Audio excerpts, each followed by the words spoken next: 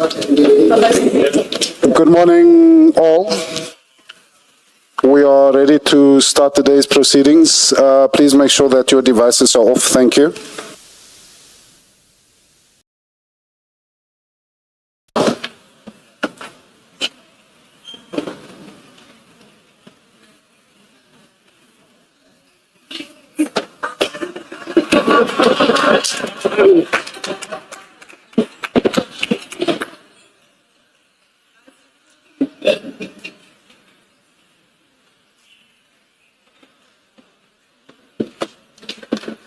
Good morning, South Africa. As you all see, today we, the entire commission, are donning the Bafana Bafana jersey. Since today is the opening of Bafana's 2026 FIFA World Cup campaign, it is fitting to show them our unwavering support. We trust that they will do well. I cannot resist telling this brief story. I've not alerted the person who is the subject of the story that I'm going to do so. According to the initial terms of reference, the Commission's life was supposed to be 6 months only. My colleague, Commissioner Khumalo, used to tell us his plans to go to the World Cup. Look where he is today. Right now, he would have been in Mexico to watch this football extravaganza. Unfortunately, once the period of the commission was extended, those plans were dashed. Commissioner Khumalo and everyone within the commission who has had to make personal sacrifices one way or the other to see to it that the work of the commission succeeds. Many thanks to you all. Back to the subject of this morning, I urge all South Africans to support our team. Bafana Bafana, pull all stops and make us proud. Thank you all.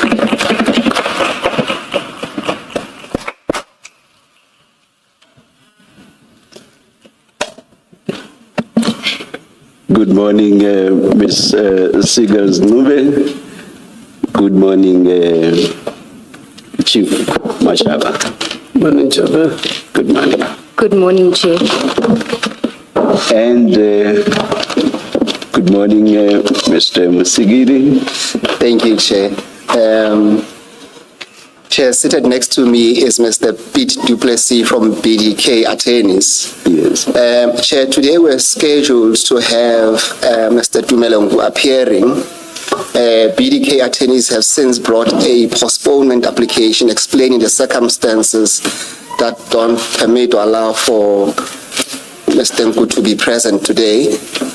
The application was served and made present and available to the commissioners and the evidence leaders. We have considered the reasons there, and we found it to be prudent to allow parties to agree to a postponement, Chair, but obviously that will be subject to the endorsement of that arrangement. So as things stand, Chair, we would endorse that the appearance be postponed and he be ordered to appear next week, Thursday, being the 18th of June, 2026, Chairperson.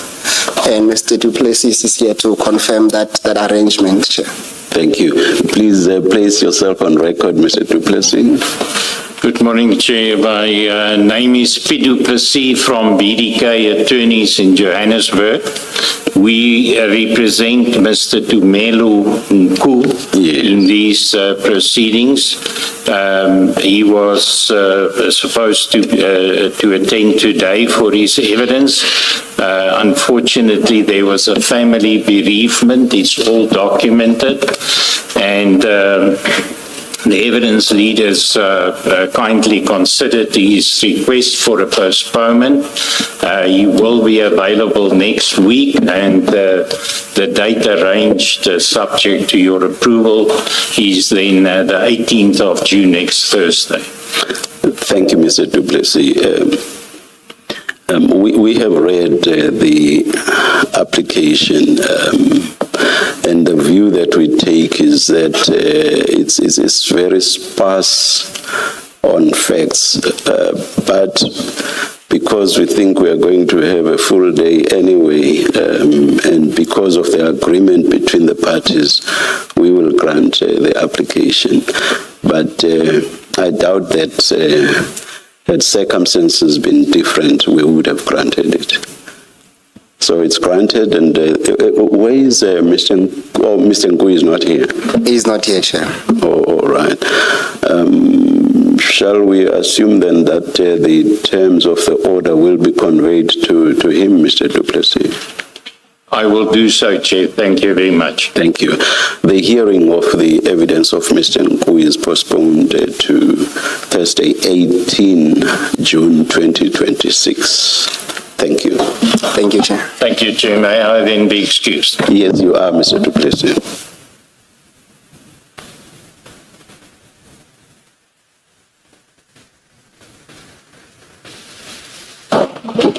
Thank you, Chair. Chair, yesterday I had asked Chief Mashaba if there was anything he wanted to say that was not contained in his statement before we proceed with cross-examination. He indicated that he would like to say something. So, Chief. Yes, Chief Mashaba. Yes, thanks, Chair. I don't have my files with me. The files are next to you, but they will just help you put it. Are you going to refer us to anything specific in the files? No. Okay. I just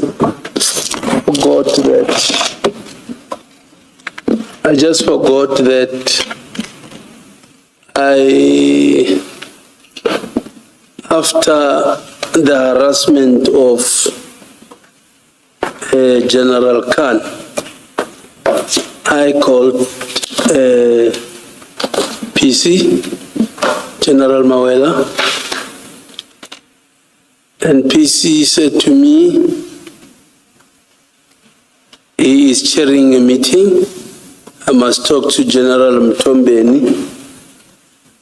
After I spoke to General Mtombeni through PC's phone, General Mtombeni said, hey, we are busy. Just talk to Brigadier Shibiri, and then maybe she will come and assist you guys there.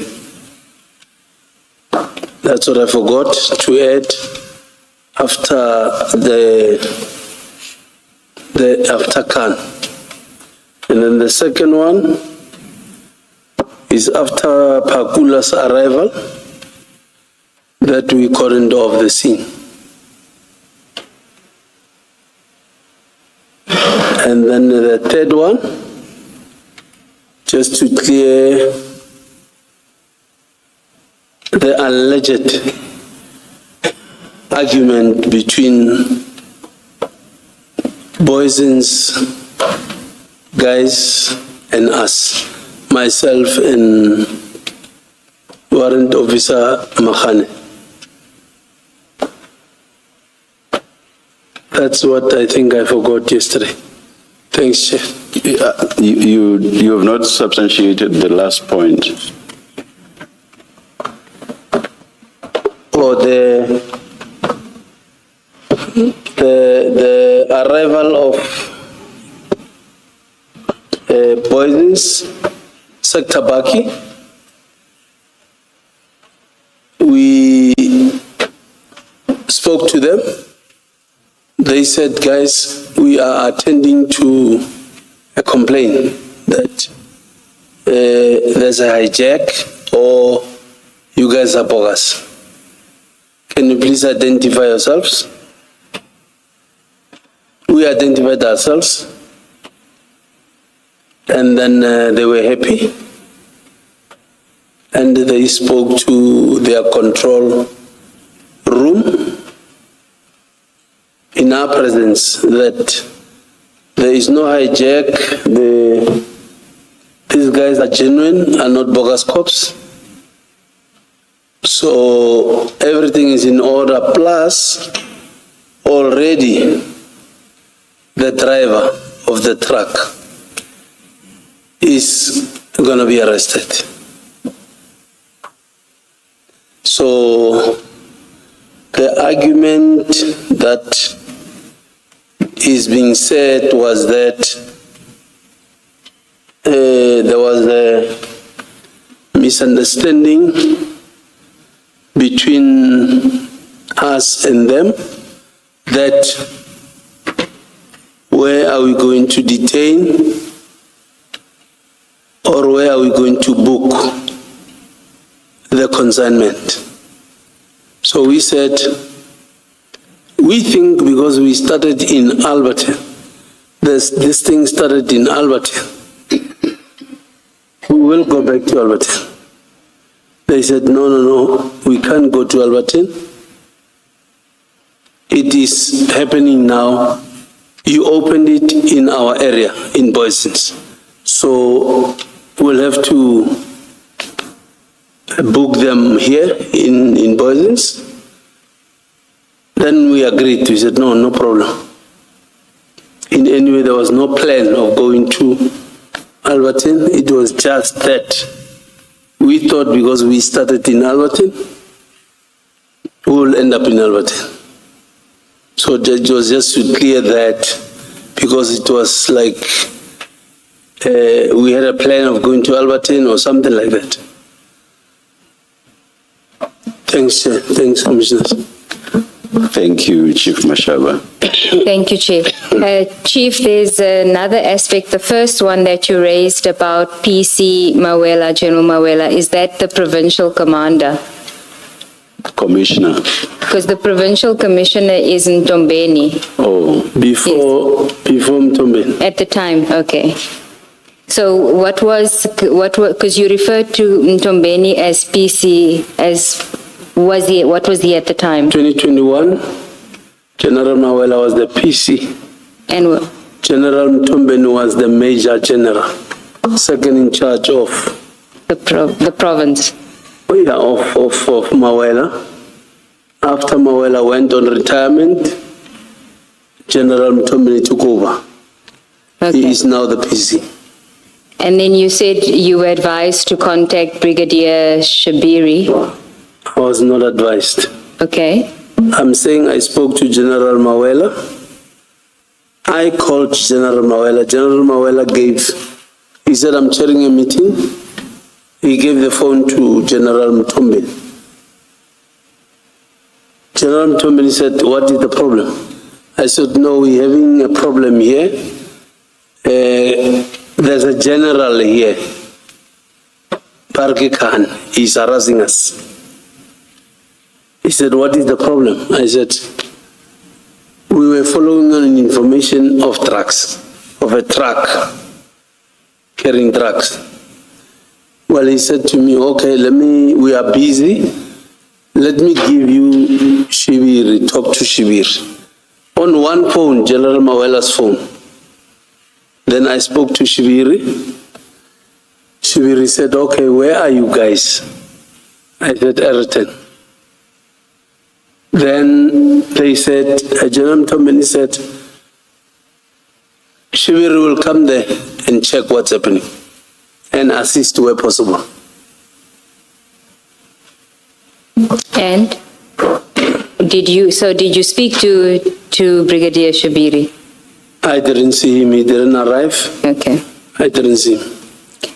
Thank you. So that's what you want to clarify or include as part of your statement? Yes. Thank you. Yes, Chair. Mr. Mbe, you asked, did you speak to Brigadier Shibiri? Do you mean at the scene or on the phone?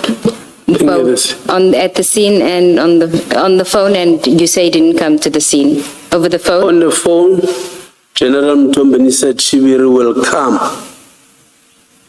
Then he gave the phone to Shibiri. Then Shibiri asked me, "Where are you guys?" I said, "We are in Aeroton." He said, "Oh, okay, I'm coming." But I'm saying on the scene, I didn't see him. He didn't come. Okay, thank you. May I just, before we start, Chief Mashaba, are you able to tell us in full, as fully as possible, what your duties are? Happily, you still hold the same position you held then. So tell us what your duties, to the extent that there may have been changes, you may touch on that. Just tell us as fully as possible what your duties are or were. As we speak, or the duty of me in my position, or a duty of a traffic officer? Chair. I prefer to say your duties, if they entail also doing duties as a traffic officer, you can tell us that as well.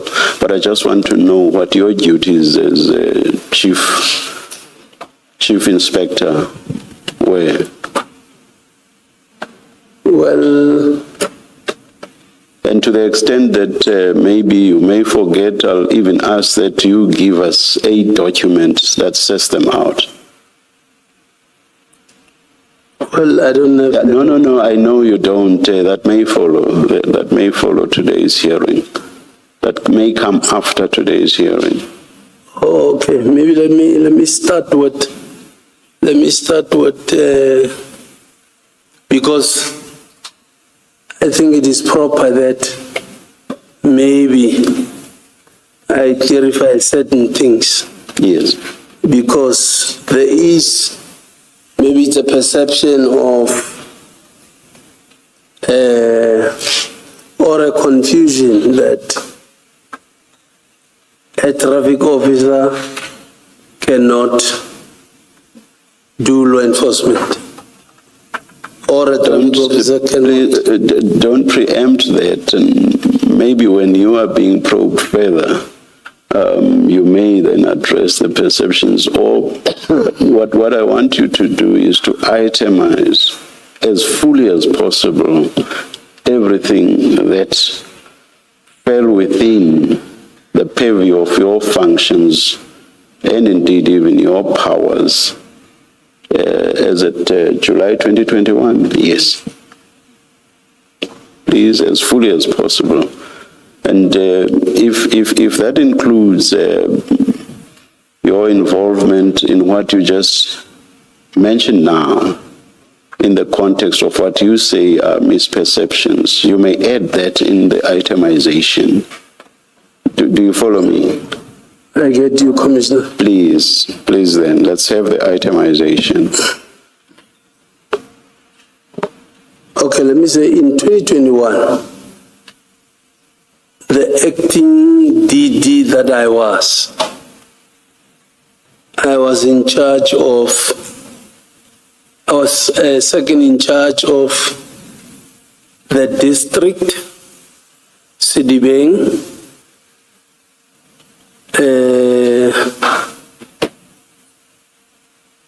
heading 4 offices. That is Ratanda, that is Heidelberg Weybridge, that is Heidelberg region, and Vereeniging region. Meaning the four were reporting to me. I would go and inspect the offices. I will go and attend meetings in the district with the police. district office in Vereeniging and come back and brief the heads of the offices, that is Vereeniging, Heidelberg Weybridge.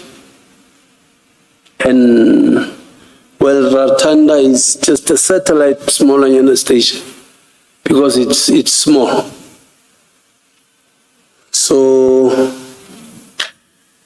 our duty, my duty, is to monitor the performance of the offices, the 3 offices, to attend to complaints of the members, to hold meetings with the offices and address challenges thereof.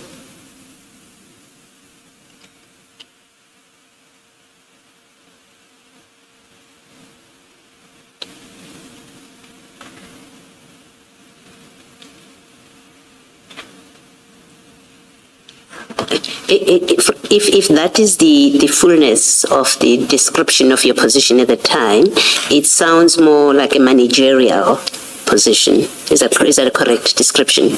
I can say this brigadier level in the police. Yes. Yes. So it's managerial. Thank you. Yes. Can you please zoom in on the misperceptions you alluded to, or misperception singular that you alluded to? Well, regarding law enforcement, as you said. well, following the events in the commission, I could hear there is a separation in SAPS and traffic. So I think it is maybe proper that I put to the commission that there is no difference in being a traffic officer and being a policeman, because we work under one boss, that is the state, but given different duties. I think what's crucial is exactly the difference in duties. Tell us those differences. I'm still... Thank you. Sorry for interrupting you then, Chief Mashaba. We are given a traffic officer. Let me say a traffic officer is a policeman specializing in roads. That is our key responsibility. Roads, I mean accidents, road safety, and everything that comes with roads. And what gives us the authority and power, it's the act now as law enforcement officials and peace officers that we also have a mandate to fight crime. So I think that's what gives us the power and the authority to, from time to time, work with the police in fighting crime. Is this a blanket power, or is it restricted in any way? Can you do any and everything that members of SAPS are empowered to? Yes, I can do. Any and every, with no restriction whatsoever? Yes, I can do, Chair, except investigating a docket. That I don't have the power over. But other than that, as a law enforcement official, it does not mean when I see For an example, crime in progress, let's say rape, I can turn a blind eye. And I cannot turn a blind eye. And I cannot just turn a blind eye because I don't work with rapes. It's not my line of duty, but it's crime in progress. I cannot just turn a blind eye. But when I'm with the police, jointly working, the protocol dictates that the police will take the lead. I will be playing the supporting role. You referred to, I hope I'm not interrupting you. No. All right. You referred to an act that sets out your duties.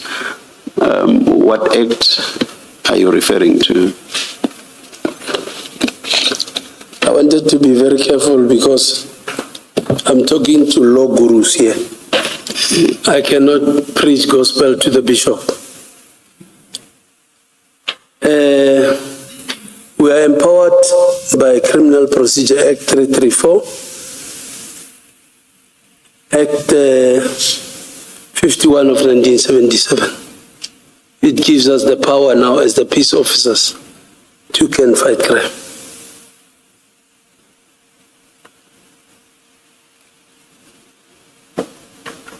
Any other act? Well, other acts are following it. I'm talking now the powers to fight or to prevent crime prevention. That's where we fall in. Other acts will be more on traffic.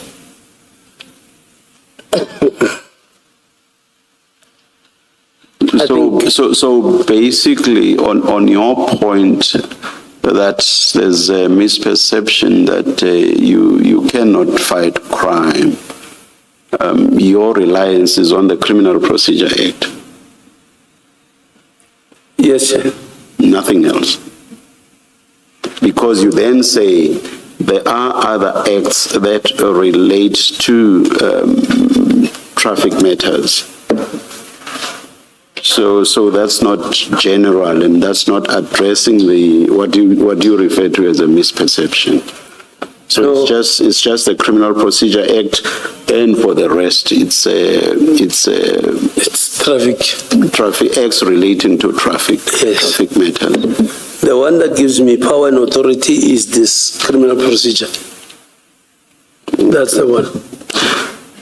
Is the Criminal Procedure Act not more process-related rather than, how should I put it? For example, I know that around sections around the 20s, there are powers with regard to arrest and things like those.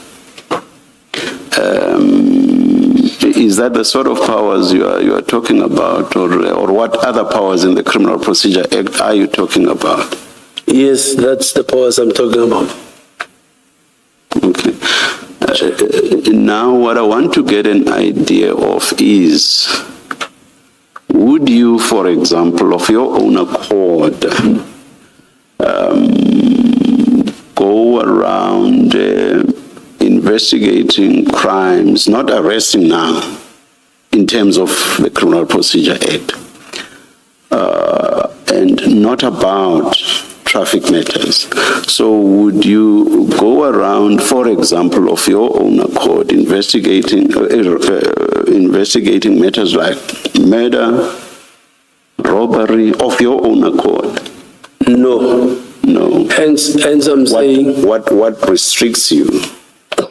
What circumscribes your powers? Hence I'm saying maybe when I said dockets, investigating dockets, that's what I... Let's say there's no docket at this stage, but you want to find out if a murder has been committed. You want to find out if an armed robbery has been committed. There is no docket.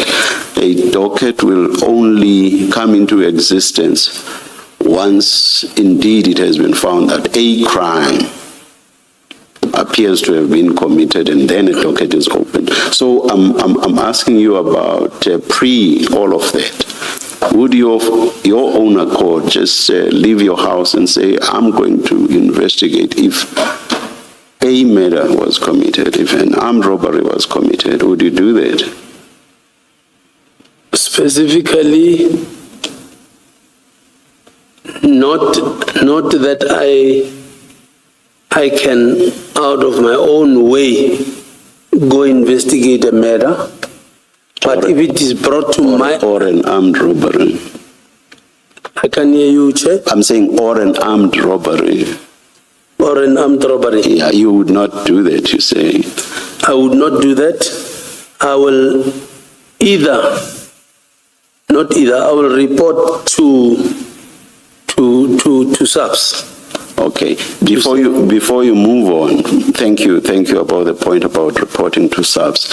And before you move on to the unless, because you heard unless, what circumscribes your powers? What is it that stops you from investigating the armed robbery or the murder?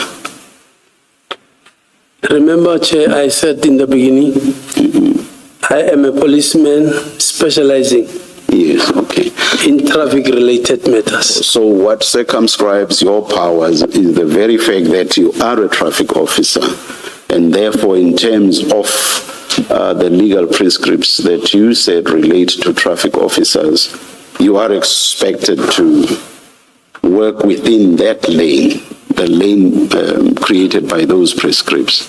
So that's what circumscribes your powers, correct? Correct, sir. Okay. Now you had unless you were saying you would not of your own accord just investigate a murder or an armed robbery unless. What did you want to say? Do you still remember? I think I was cancelling the unless. You are cancelling unless. I cancelled the unless. So you are saying what you would rather do if you believe that a murder or armed robbery has been committed, you would report to SAPS. If it is brought to my attention or knowledge, yes, I must do something as a law enforcement official. Step number one, I'll have to report, make the relevant authority aware. All right. Thank you very much, Chief Mashaba. Ms. Segal. Thank you. Can I just understand the limitations of when you can intervene? Is it has to be a crime that is happening on the road? Is there such a limitation?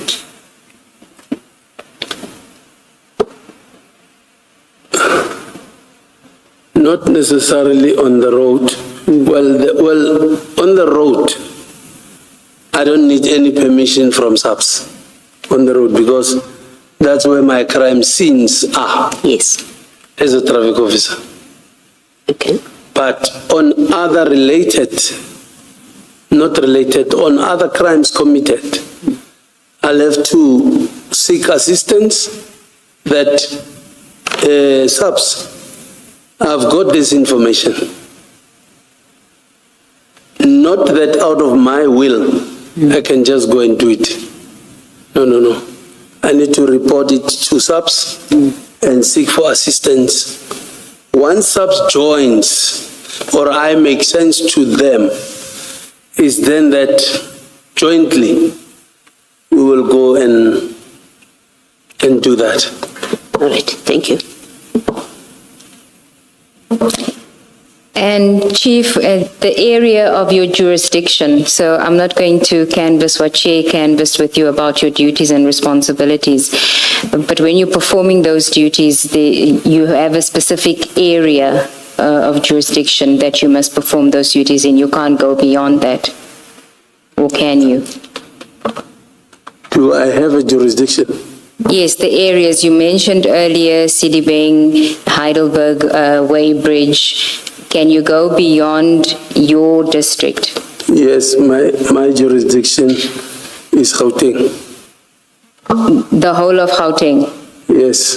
Okay, so what is the significance then of you being the deputy director for the Citibank area? What does that mean? That was where I was based. So I am based in Citibank district, but nothing limits me in the province to go and work. I cover all the metros and all the local traffic. I mean, all the local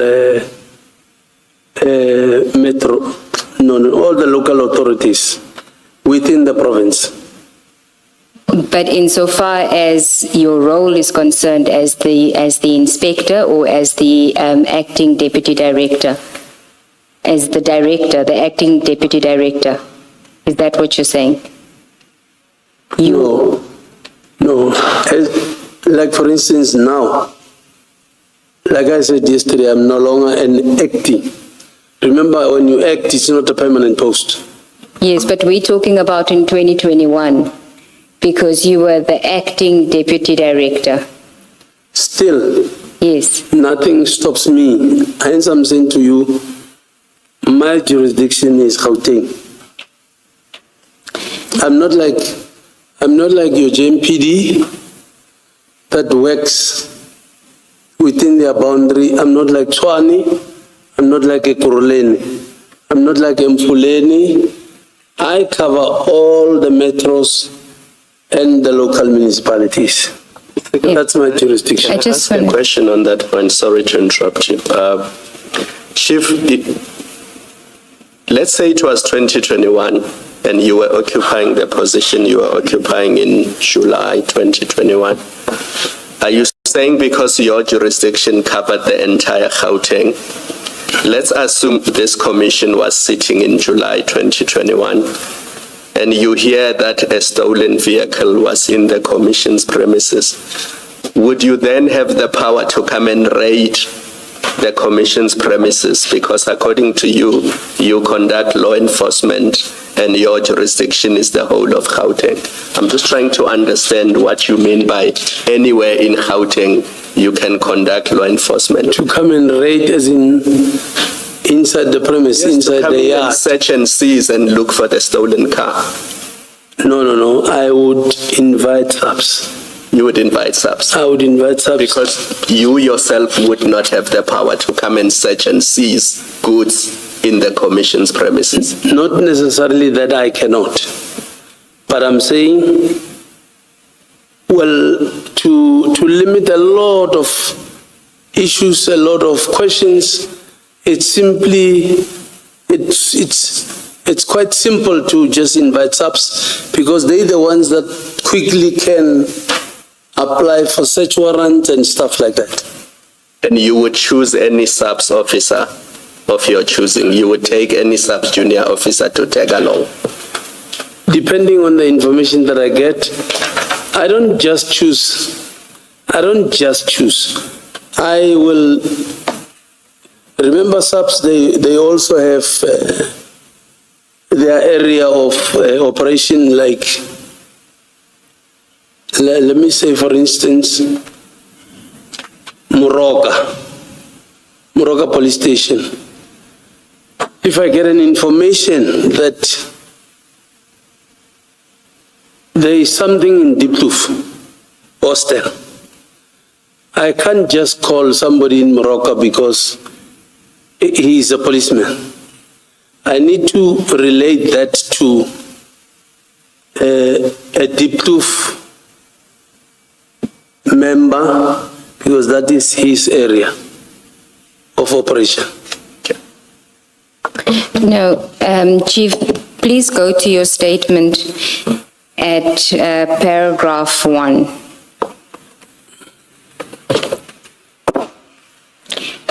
The last sentence in paragraph 1. You say, and let me know when you're there.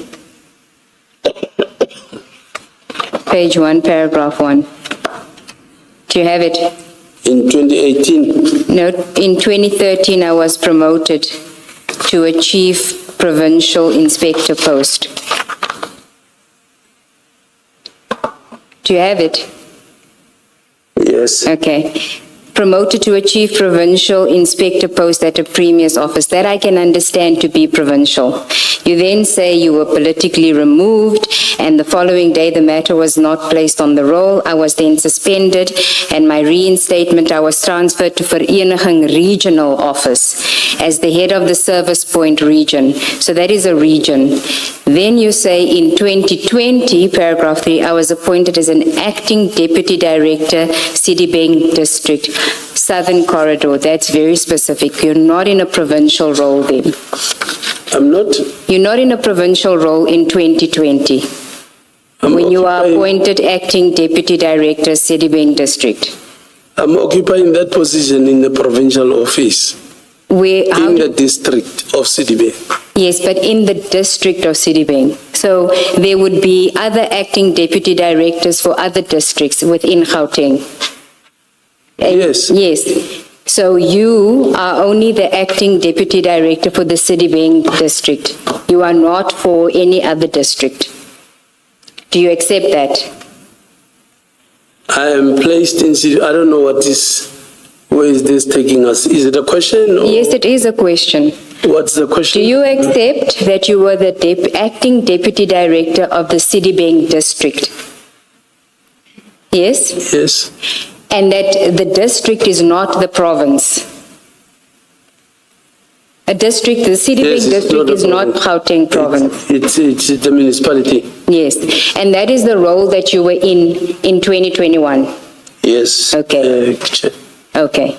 Now in that role, in the district, what were your responsibilities and your duties? What were you doing on a day-to-day basis when you weren't chasing down drugs with Mr. Nku?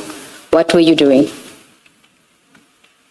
Specifically, what was I doing with Mr. Nku? No, when you were not chasing drugs with Mr. Nku, what were your daily responsibilities as the deputy director for the Sidibeng district? But I think I've answered that because I said I would visit the 3 offices Yes.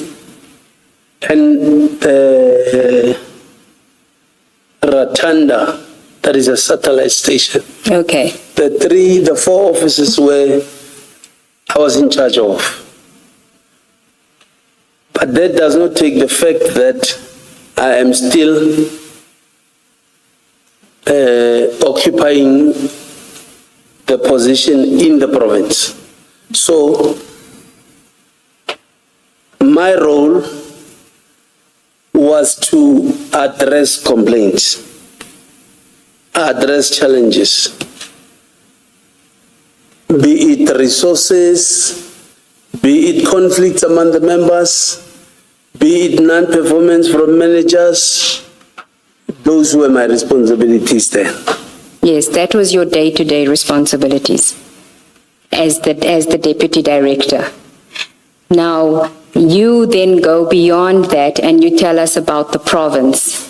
But you say that because you want to explain why you went beyond the Sidibeng district on the 9th of July, 2021. Isn't that so? I don't want to just say yes, yes. No, you don't. I'm not expecting you to say yes, yes. Please give me your honest answer. What is your question now? Sorry about that.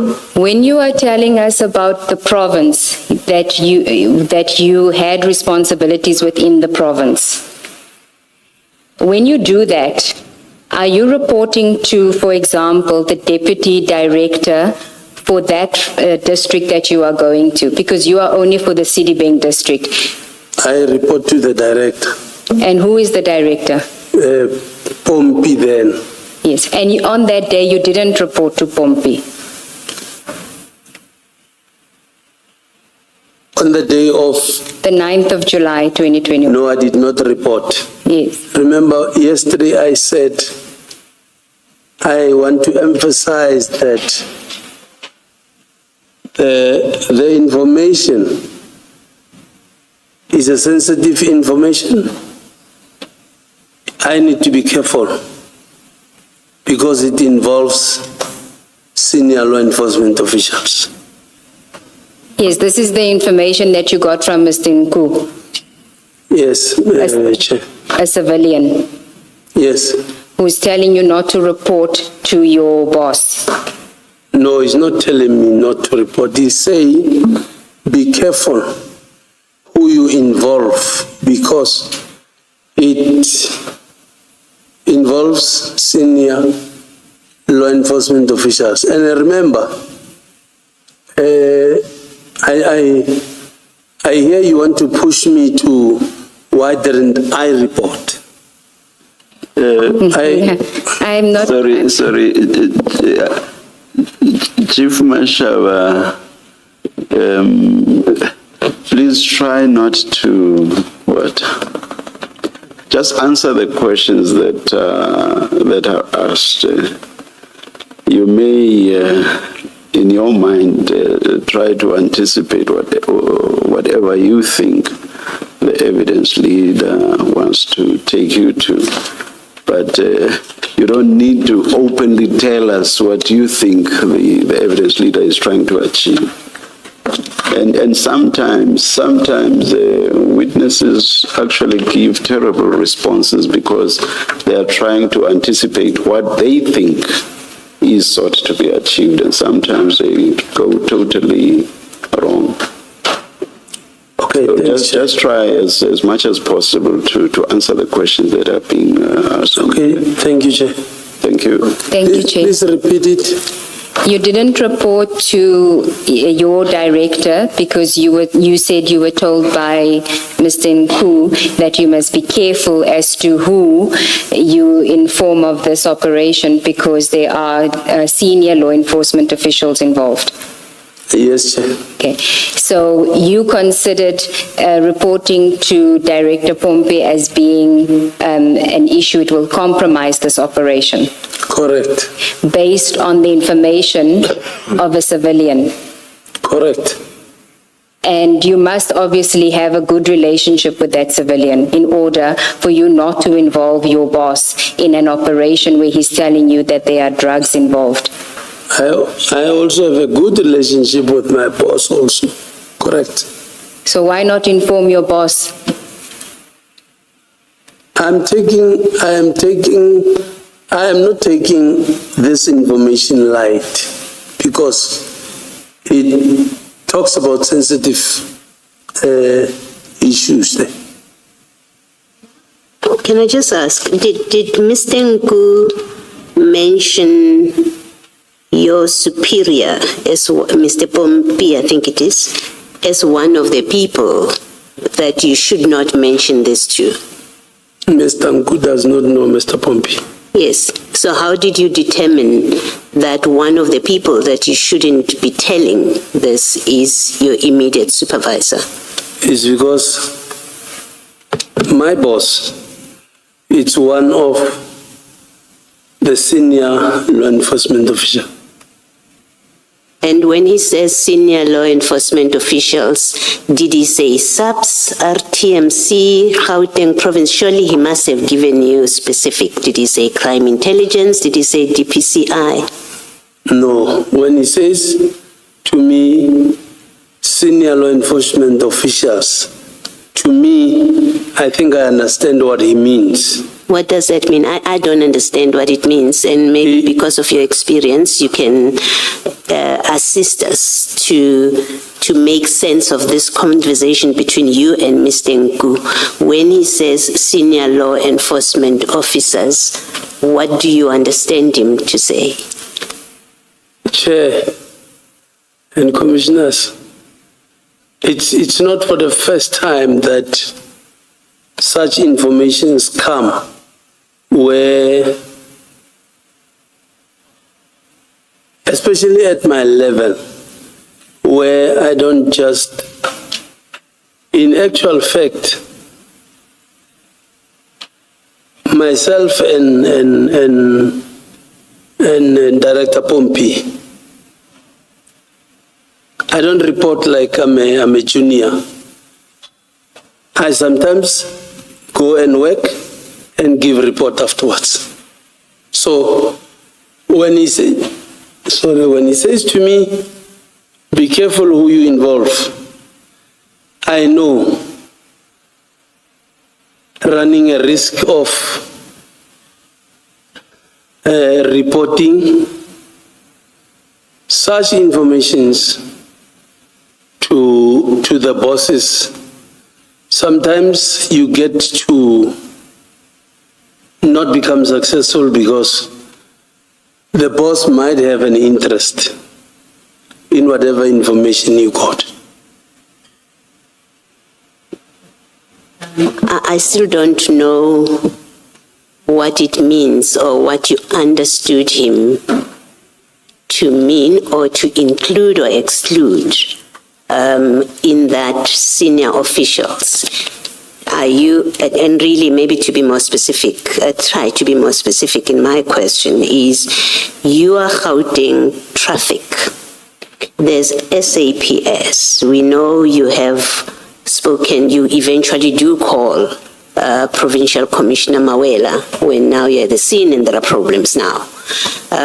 So there's SAPS, there's JMPD, there's your traffic, and I've also included DPCI, I've included crime intelligence, and I think that's not the fullness of it. There are many others.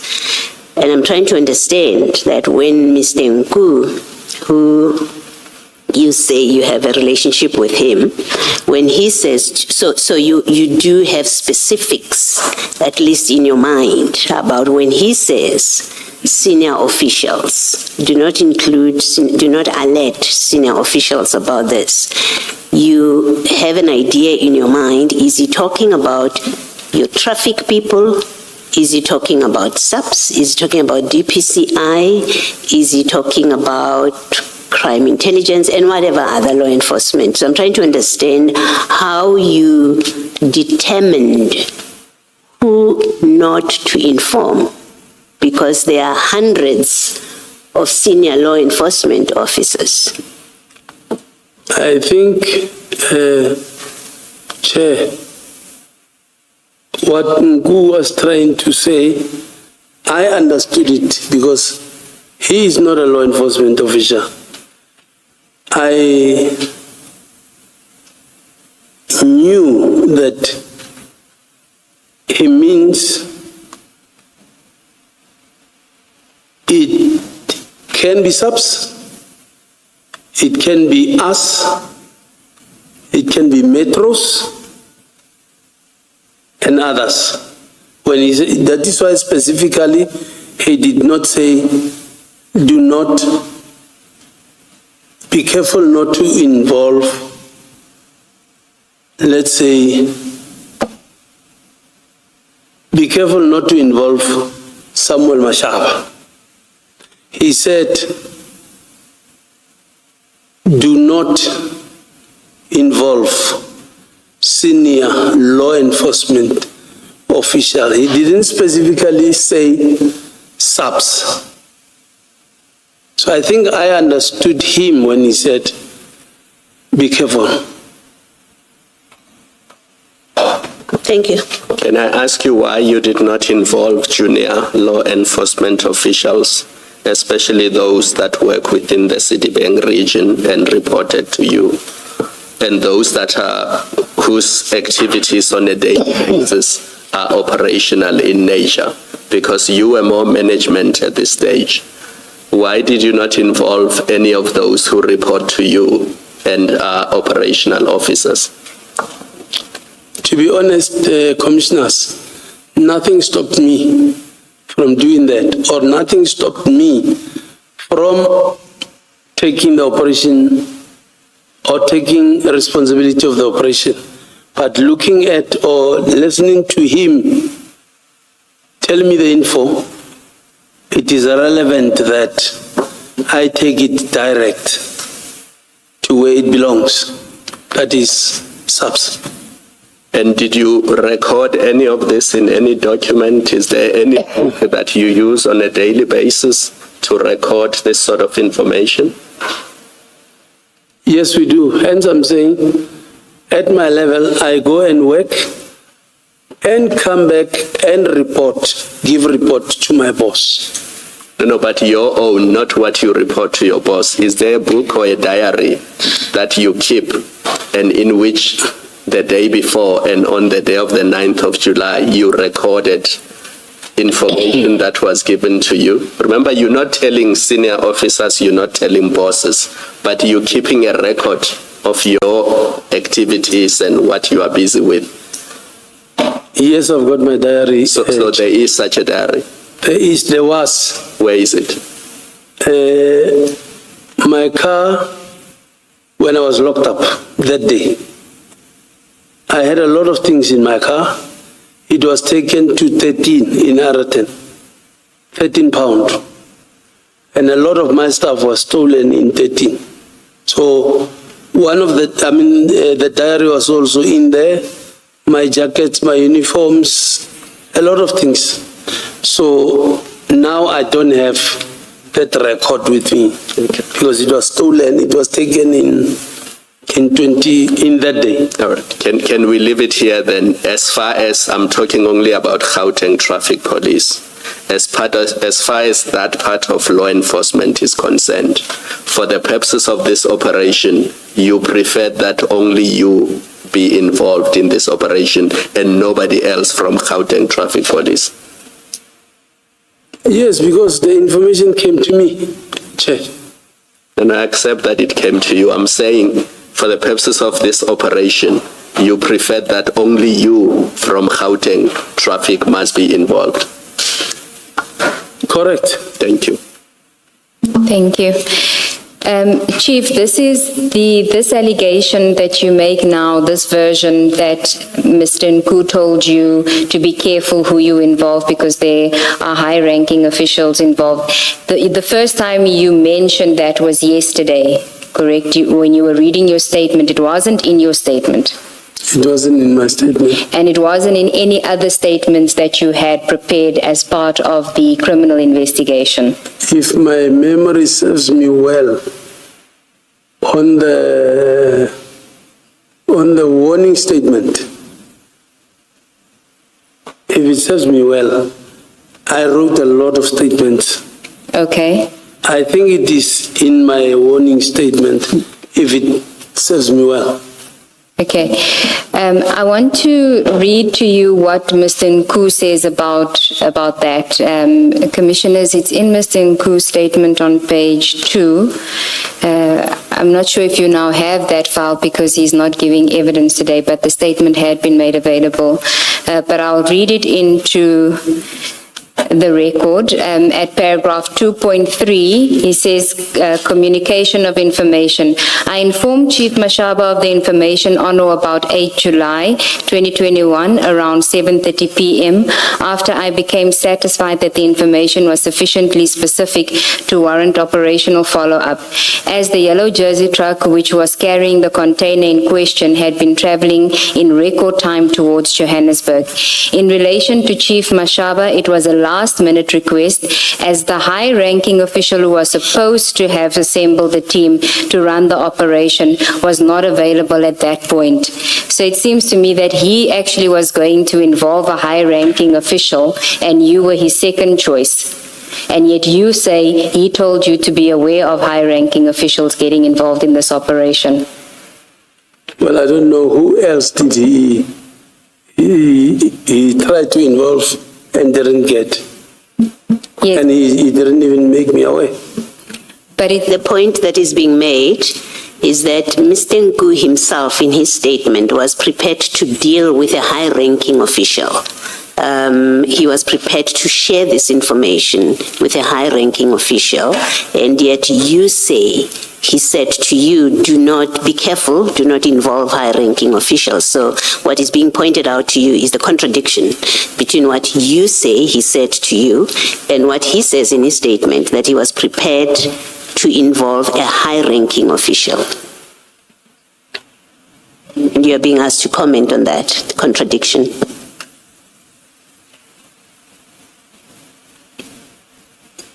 If I may ask, contradiction how? Contradiction in the sense that he first started with a senior before coming to me. No, contradiction as in he was prepared to involve a high-ranking official to run the operation. That's what he says in his statement. He looked for a high-ranking official that would assemble a team to run that operation. He didn't find that high-ranking official, right? And then he came to you. But what is being put to you is, on his statement, he was prepared to share this information and to involve a high-ranking official, and yet you tell us that he warned you not to involve a high-ranking official. You understand what I'm saying? I hear you, Commissioner. Yes. So what is being put to you is that what you say he warned you not to do, he was prepared to do himself, to involve a high-ranking official. And so he contradicts in his statement what you say he told you and is your reason for not involving or not informing your superior. To me, it doesn't sound like a contradiction.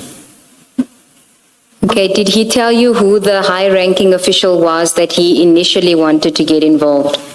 No, he didn't. Okay, and so he says to you, don't be careful who you share the information with because there would be high-ranking officials involved. You take that you decide you're not going to tell anyone about this, you're going to deal with it on your own. I didn't take it light, yes. Sorry, you didn't? I didn't take it light.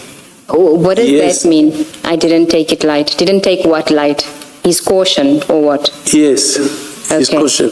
Okay, so did he give you information as to what drugs there were, the quantity? Did he give you any of that intel? Well, he didn't tell me exactly how big the consignment is. He did not. He just said to me, there is this in this truck. And he gave you the details of the truck?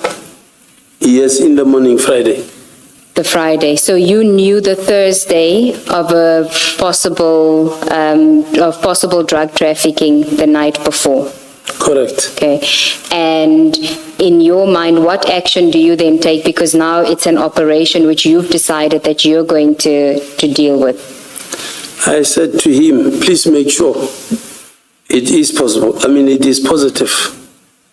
You make sure it is correct. The information is correct before I can activate. Activate what? Manpower. Okay, what manpower were you going to activate? He's talking about the information of the truck carrying drugs. Obviously, Mashaba alone cannot do that. I will need assistance from other people. That's the manpower that I mean. Okay.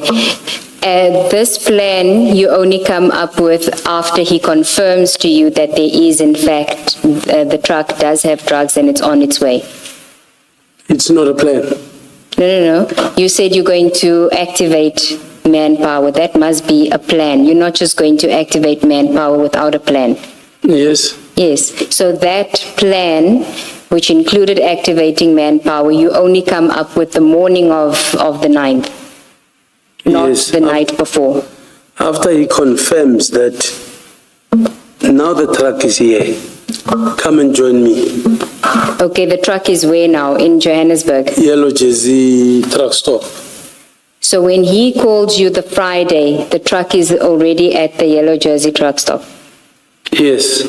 Okay. And when he called you the night before, did he tell you where the truck was then? No, he didn't tell me. Okay.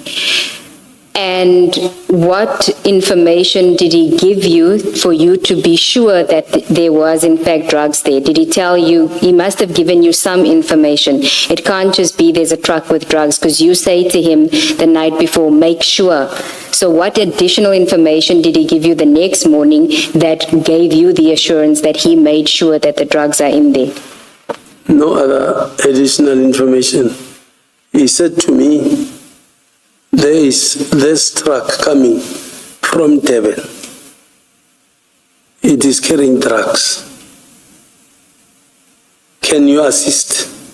I said, provided you make sure you're telling the truth, I don't think that will be a problem. I will then make necessary arrangements. Okay, no, you say to him, make sure that he's positive. In your statement, you say, I then asked Mr. Nku to first confirm if the information was positive before I could act on it, which means that he would have had to do something in order to give you that confirmation that the information was positive.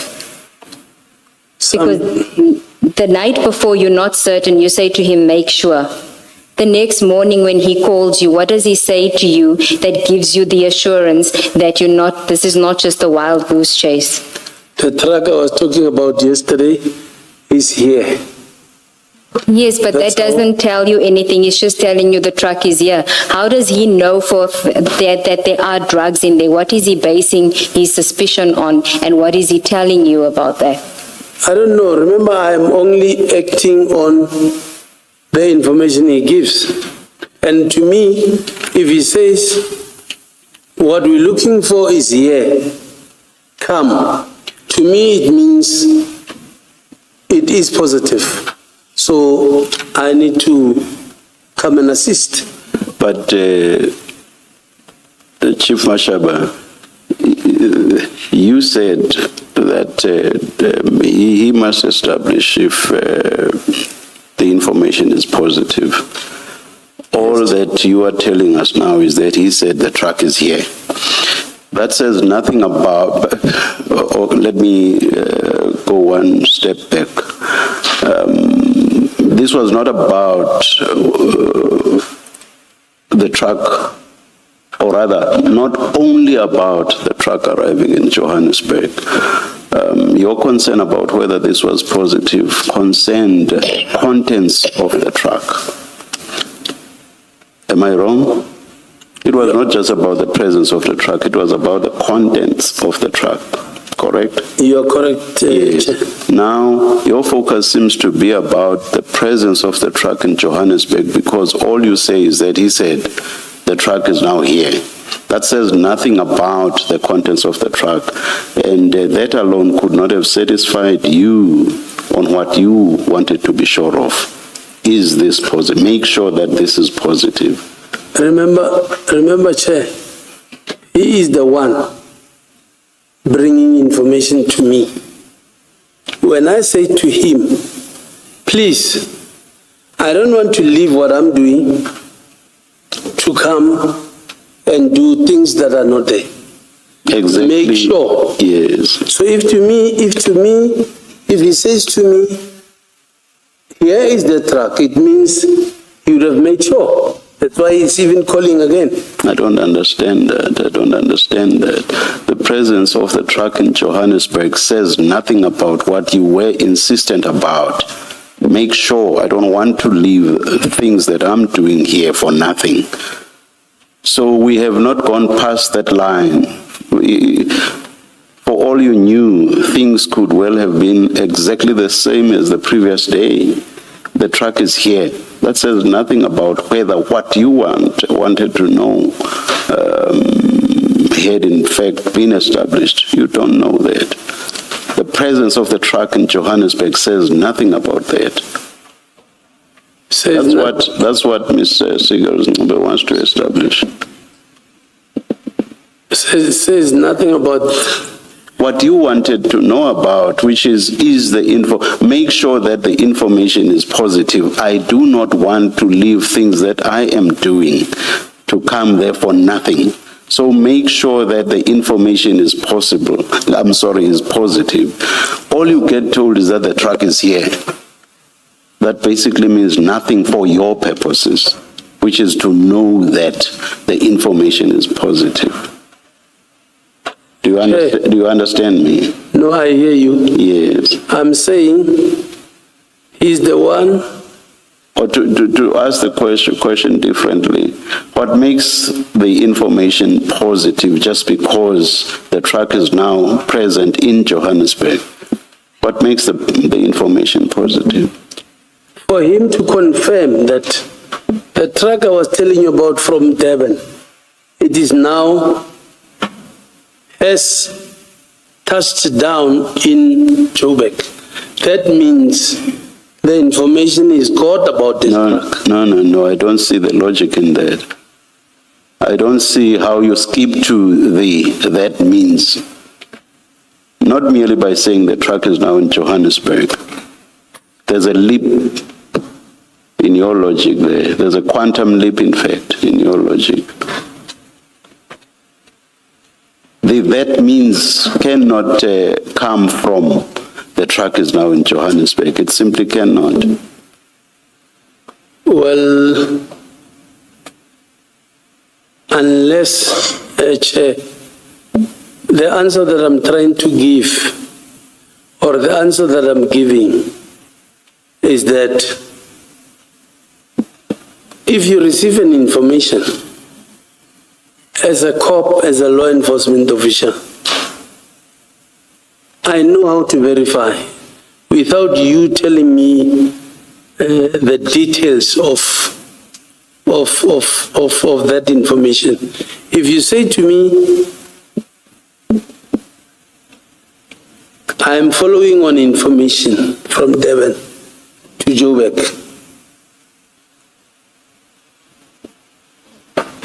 please be on standby. Once you say to me, the information I was telling you about has now arrived, it means, because it's your information, you know what you're talking about. It means it is positive. So the question, the answer I'm giving, I think it's, to me, that's how I understood it, and that's how I acted. You see,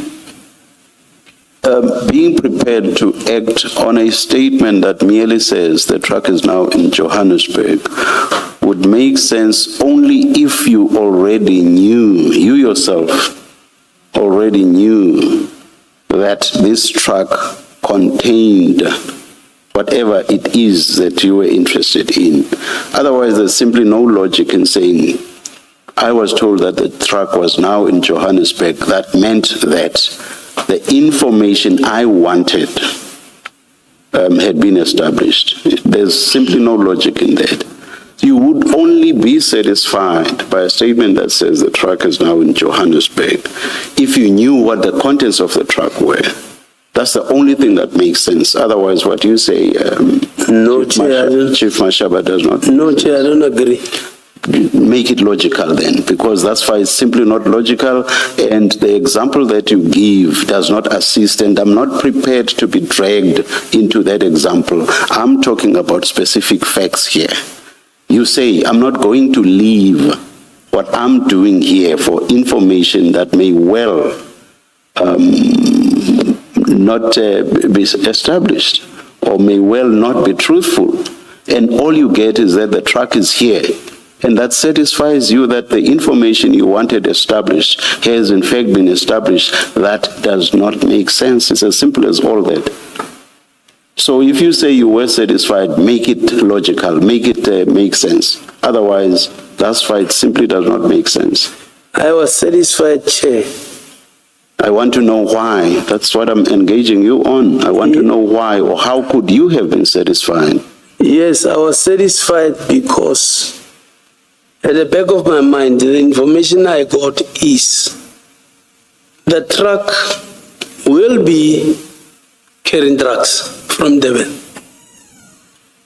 Obviously, when you say the truck I was telling you about yesterday, it's already here. Obviously, I know I'm coming for the truck that you told me about yesterday, that are carrying drugs, and the truck is here. That is why I acted. Ms. Sigers Ngube.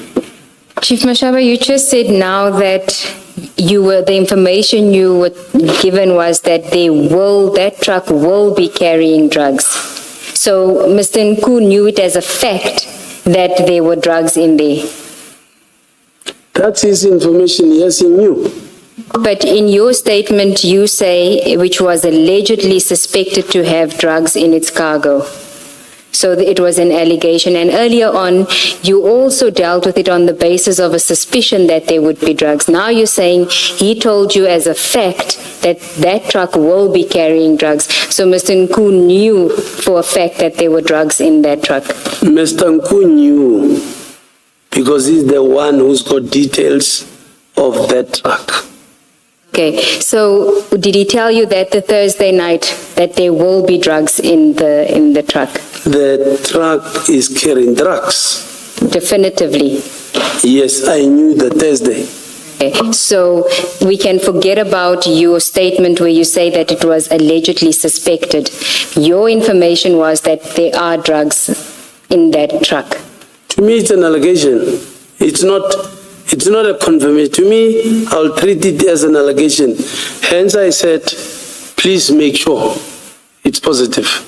But it brings us back to what the chair is saying. So if Thursday night you're not satisfied with what he's given you because you don't activate your plan Thursday night, what is it that he tells you Friday morning that makes you activate your plan to get somebody involved, to take you away from your regular duties so that you can go and chase these drugs with him? What does he say to you? Did he give you pictures of it, of the drugs? No, he didn't. Okay, what did he say? I don't know. Maybe you want me to tell you what you want to hear. I'm saying, to me, it's enough when he says the truck is here. Okay, no verification done by on your side. No? No verification of the information from a civilian done from your side as a law enforcement officer. The verification would be, I need to come. And okay, with the truck, I need to come and open. That is the only verification. Other than that, I treat it as an allegation. Okay. Did it at any point occur to you that you're getting information from a civilian and perhaps you should involve crime intelligence to verify the information that he had given you? Crime intelligence, this thing, already it's Thursday. On Friday, it was in progress already. I don't think I had that luxury of time. No, you did, because you knew Thursday night that there are drugs in the vehicle. You went to bed, you slept, you woke up the next morning, you were given no new information, and then you still ask him to come back to you, and then you activate your team. You had at least 8 hours. At least. So you did have the luxury of time. I did not have. Okay. If you didn't have the luxury of time, what were you doing between the evening when he told you about it, the next morning when you activated your plan? I slept and waited for his call the next morning. Is that not a luxury of time? I slept. Yes. Waited for his call. And maybe if you had activated crime intelligence that night, they could have taken over and they could have confirmed the information. No. And is it not? Okay. No, how do I activate something that I still am waiting for its confirmation? I cannot where this thing is in progress. Yes, you do. Aren't you in charge of the roads? Aren't you in charge of the Heidelberg Way Bridge? Mustn't that vehicle pass the Heidelberg Way Bridge from Durban to Johannesburg? If it would have passed the way bridge, I would have known because it was going to be overloaded, it was not going to pass.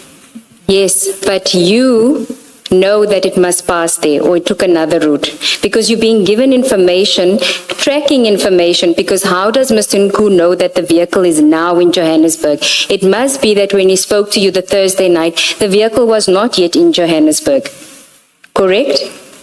It was not yet, yes. Yes, so it would have passed your district on its way to Johannesburg, correct? Yes. Yes, and it would have, if it took the correct route, which I'm assuming it would have, because Scania is not going to put its vehicles on a back road, so it would have taken the official road, which has a weighbridge, which you are in charge of, correct? Yes, remember, I am not carrying that duty, either to follow or to make sure where is it passing. No, no, Chief, that is not correct. You told us how you are in charge of the Heidelberg Way Bridge to inspect those officers. That vehicle must pass the Heidelberg Way Bridge. If Mr. Nku had given you the details of this truck and told you where this truck was going to, presumably he gave you the license plate details of this truck, because how would you know which truck to find when you get to the logistics company? So you knew the drivers, you knew the license plate of that vehicle. You were in charge of the Heidelberg Way Bridge. So you could have asked your members to stop that vehicle at the Way Bridge. You could have, and then you could have inspected it at the weighbridge. And if it was overweight, that would have given you more suspicion, and you would have had the manpower within your district officially conducting the operation. But you missed that opportunity intentionally so that it can go to Johannesburg, which is out of your district. Why would you do that?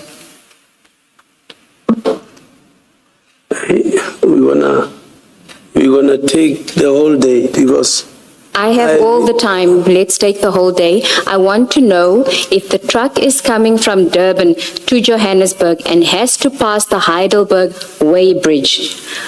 Why do you not activate your official team and tell them, if you see a truck coming to that weighbridge, because it's a truck and buses must. I know this because I used to be a hostess on the bus. Those trucks must stop on the weighbridge, or they can pass if authorization is given from somebody for them to pass, which happens, and you could have done that. How do I activate on something, the details I got on Friday? No, you got it on Thursday. The 8th. Information, I got the information on Thursday. Yes. The details of the truck, I got it on Friday morning. Okay, so you got the details now on Friday morning. Not now, I've been saying that. Okay. So you get given the details of so that's the new information you are given on Friday that we've been asking you all along. You see now, I'm saying, and I've been saying it, where did I say I got the details of the truck on Thursday? Where is it? We asked you what new information were you given that made you activate your team on Friday. You said, he didn't tell me anything new. He didn't. He just told me the truck has arrived. Do you recall that evidence?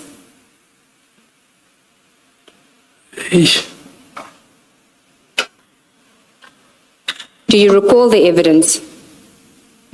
I said the information came on Thursday.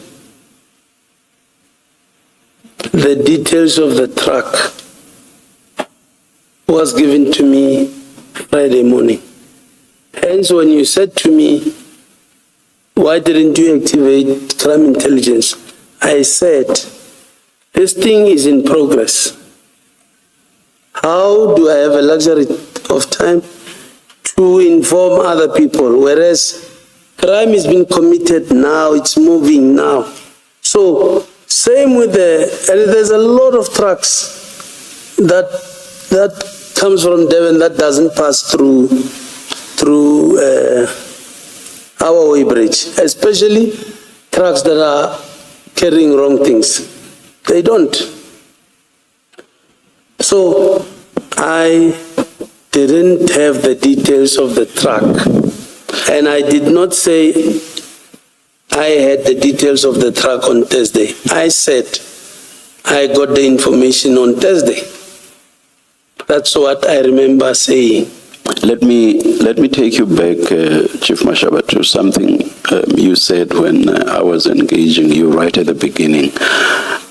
You said that when a crime outside of traffic matters, in fact, I specifically referred to murder as examples, of course, and armed robbery. You said you would report that to SAPS. At what level of SAPS would you report this? At what level, Chair? Yes, within SAPS. Who would you report to within SAPS? It will depend what kind of information. If Let's say the examples I gave, murder and armed robbery, where would you report that? Well, if that information I get, that, let's say, for instance, the murder is committed by Madlanga. Please don't use me. Don't use me as your example. Okay, sorry, sir. If the murder is committed by Musigit, Please, sir. I will just say by Mr. X or something like that. oh well, if the is committed by Mashaba, I cannot report that to Mashaba. For obvious reasons. You see, I'm not sure how to engage with that, because now I don't know whether I should take Chief Mashaba as being Chief Mashaba within the provincial traffic department. That's my difficulty, because my question relates to you reporting to SAPS, if you see what I mean. So now I don't know where to place you. Do I place you within SAPS? Do I leave you within the provincial traffic department? So I think so. Please make your example relate to reporting to SAPS. I think, Chair, what, in all honesty, Yes. what makes us sit here is the issue that I involved SAPS. Hence, we're talking SAPS. Can you please answer my question directly? I want to know, in accordance with the requirement that provincial traffic officers must report crimes that do not fall within their purview of functions to SAPS. So I want to know, in terms of the applicable prescripts, who you would have to report the examples that I gave, murder or armed robbery. Who within SAPS would you have to report to? I'm asking for a direct answer, please. I'll report to a police station. That's where that murder has occurred. Let's say if it happened in Alberton, I'll report to Alberton. And now let's come closer home. And in respect of a suspected crime relating to narcotics, where would you report that? Something like that. Let's leave out the situation where, for whatever. I'll start. Yes. Where would you report something like that? I'll start with its jurisdiction of that narcotics. Where is it? Okay, now again coming even closer home. Now here we know that we had narcotics that were alleged to be transported from Durban to Gauteng. Where would that's a moving jurisdiction, as it were? So where would you report something like that? Alberton. Within SAPS. Alberton. because it is in Yellow Jersey. Yellow Jersey is policed by Aeroton. So you would look where the truck would ultimately land or end up. Yes, Chair. All right. Thank you. Yes, Ms. Seegers. Thank you, Chair. I was wondering if this would be a convenient time to take the plea adjournment. Let's adjourn and resume at 11:25.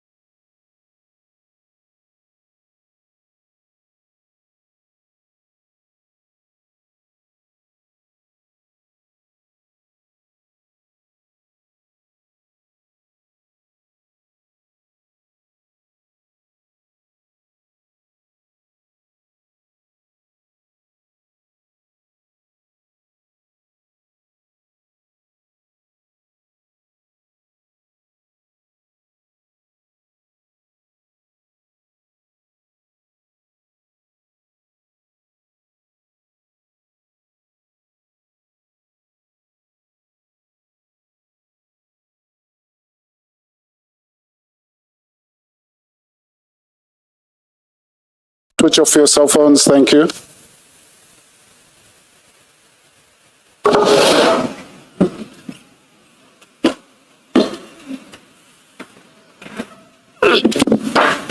Yes, Ms. Thank you, Chair. Sigazimube. Thank you, Chair. I just wanted to find out if Commissioner Kumalo had handed up, are you going to deal with it or? Okay.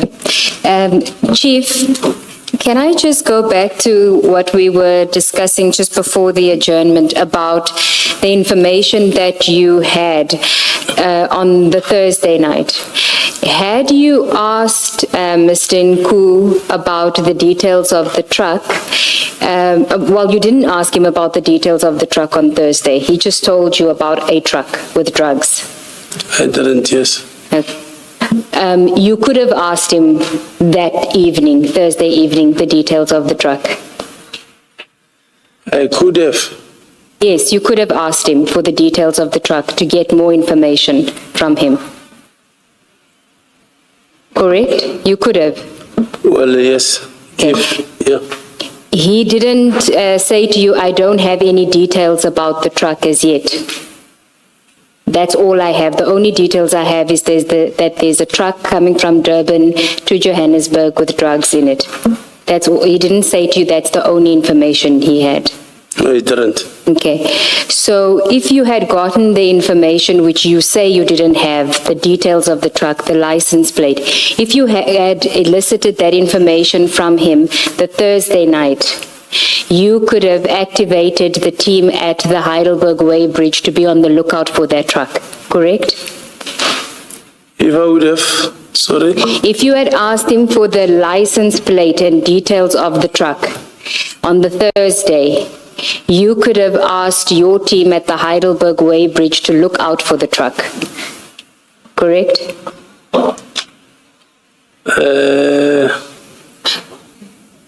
I don't think so. Why not? Well, it depends, because hence I'm saying I am treating it, it's a sensitive information. I won't just say look out for the truck as if I'm interested in or doing business with such things. No. Hence I'm saying it depends. No, it's not sensitive information to say to your team, to say to the people at the Heidelberg Way Bridge, there's a truck with license plate XYZ, please be on the lookout, and when this truck comes by the Way Bridge, pull it over and make it wait. There's nothing wrong in saying that. You could have done that. No, you don't just say that.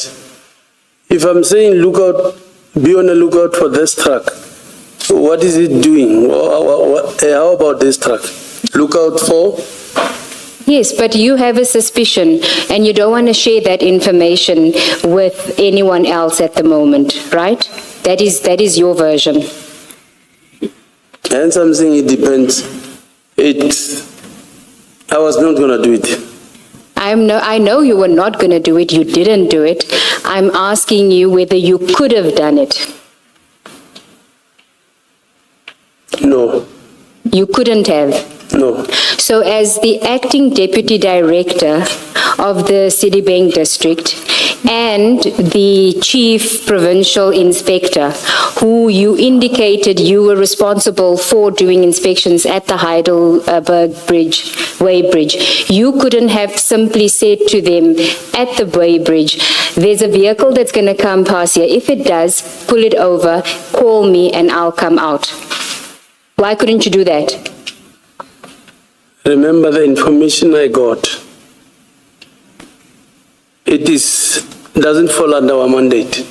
So if I would have said that to them, I am saying that to them to do what? To call me, and then I was not going to do it because I know it's going to give us a difficulty in dealing with it. It still needed subs. Now, Bearing in mind that you said you would have to report something like this to SAPS, did you report? Yes, I reported. To whom? I did not report. I requested manpower in the morning. My understanding is that asking for manpower to then engage in an operation like you did is not the same as reporting to SAPS. So your answer is you did not report. I did not report. And this is something that you ought to have reported, not so? You reported to who, Chair? To SAPS? I think When, on Thursday or Friday? doesn't matter, but before engaging in an operation, did you not have to report?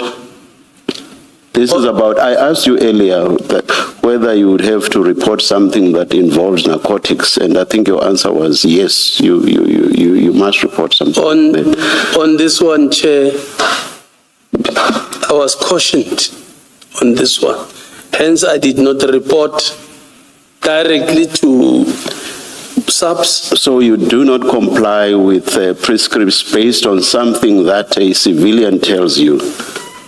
So you basically bow to the wishes of a civilian and you do not act in the manner you are required to. You said you had to report something like this to SAPS, and you say that you did not report, and you say you did not report because you were cautioned by Mr. Nku, a civilian. So basically you are saying Mr. Nku said, do not comply with your prescripts, and you did not comply with your prescripts. Is that what you are telling us? I did not bow. That's the effect of it. No, I did not bow. Hence, you can also see, Chair, that me not reporting, according to the prescripts, like the Chair is saying.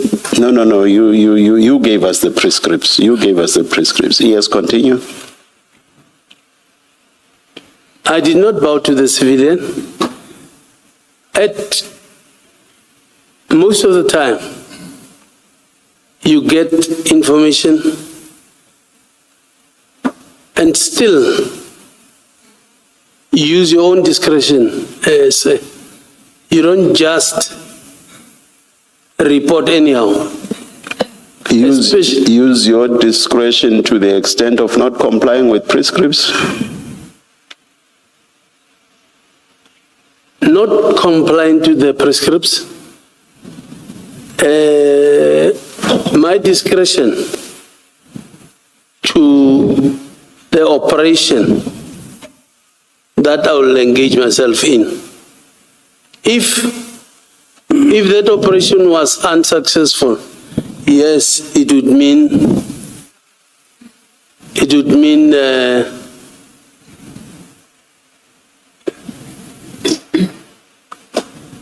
if it was not successful, then it would mean I would have broken the law.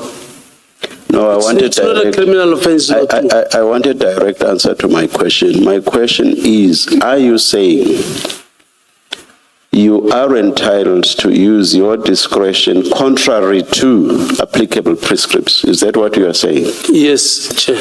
And where do you get that entitlement from if it's directly contrary to existing prescripts? Where would you get the entitlement from? I can't say where do I get exactly, but at times you apply your mind, Chair.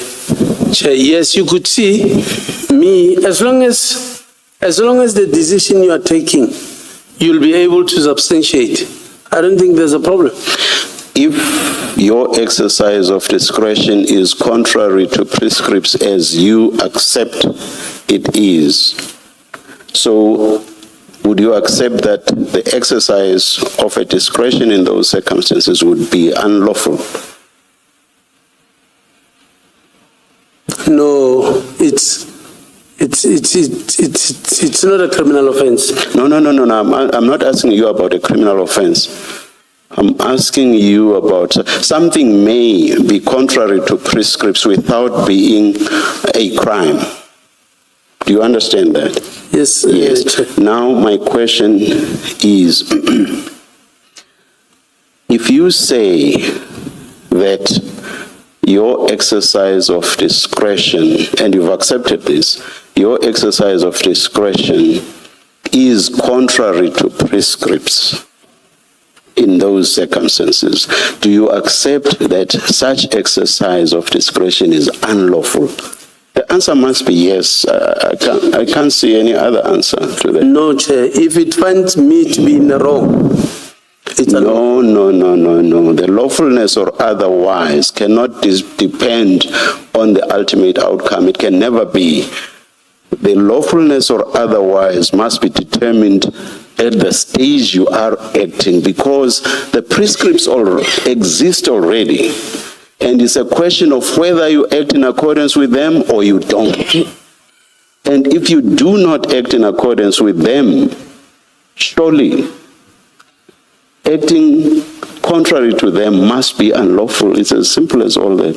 Because otherwise, if it's contrary to the prescripts, where would the lawfulness come from?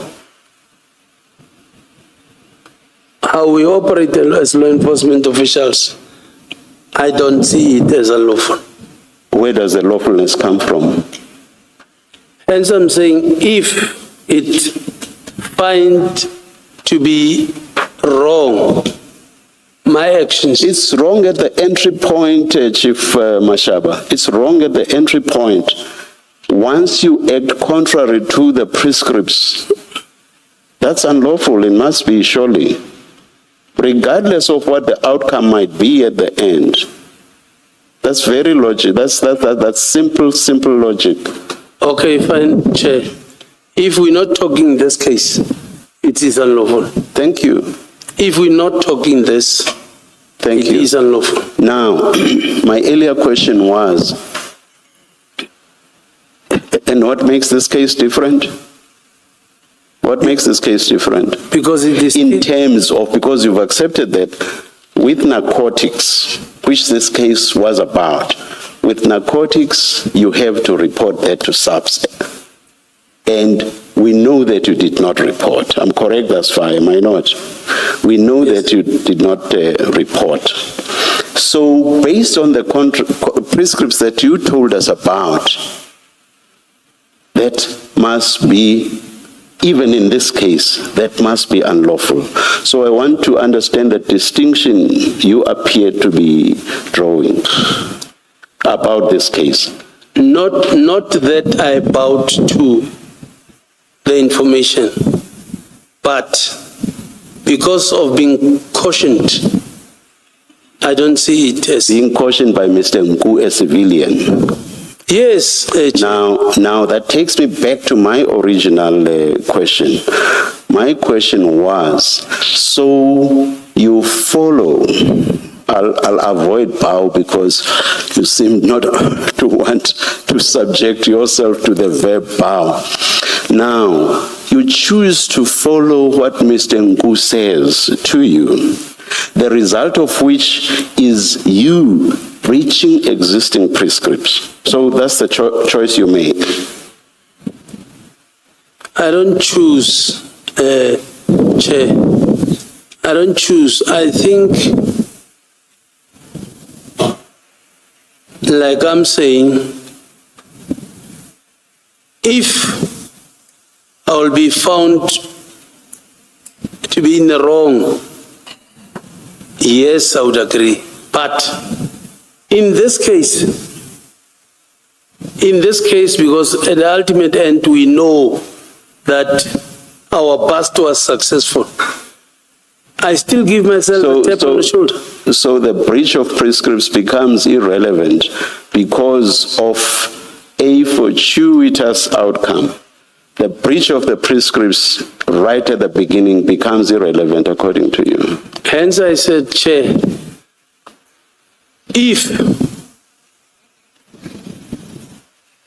if I can substantiate my actions, yes. I will end this debate because it doesn't make sense. I will make it from your side, not my side. What I'm saying makes sense. I will end this debate, Chief Mashaba, by saying I suggest to you that, one, you breached existing prescripts which we get from you, and in respect of which you actually accept the breach. Two, I will go further. Everything I've said thus far, you have agreed to, and this is the part that you don't agree with. I will further suggest to you that your conduct was unlawful. You may comment if you want to. That is, the conduct of not following prescripts, but instead following what Mr. Nku said to you. That was unlawful. You have no discretion not to follow existing principles. That is what I suggest to you. Other people will say that is what I put to you. Do you care to comment? I don't agree with you, Chair. Thank you. For the reasons that in the end, the bust was successful. That's your main reason. That's one of the reasons. That's the reason. That's the reason.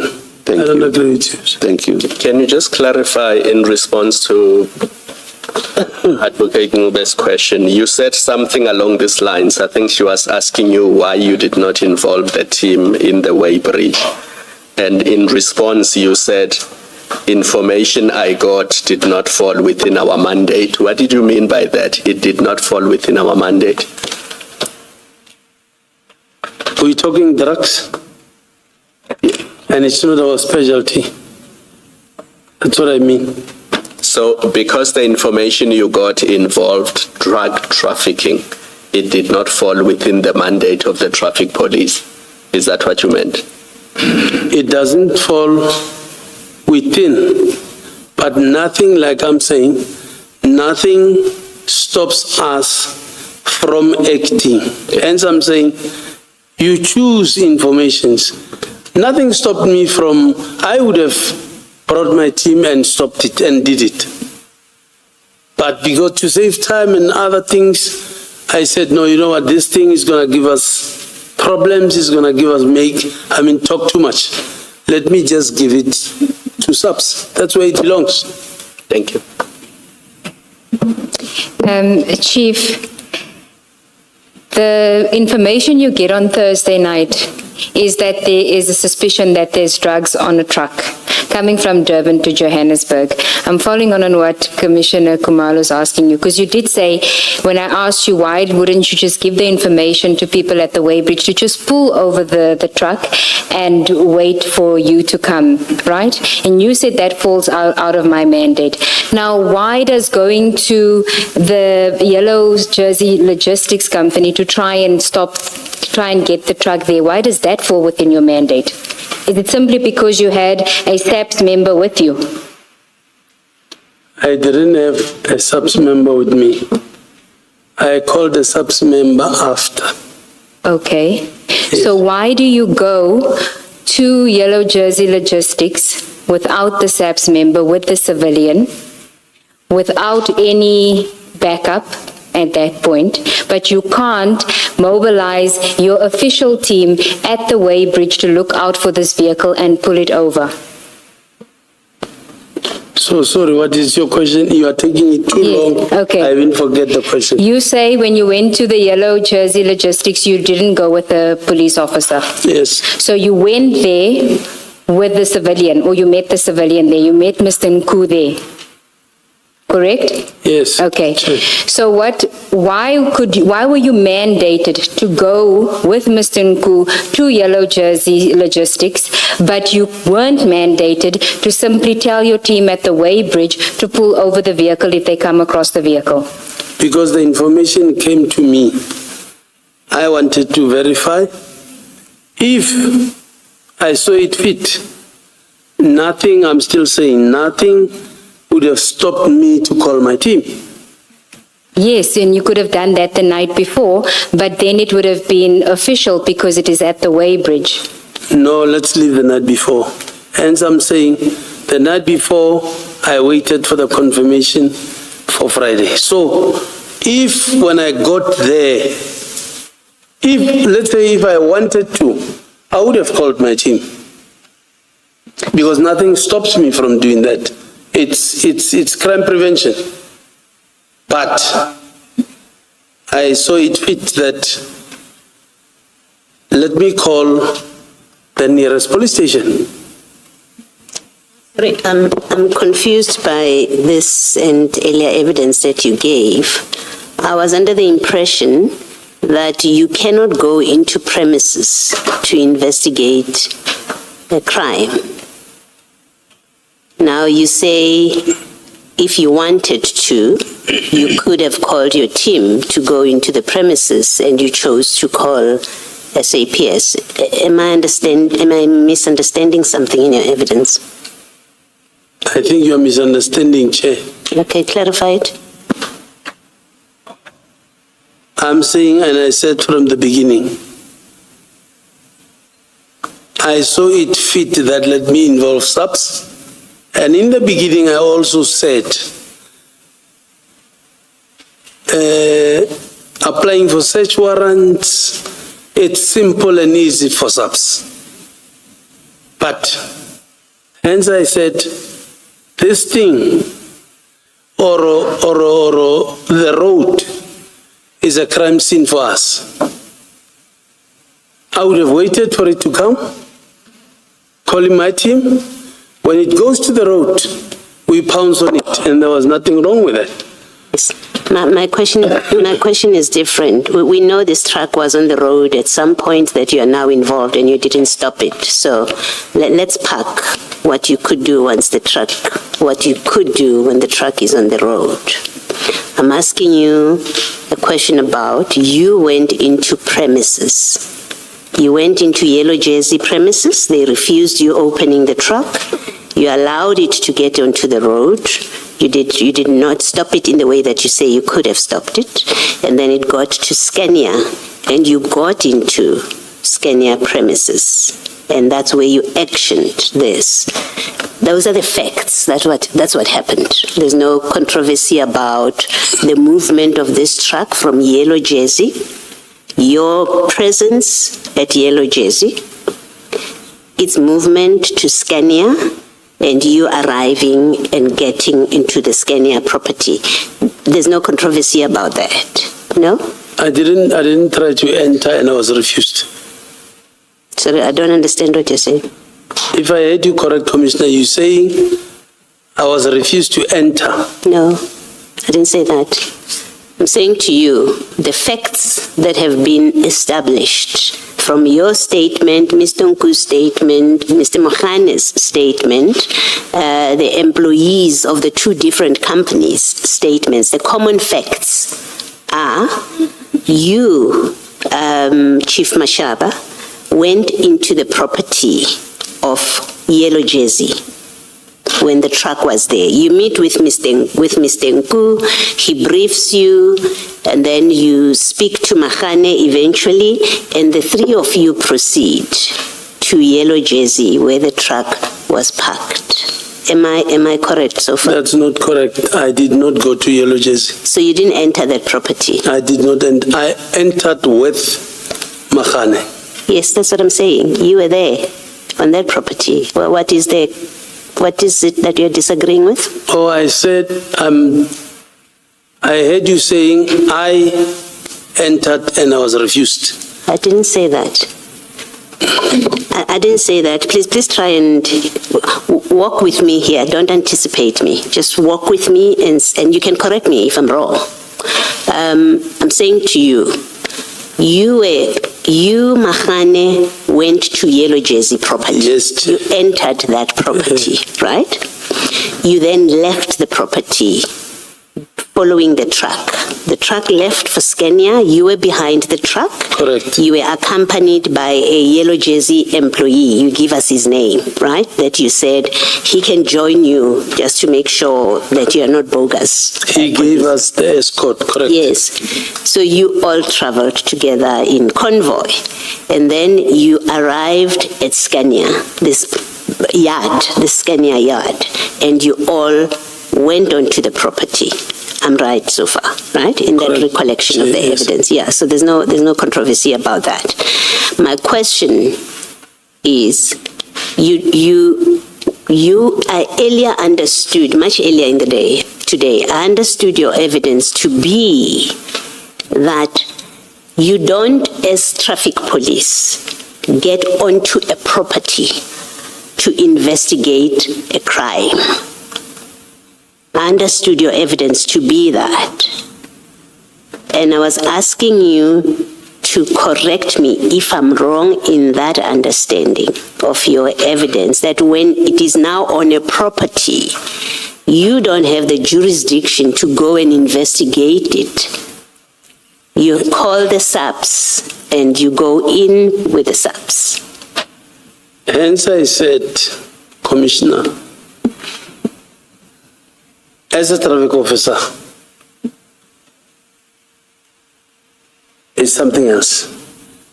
As permitted by law under 334, nothing stops me. Hence I was asked at some stage, where Mashaba, what else can you do? I said, the only thing that I cannot do is to investigate the docket. Other than that, I can. Chair, Commissioner, I can. So you didn't, are you saying you did not need the SAPS to be there for you to conduct the operation that you eventually conducted? SAPS did not have to be there. To make things easy, Chair, you quickly involve people that you know life will be easy when you are with, because that is the area of expertise. So, That is SAPS. yeah. Chief Mashaba, that's not my question. Please, it's not my question. My question is, and it's simple, it's straightforward. It is your evidence that to conduct this operation at Scania, where you instructed them to open the container, and it was opened, the drugs fell out, and they were put onto a van. It could have been anyone's van. My question is simply this. For that to happen, for you to be able to instruct, to get onto the property, instruct, open this container, put these drugs onto a van, you did not need the presence of SAPS. And I'm simply at this point not debating the correctness of whatever your answer is. I'm asking to clarify, is that your evidence? You did not need the SAPS to be there. This is an operation that you, traffic officer, could have called your other colleagues and did exactly the same thing without SAPS. It's simply that. I'm saying, Chair, Commissioner, I needed SAPS, but I'm still saying nothing would have stopped me from doing that if I was following or I did exactly what I did from Yellow Jersey. Nothing would have stopped me to have entered into that premise. Nothing. But I needed SAPS. Okay, just so that I'm clear. You could have done what you did at Scania without involving the SAPS. I could have done that. You could have done it. I could have done that, yes. And there's nothing that required you to involve the SAPS. Nothing like what, Commissioner, if I may ask? Call it a prescript, a rule, a procedure, whatever. There is nothing that obliged you, maybe let me use the word, nothing compelled you to bring the subs onto this operation. It's an operation that in terms of the law, your prescripts, your rules, your protocols, you are entitled to do exactly what you did without the subs. If I had reasonable suspicion, nothing would have stopped me. Don't add facts that are not part of this case that we are dealing with. The facts remain the same. Nku tells you on the 8th, there's a truck coming up, right? Nku calls you on the 9th. You meet with him. He briefs you. You all go to Yellow Jersey, where you bring Mohane onto the picture. You all proceed to Yellow Jersey. You get onto the road. You all proceed to Scania. You all got into Scania's property, right? You instruct the Scania people to open the container. The drugs fall out. Those facts don't change, and we don't add anything. I'm saying to you, on these facts, are you saying to us there is no protocol, rule, prescript, law, nothing that obliged you to bring the subs onto this operation on the property of Scania as it unfolded there? Nothing. Okay, thank you. Nothing. Thank you. Thank you, Commissioners. Chief, I'll come back to this aspect. I just wanted us to deal with your relationship with Mr. Nku. How do you know Mr. Nku? I know him through a friend in 2019 as a businessman in a forum of business against crime. So was your relationship with him a social one, business with Mr. Nku? What kind of relationship was it? Were you guys friends? Not friends, a contact, I will say. A contact in what sense? Business contact? Socially means I will go out with him, maybe go drink or maybe go party or something. I'm not in business with him, and I don't do that with him. It's just a contact, a person that I know. Did you do any work for him in your official capacity? I would, yeah, he once gave me an information. Unfortunately, other informations were out of the province, out of my jurisdiction. I could not assist. But I remember he once gave me the information of diesel, this fake diesel in Vereeniging. And we did it with the police. Okay, so that was something that was within your jurisdiction. I did it with the police. Okay, and what was the one that you said you couldn't do it because it was out of the province? Well, because of it's out of my scope, out of my jurisdiction, I wouldn't want to entertain such. Oh, he didn't give you details of it? No, he didn't. He just said, for instance, let's say there is something in Beitbridge. I said, no, I don't want to know. Beitbridge is really out of my jurisdiction. Did you consider him an informant, acquaintance? What was it? I would say an informant because he was doing it voluntarily. And were you aware of what type of business he was doing? I was not aware. Okay. Did you know whether he had a boss? Was he reporting to a boss? No, I don't know. You didn't know if he was reporting to a boss? No. He never mentioned to you that he was that he had a boss that he was doing certain work for? No. Okay. And you say that you didn't know what type of business he was doing? Yes, I didn't know. Okay. I want us to go to a bundle which is called, if you look at the spine, and we'll ask them to assist you, WhatsApps and screenshots bundle.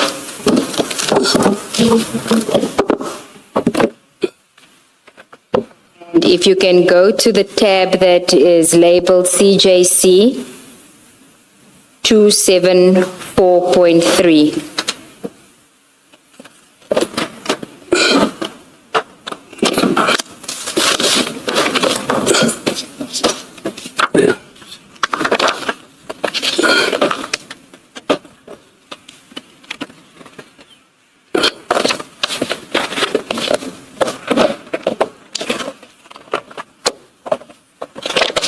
Page 55. Yes, page 55. Yes. Now, CJC 274.3, which starts on page 55 and goes up until page 124. Yes. It's WhatsApp messages between Mr. Nku and somebody whose name is saved as Doggy Walks.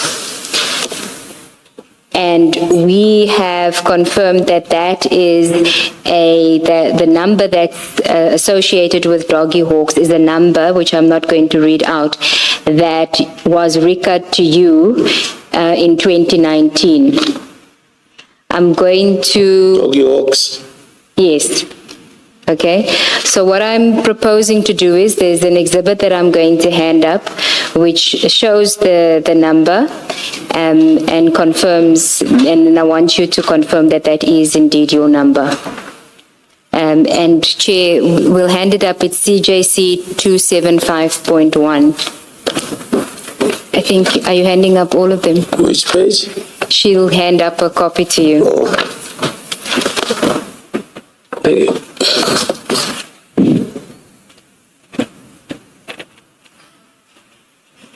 Do you have it? Yes. So do you see the first number there, and then it says at s.whatsapp.net, and then it says Doggy Walks? Do you see that? I still use the number, yes? Is that your number? That's my number. Okay. So the chats at 55 to 124, CJC 274.3, is between that number and Mr. Nku's number. Okay? And I want to go through these chats just for us to establish the kind of relationship that you had with Mr. Nku and some of the activities that the two of you were engaged in. Now, if we could start at page 56, you will see that the white blocks, that would be you messaging. That is why it says received, because these are messages from Mr. Nku's phone. And then in the green, that is him sending the message to you. Yes. Now, the third white block, which is from you, it says, good morning, S. We met very late yesterday with Captain Mataboge. He is talking to his colleagues today, and we expect a positive answer. I just wanted to know, just to orientate ourselves, who is Captain Mataboge? Do you know him? I can't remember. You can't remember? No. Okay. And then the last white box there, you see, it's you sending him a message, I sent my boys. Just above that, Mr. Nku sends a message, thanks Abuti, please don't forget the full details for the roster. And you give a thumbs up and you say, I sent my boys. This is in February, the 18th of February, 2019. Who were you referring to when you referred to when you spoke to Mr. Nku about your boys? I sent my boys. Hey, this is how many years ago? 7 years ago. I can't remember what we were talking about here. Okay. But in the context of your relationship, who would boys be? So if you had told him that you sent your boys, who would it have been? If he's asking you, he's telling you, please don't forget the full details for the roster. You say thumbs up. and you say, I sent my boys. Like I'm saying, I wouldn't remember. Would And it have, oh, apologies, go ahead. My boys, I don't remember. Would it have been members of your team? I don't think so. Okay, what other Of course. boys could you be sending and telling Mr. Nku that you were sending? It can be friends, Okay. Did you have mutual? depending on what we were talking about here. Okay, go to the next page. You'll see at the top he sends you the praying hands or high five, which signifies he's grateful. And then your message, you say, I'll bring back your dignity to your bosses. Who were his bosses?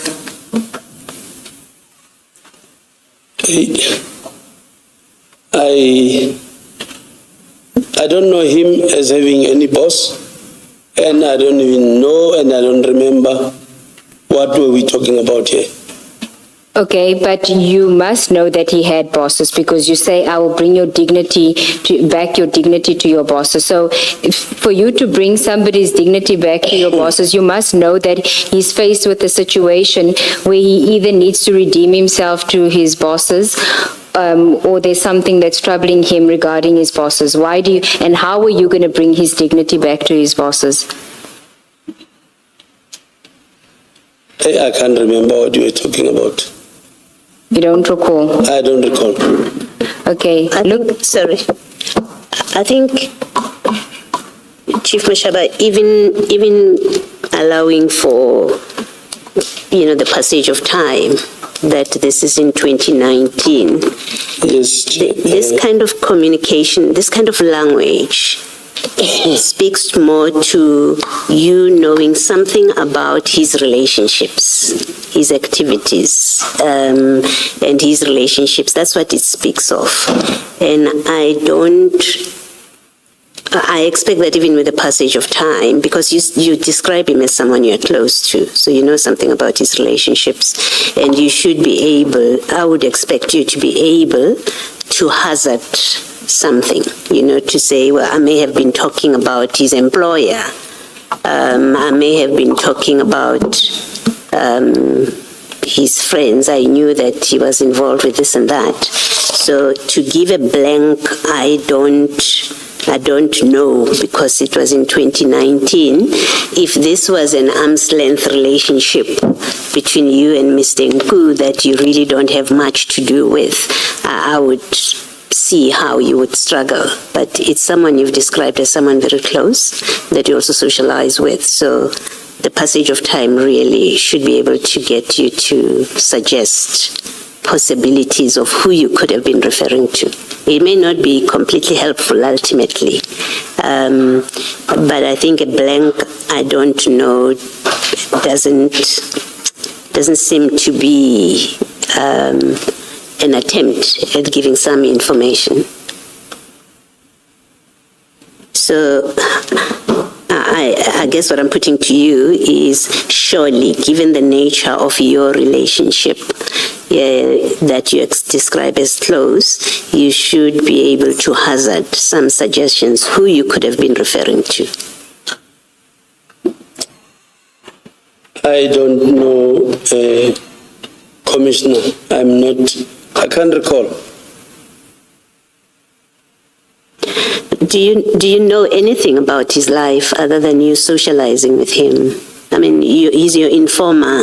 You say he's informed you about other things in the past, so you do have quite a relationship with him. You do. I know nothing about his life. I don't even know where he stays.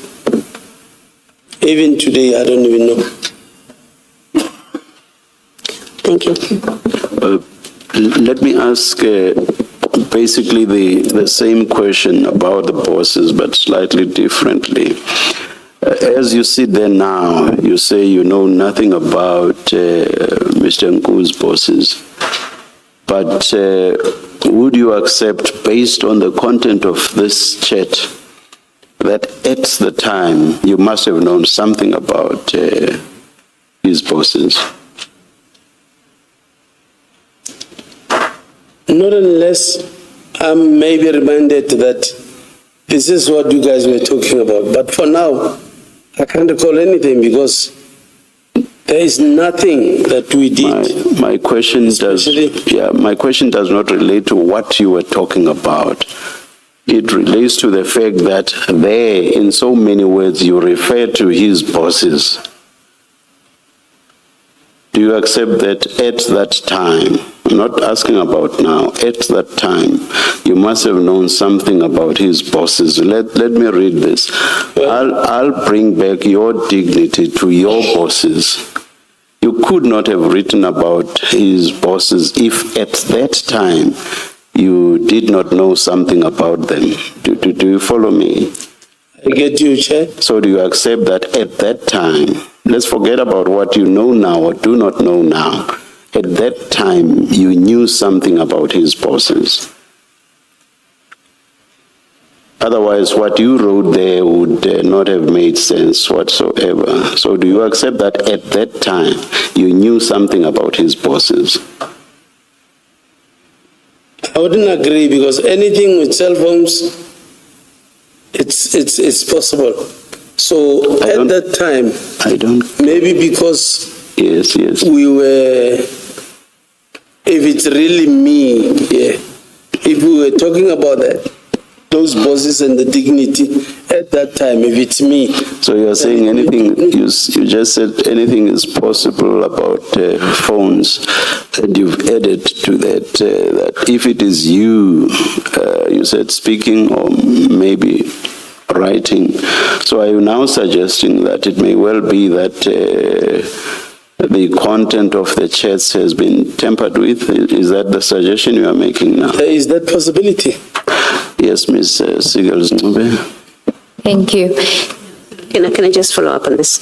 So, assuming that there's no tampering here with these communications from Mr. Nku's phone, let's assume that for purposes of the question that the chairperson is asking you. Assuming there was no tampering and this is an accurate, unadulterated reflection of your conversation, you must accept that at this point, you knew something about his bosses. Him having bosses, even if you may not have known who are the bosses, but you knew something about his bosses. I must accept. I'm saying you must. It seems logical. Assuming, remember where I start. I start by saying, let's assume for purposes of my conversation with you that this, which you see at this WhatsApp message at page 57, is an accurate reflection, assumption. Let's assume it's an accurate reflection of what you said to Mr. Nku. It's not doctored, it's an assumption. Let's assume it's not doctored, it's not made up. It is in fact what you sent to him, we assume. Can you accept, as I suggest you should, that you must have known something about him having bosses? If this indeed is from you. If it was indeed from me? Yes. Let me accept until this is brought to me exactly where was this conversation going. Okay, thank you. Thank you, Mr. Gels. Okay. Can I ask you, while we're on the boss topic, if you go to page 110 of that same bundle, this is still chats between you and Mr. Nku. 110. The second last, do you see there's a picture there, and then the second last white block, that's from you. Either they take it or leave it, inquiry will be there, but you can't go to Big Boss empty-handed. We need to open their mouth with, I think you meant to say with something or with something. Do you see that message? Sorry, you said 112. Sorry. 110. Oh, 110, yes. Do you see that? You sending this message to Mr. Nku. Either, They take it or leave it, and we'll get to the context of this. I just want to reference the boss. Either they take it or leave it, inquiry will be there, but you can't go to Big Boss empty-handed. We need to open their mouths with something. I think you meant to say with something. You see that? yes, I see Yeah. it. And that message is at 8:25 on the 25th of March. And then if you go to page 141 of that same bundle, this is now a chat. These are chats between Mr. Nku and somebody identified as EB Boss, IBY Boss. 141. Yes. Yes, which one? That whole page there. You go, Yes. flip to 110, put your finger at 110 and 141. Yes. And now you see the picture at 110, the blurred picture at 110? It's blurry, yes. Yes. Do you see it also appears at 141 in a chat between Mr. Nku and EB Boss? Yes. So whatever you sent to him, he then sent to EB Boss. You see on 110, he's receiving it from you. Yes, I see. And then at 141, it shows that he's sending it. Yes, I see. Yes, that picture. And the message on 110, is this the boy? You asking him, is this the boy? On 141, Yes, sending yes, it to EB Boss, is this the boy? So the exact message that you're sending him. I see. And then the message where you say either they take it or leave it, inquiry will be there, but you can't go to Big Boss empty-handed. We need to open their mouth with something. If you go to 141, that same message is there. Do you see that? Either they take it or leave it. Yes, I see. Yes. And then if you look at your page 110, the next page 1111, it says drugs inquiry opened. Do you see that? Yes. If you go to page 142, which is now a conversation between EB Boss and Mr. Nku, he says, "Salam boss, they just came back to my guy now." You the guy. You Mr. Nku's guy. Which one are you talking about? 142? Yes. He's sending a message to, after he sends yes. all those same messages that you sent, Yes, I he see. then sends a message to EB Boss saying, "Salam boss, they just came back to my guy now." Do you see that? Yes, I see. And then the boss says, "Yeah, yes." And then at the next green box, it says, "Give me till 3 p.m. to check with my guy, then that means they have the correct file." Do you see that? Do you see that? On 142. Yes. The boss says, Yes, "Okay." And then EB Boss starts an audio call, and then the next message is from Mr. Nku to the boss. "Drugs and money laundering inquiry opened, so ball is in their court. We're not going to approach Big Boss empty-handed. It's a serious one." Do you see that message? Yes, I see it. Now look at 111, which is your chat to Mr. Nku. The first white block on 111. Yes. Drugs and money laundering inquiry open, so ball is in their court. We're not going to approach Big Boss empty-handed. It's a serious one. Do you see that? Yes, I see it. Were you aware that Mr. Nku was communicating with EB Boss? I think I'm getting somewhere here. It's coming to you now. Yeah. If Nku says to me, "I talk to the boss," that necessarily mean I know that person is talking to. I'll only refer him as the boss because Nku says to me, "That's my boss." I don't even know this EB boss, I don't know. Sorry, Ms. Sigels, can you please explain the point you made about the text at the top of page 142? Salambos, they just came back to My guy now. I was simply asking him if he is Mr. Nku's guy that Mr. Nku's referring to when he says to EB boss, they just got back to my guy now. That's what I was asking him, and he said he doesn't know who's the guy. Yeah. All right. A similar question as the chair. I thought it related to an inquiry that had been opened. And I think Yes, that's where we're getting, yes. So I just wanted to establish the boss, and then I said we would get back to the inquiry. Thank you. Okay. So so you say that you didn't know that he had a boss, but you were referring to boss because he said or you didn't know who the boss is. I didn't know who the boss is. Like I'm saying, when he talks to me and say, the boss this, the boss said, I'll also refer that person as the boss. Okay. That don't necessarily mean I know the person.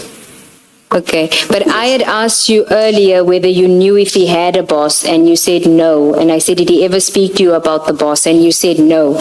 Now you're saying you referred to boss because he referred to somebody as his boss, but you don't know the boss. Hence I said when I started right now, or before, I'll agree if as we go, I know where is this taking us. But now that he's talking about the boss, I know that I don't know any of his bosses. Okay. But you knew, it looks like, and I'm trying to understand your answer. You knew that he's dealing with someone that he refers to as boss. That's what you're saying? That you knew in with whoever he communicates or has dealings, there's someone that he refers to as boss, and you just continued to use the same descriptor. Okay, thank you. Now, do you recall what the drug and money laundering inquiry was about? I don't recall. Were you involved in anything related to that? Because why are you sending him information that the inquiry's been opened? Did I say the inquiry has been opened? This one that I said to you, either they take it or leave it on page 141, which is the same message that you sent to him, he sends to his boss. Either they take it or leave it, inquiry will be there, but you can't go to big boss empty-handed. We need to open their mouths with something. So what's the question? I'm asking what was your involvement in this inquiry, because you knew that there is an inquiry. And what was this inquiry about? I am not sure because obviously I don't open inquiries. Okay, so you must have known somebody that can open inquiries. Maybe. Do you want to tell us who that person is, or should we go to it and then it may jog your memory? Maybe let's go to.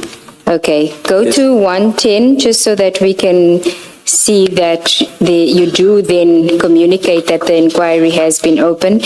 At page 110, the last block, you see that the message is cut off. If you go to 111, you send a message saying drug. Is it a conscious decision now no longer to flight this? I wasn't aware that it was. Thanks, Chief. At 111, at the top, drugs inquiry opened. That's you sending that message. Yes. Do you see that? Yes. So you would have known that the inquiry was opened. How would you get that information? Yes, according to this, yes. I would have known. Yes. Now, I'm trying to find out from your point of view, how do you get to know about inquiries being opened? If you say that you don't open inquiries, how do you get to know? Maybe the person that I referred to this to opened that inquiry and confirmed to me that the inquiry is opened. That person would be aware in another agency. Obviously, it would be maybe a subs member. Okay, so would you have referred the matter to them and asked them to open an inquiry, or asked them if an inquiry has been opened? Ask them to open an inquiry. Why? You must then know the facts in order for an inquiry to be opened. And it's specific, drugs and money laundering inquiry opened. So the ball is in their court. That's what you say. But we're not going to approach Big Boss empty-handed. Because he is talking drugs and money. I know I would have done nothing about it. I would have referred it to somebody else. And that will be in subs and nowhere else. You say that would have been in SAPS and nowhere else. Yes. But you would have communicated with that person at SAPS. Yes. Okay. And so you said earlier when I asked you about your relationship with Mr. Nku and whether you had done anything for him in terms of your work, and you mentioned 2 incidents, one that was within your jurisdiction, one that was not. What is this one about? How is this within? Surely, unless proven otherwise, surely this would have been just a communication. It didn't go anywhere, because I don't remember this going anywhere, unless proven to me that I'm lying.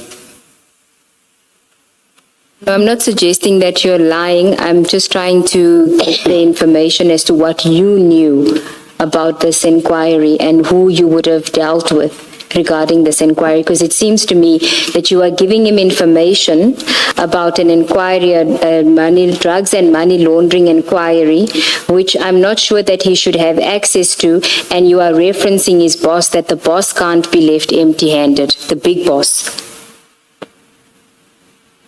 So what's the question, Soria?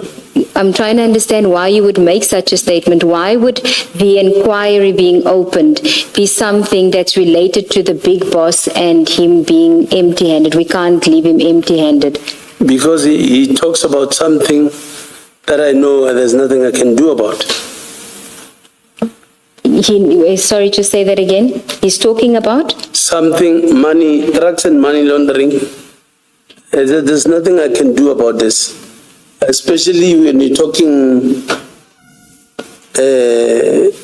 inquiry.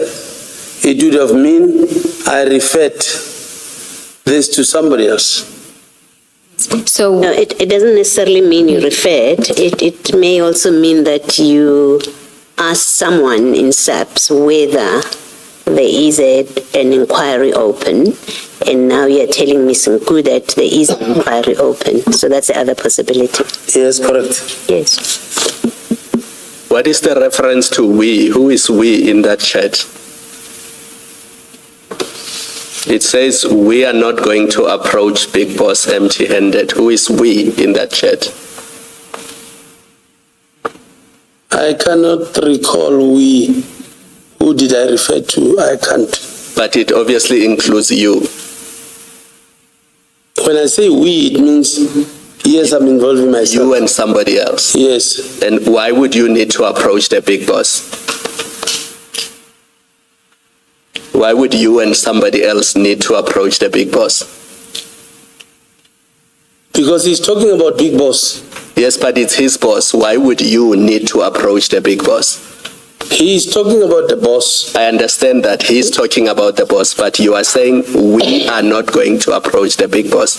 I asked who you are referring to, and you said it's you and somebody else. Now, why would you be approaching the big boss? Because it's not your boss, it's Nku's boss. So why would you be approaching the big boss? I don't recall. Thank you. I don't recall. Okay, let's just go back to the sequencing. We're now on page 57 of the bundle.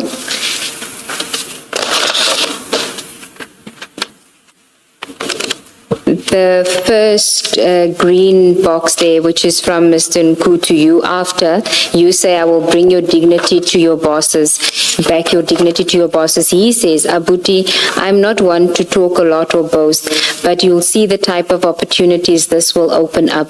I can only guarantee a formidable financial future. And you say, Dankim Fetu, and then I believe. So what was that about? Clearly, there's a link to the boss here because you're going to give him his dignity back to his bosses, and there's going to be opportunities that are going to guarantee you formidable financial future. You must remember that. I would remember if somebody was promising me a formidable financial future.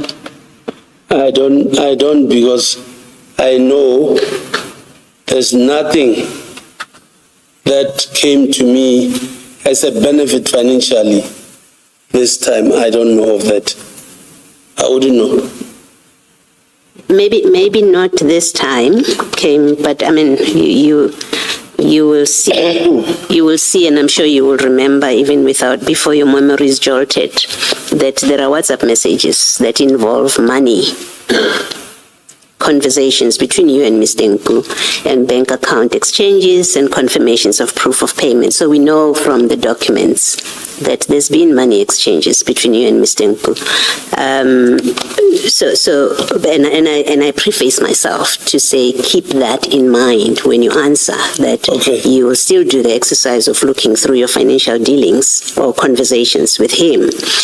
Now, you must remember, even if it's in 2019, that what was he talking about when he says, you will see the type of opportunities this will open up. You don't ask, what are you talking about? He says, I can only guarantee a formidable financial future, and you say, thank him for it too. So you knew at the time what he was talking about, but I've prefaced myself by saying, well, there's also financial exchanges as we go along that happen. So you surely must be able to answer the question about what was this conversation about, opportunities that will open up, and the financial future that he says you will be guaranteed. At the time, it means I knew. Yes. And we are asking you to tell us what it was. At that time, it means I knew, but I can't recall. Oh, you won't recall for us? You just won't recall for us? I can't hear you won't. You just won't recall for us. You don't want to. No, I think let me put it to you, because we are doing this, and I think we are going from how it's proceeded so far. I anticipate we are going to be doing this exercise the same way the whole afternoon, and I want to put to you that there is a big difference between you don't want to tell us what this was about, you don't want to, and you genuinely do not recall. And I want to suggest to you that you don't want to even try and remember if you have forgotten. You don't even want to. You don't want to tell us what these conversations about. That's what I'm putting to you. That's what I'm picking up in the way you're dealing with this.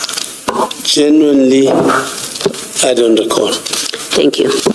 Can you, before we leave this chat, the very first one, can you recall an instance where Mr. Nku would have lost his dignity with his bosses, and you would have had to do something to restore that dignity for him? Because what you are making here is a promise to him to bring back his dignity that he has lost with his bosses. That's what the chat says, even if you don't remember what the context was. But are you aware of an instance where his bosses were not happy with him, and you had to do something in order for his bosses to be happy with him? Honestly, commissioners, I don't want to be seen as denying everything, but I'm genuinely saying I don't recall. Okay. can I then just take you, we're still on page 57. You ask him in the, I think it's, you've got 1, 2, 3, 4. After the first green block, there's 4 white blocks. The fourth one, you asking him, who is sending you info for the criminals? Just checking. Then he says, the check-in boy, the one who checked us in on the day in question. You say, okay, now, what were you dealing with here? What were you talking about here? Because it seems to me it has something to do with the airport, a plane, checking in, he was going somewhere, and he's getting information from the check-in boy.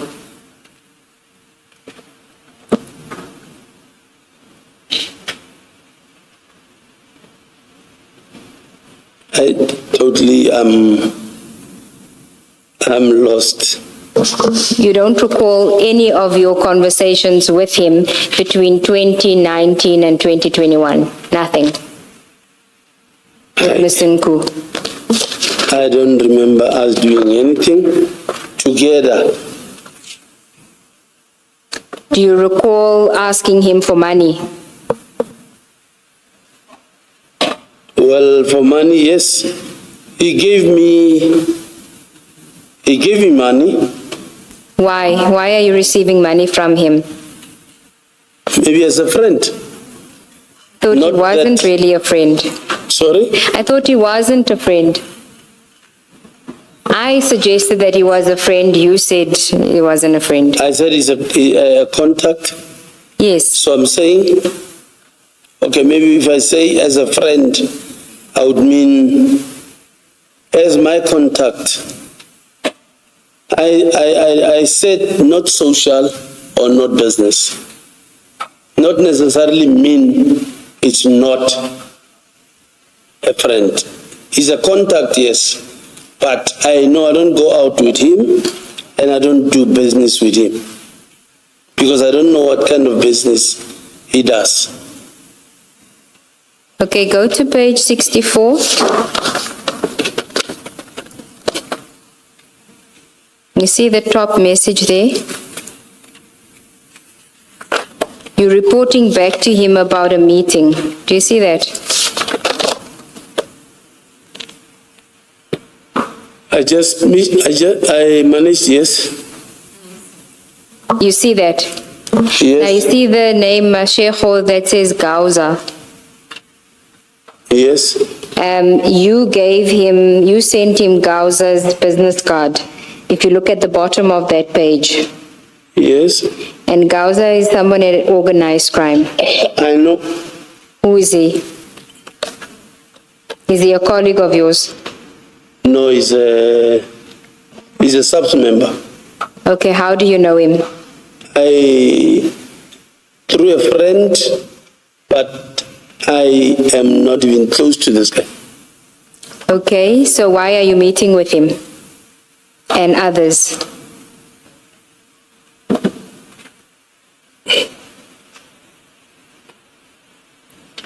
I can't recall exactly what we met for.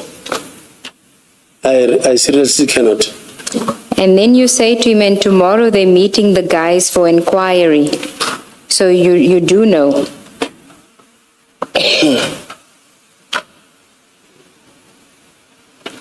Hey, this is a long time ago. I genuinely don't recall. Okay, if we gave you these messages for you during the lunch adjournment for you to go through them again, do you think it will jog your memory?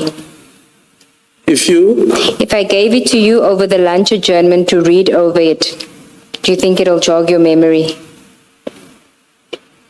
Exactly, if you tell me where to go exactly, I will maybe Okay, I want to know, remember something. how often do you meet with Gauza? Have you met with him from 2019 to today? How often have you met with him? I don't even know when last did I see him. Okay, so we know you saw him at least once in 2019 because you say you've met with him. Yeah, because I know him, but I don't know when last did I see him. Okay, would it have been more than this one time? If we would have met, I don't even think it's more than 5 times. Okay, so Yes. then it shouldn't be difficult for you to try and figure out why you were meeting with him and other people.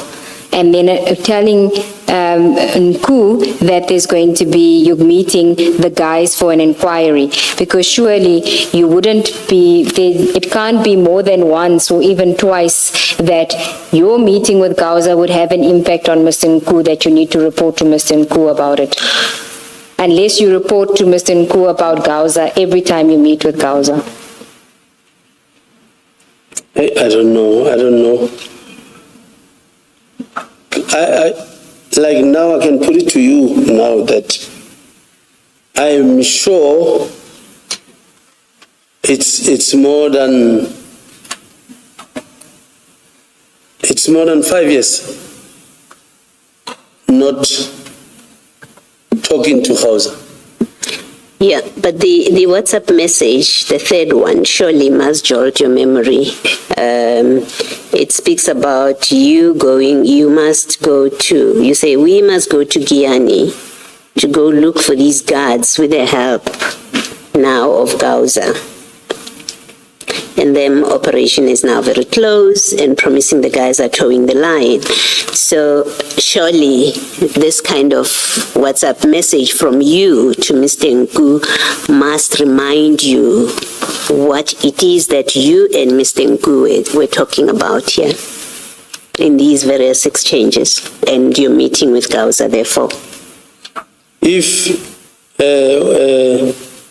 commissioners, if this would have carried on, like I'm saying, I know for sure, for 5 years, if not 6, I've never met, I've never spoken to House. Yeah, no, I accept, at least for purposes for now, that you haven't spoken to Gauza for 5 years. I'm making a different point, that you have quite a detailed SMS, WhatsApp message rather, the third one that you send to Mr. Nku, and it speaks about doing an operation in Giani. You say we must go to Giani to look for these guards. So it's very specific.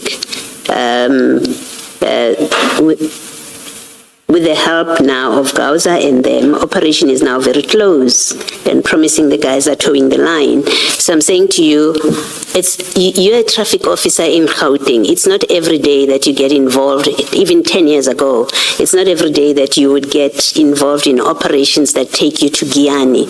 Yes. And I'm saying to you, that for that reason, this must remind you, you must be able to remember why were we talking about Giani, by the way, which you don't do every day in your job. Why were you and Nku talking about going to Giani to do an operation to look for these guards? Surely. I can assure you that, Chair, Commissioners, I can assure you that I don't recall because we didn't go to Giani.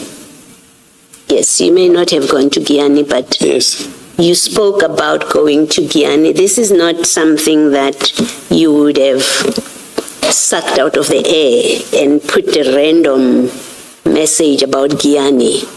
Can't be. It's a message that suggests there are other conversations that preceded it, including, and which also explain a meeting with Gauza, Ntatengwana, and Vinjelwa 50.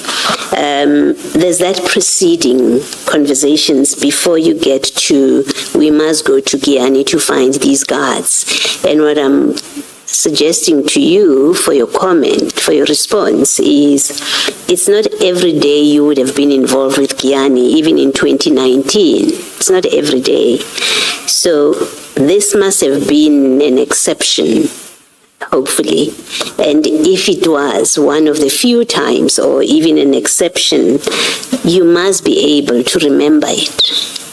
what this was about. You can conclude by saying we never went to Giyani, but you should be able to say this is what this was about, but nothing came of it.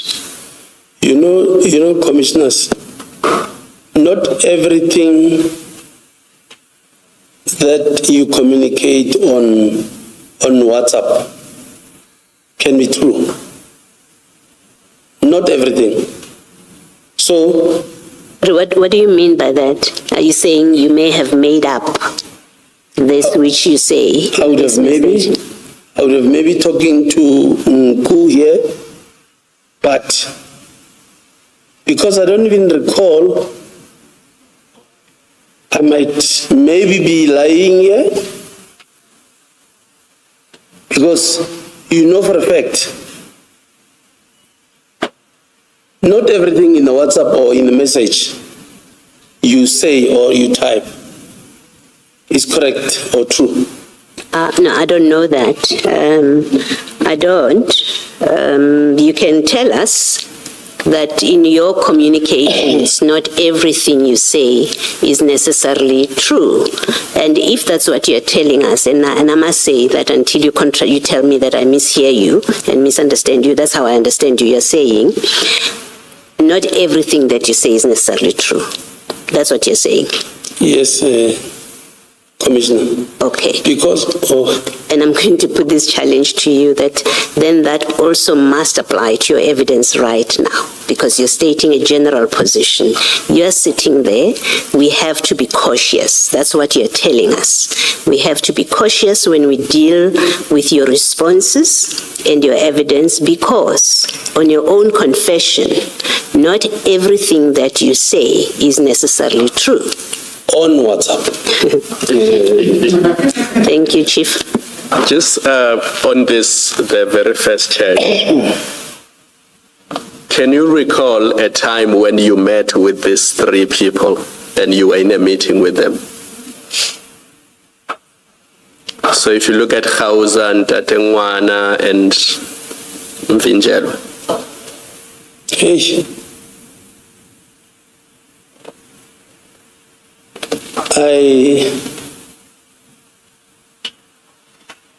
I met with Khauza at his house alone. I met with Musa alone, not with Khauza. This Mavinjelwa, I don't remember. When you met with Khauza and Twala, were you discussing the same issue, although you met with them separately? No. It was different issues? Yes, Commissioner. If you remember that it was different issues, then you must remember what those issues were. Khauza, I think I wanted him to I wanted him to assist, if my memory serves me well. I think I wanted him to assist,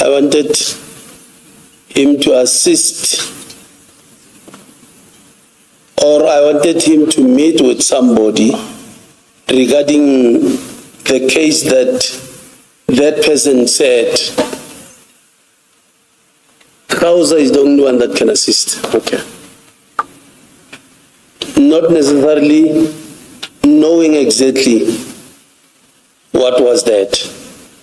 I mean, if you met with somebody 7 years ago and then you didn't speak for 5 years, it's difficult to remember exactly what were you guys talking about. It's exactly that makes you remember, because it's not somebody you see often. So you saw somebody 7 years ago and that was the last time you saw them.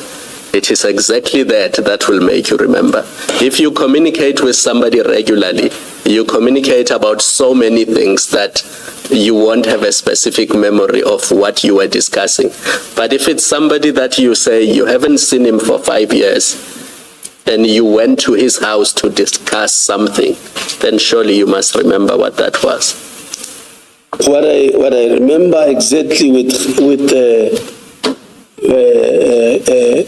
Mashiku was that there is a case that he needed to assist somebody with. That's why I went to him. And he said, I'm at home. I said, please send location. That's when I got to him. And I know I prefer that let me be a middleman here. Let me not be a middleman. You said I must go do this for you. I got him. Please talk to him direct. Because I don't want to be caught up in a crossfire tomorrow that I facilitated something that I don't know.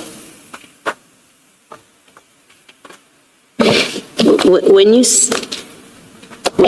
say you met, maybe let me first ask, Musa Twala, is that a member of the SAPS? Yes. And you say you don't know or you don't remember Mvinjo Elwa 50? Minjalo, I don't remember. Okay. And when you say you met with them separately, what, on different days? Is that what it means? Yes, Commissioner. Then explain why in that page 64 WhatsApp you say, I managed to meet with them just now.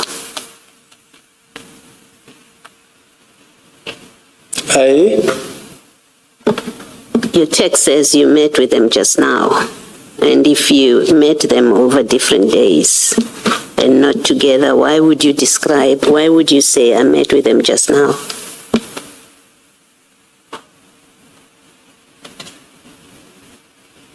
Hence I'm saying I don't recall meeting the three of them at once. Can we at least agree this? Yes, even if I were to accept you don't recall, can we at least agree this, that this text, the way you wrote it, suggests you met them together? According to the text? Yes. Yes. All right, thank you. Then can we go to page 78?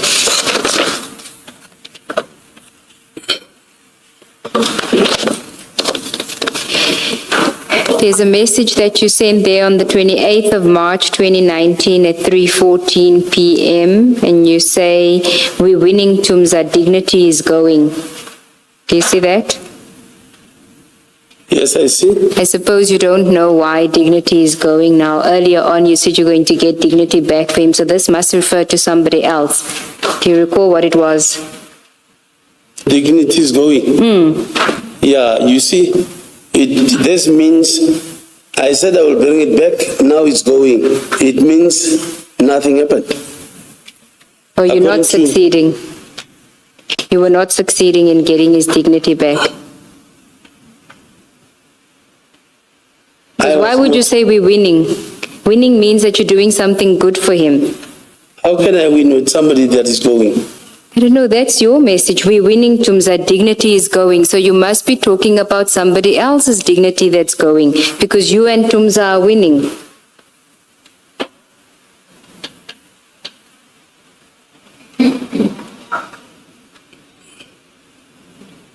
Yeah, no.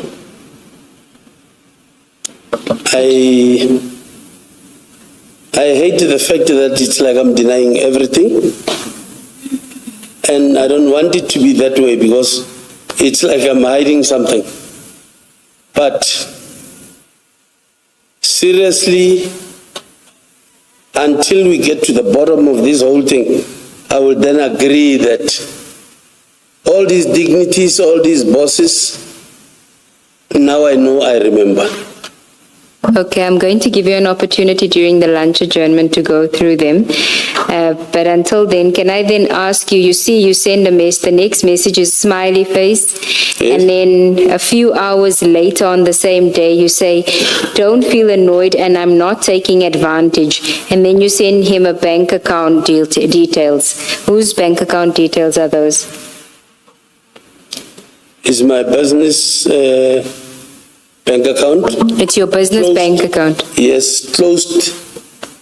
I don't even remember this time it was open, but it's Yes. my business. It must have been opened if you're giving him your business bank account. Why are you giving him your business bank account just before you say, please don't feel annoyed and I'm not taking advantage? It would mean, please don't feel annoyed. I'm not taking advantage. Obviously, put something in my account. Yeah, why must he put something in your account?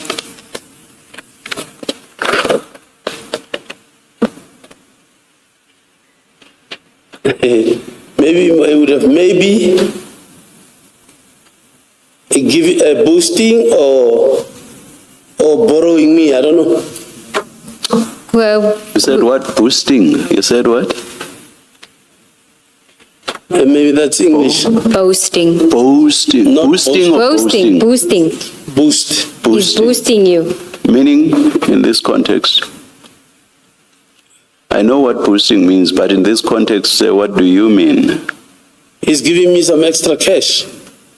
That's what I mean. Out of nowhere. Maybe Just it's, because- maybe in our lingo, like say, kupon boost. Okay. Okay. I don't know in English. How do you put it? I'm sure you don't recall how much he gave you. I don't recall. But it's done there. So, Then on page 83, no, sorry. Below that, there's done. Does that mean you were boosted or given the money? If I said done, it means he did. yeah, It's him saying so. So he was telling you that he had deposited money into your account. Yes, Chair. but you were complaining because you said there was nothing. Could you see the message? You say thumbs up, thank you, and then at 11, you say nothing. You see, you send a message saying nothing. Hence I said it's my old business. I don't know. You see now. Let's just go to Unless- page 82.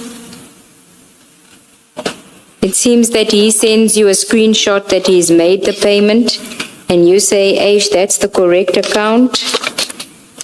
But it seems you're not getting the money, and then on the next page, on 83, you say, I'm sorry. In the next message, Tums are still not through. And then he says, Abuti, please bear with it. It should be as soon as the bank opens up their system tomorrow morning, 9 a.m. And then you say, it kills me, but sharp, hope you good. And then the next morning, Ola, I'm still not sorted, Tumza. Then the next message, starting to stress, I'm getting calls now from Aish. Who are you getting calls from? You must remember that.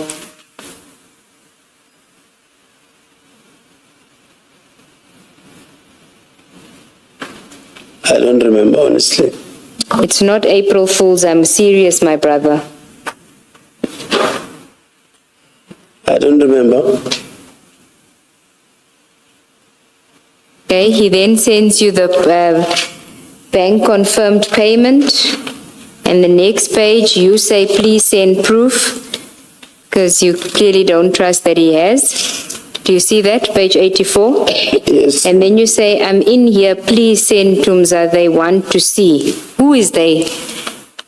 Like I'm saying, I don't even know what we're talking about here. No, Chief. This is on the 1st of April 2019. You stressed. You clearly somewhere where payment needs to be made immediately. You're there. You say, I'm in here. Please send Tumza. They want to see. Who would want to see that you are getting a payment from Nku into your business bank account? Does that happen every day? Did it happen every day in 2021 that you can't recall? 20? In 2019? We're talking 7 years ago here. Yes, but how And- many times were you somewhere where you needed money to be sent immediately by Tumza to you into your business bank account? How many times did that happen in 2019?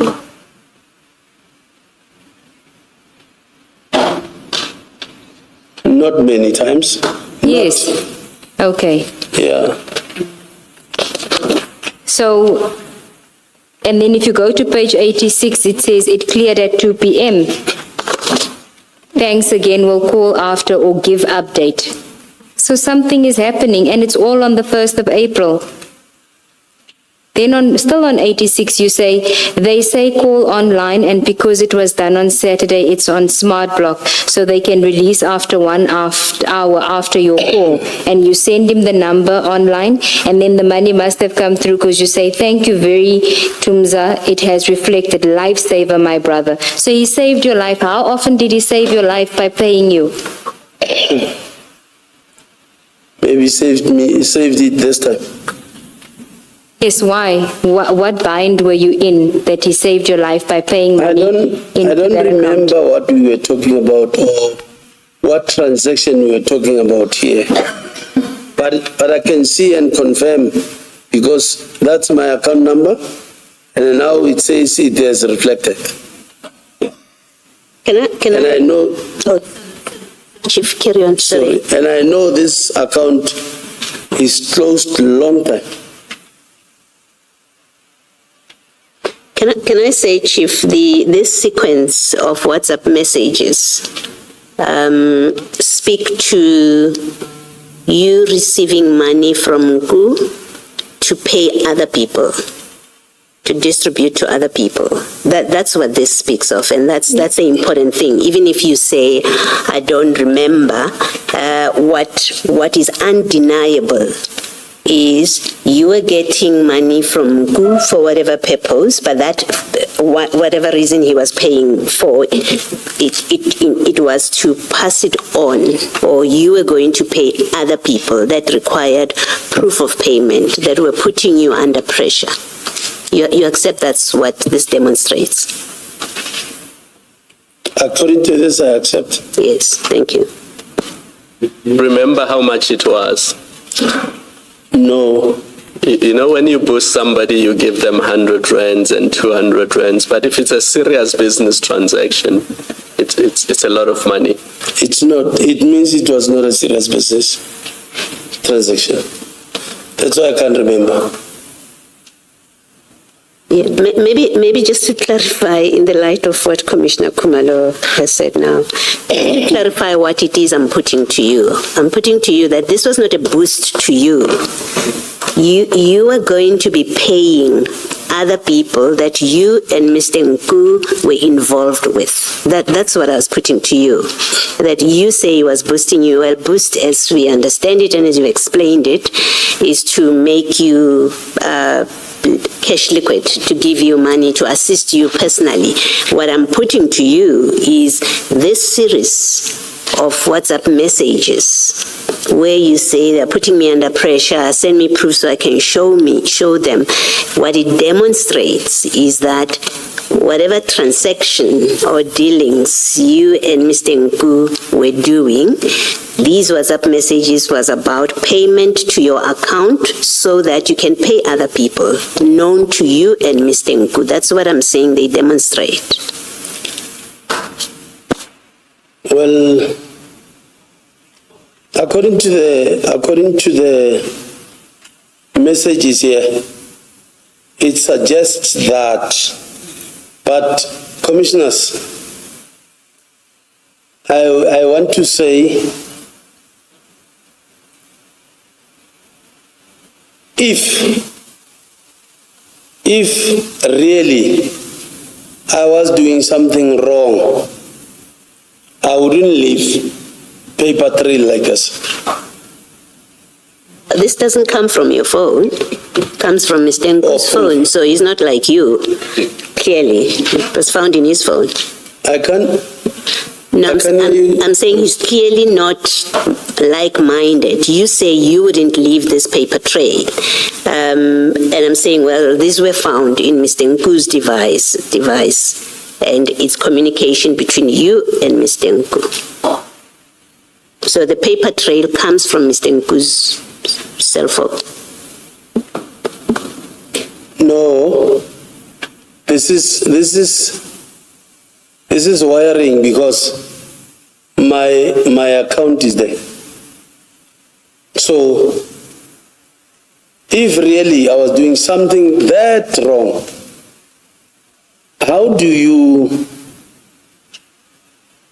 if I was in any dodgy business with him, how do I give him my account number and something that can be traced after? Sense of impunity, Chief Mashaba.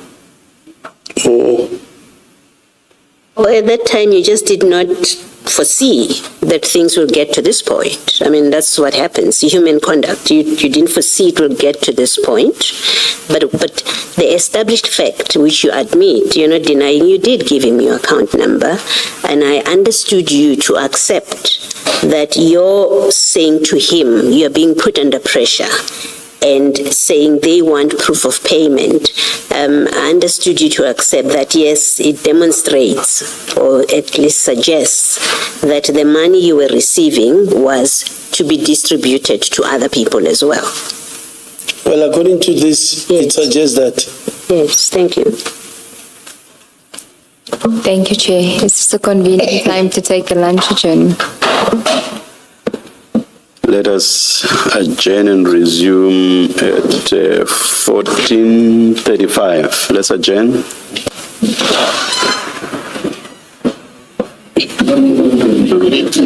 No.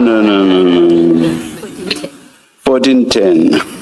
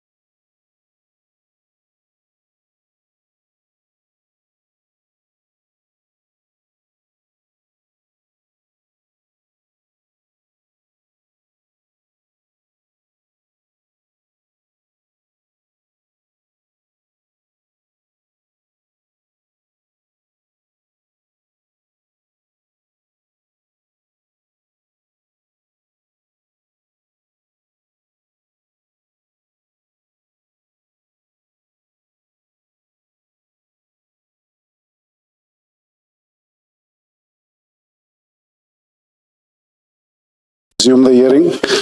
Please make sure that your devices are on silent or off. Thank you.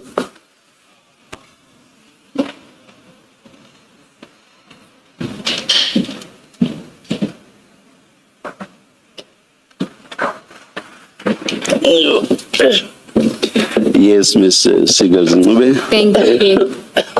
Chief, could I ask you to go to page 89 of that WhatsApp and screenshots bundle that we were busy with?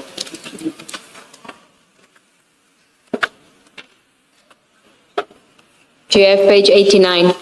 Yes, of course. These are still the chats between you and Mr. Nku. You'll see one green block and then there's a white block. The second white block, you say Boroko Dololo. What are you referring to there? To him? I can't sleep. Okay. I can't sleep. You can't sleep. And then you say to him, this is on the 15th of April. Just wait.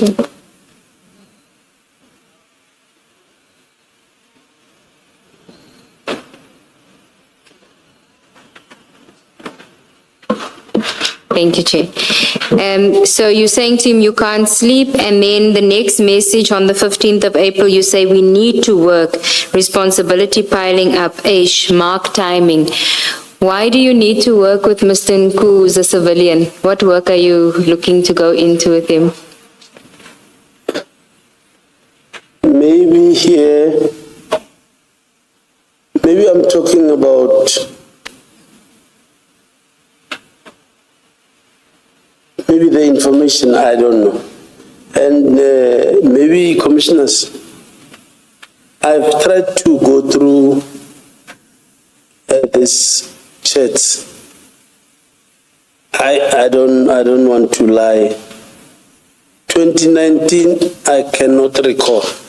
And I don't want to be seen as, I don't want to be helpful to the commission, because a lot of things here I don't remember. But then, still, we need to work, responsibility piling up, mark timing. I don't know. But it's not even a question of recalling, but what's factual is that you were in constant contact with Mr. Nku. That's what these chats show. Yes, in 2019, I can see we were communicating. And the texts or chats that Ms. Seegers Ncube has taken you to are not about him providing you with information regarding criminality. It's just that the two of you are involved in something, whatever it was, which you say you've forgotten about. And when I'm saying involved in something, I'm not suggesting criminality, but you were involved in something, you were in constant contact with him, and that had nothing to do with him providing you with information relating to criminality. I agree. Like, for example, we are expecting cocaine coming from wherever, and let us get ready to intercept it. At least on the chats that you've been taken to, there is nothing resembling any of that. You accept so far. You are interacting constantly on whatever it is you are interacting about. Yes, yes. I agree, Chair, that we were busy with something, but what, I'm not sure, I don't know. Thank you. Okay, thank you. And then, in fact, at the last message you say, are we meeting today? You say we need to work, responsibilities piling up, mark timing. So you are, in fact, looking to him for a further avenue or another avenue to earn income, because you're not going to be working for free. So whatever it is you're doing for him, you're expecting to get payment from him.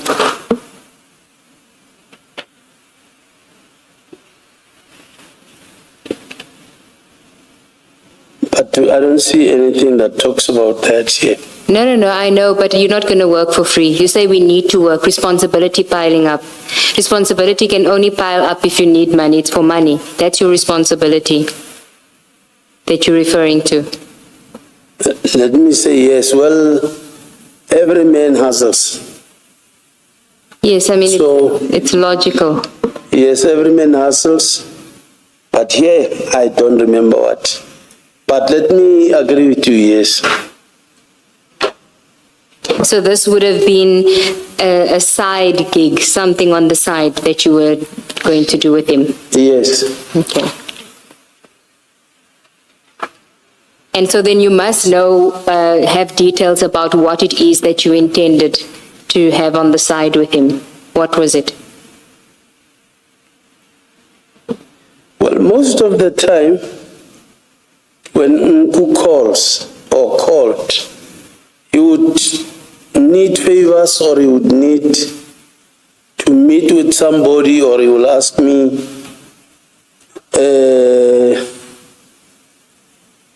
can you do this for me? I've got a problem. Do you know, let's say maybe, do you know Petros in Potchefstroom or something? I would say, I don't know. But here, I can see we were talking constantly, but honestly, I cannot remember exactly what we were talking about, or what deals were we talking about here, because I don't remember any dodgy deals with him. Why do you assume that it would be dodgy deals? Why do you associate Nku with the dodgy deals? No, because I would maybe assume that maybe the chats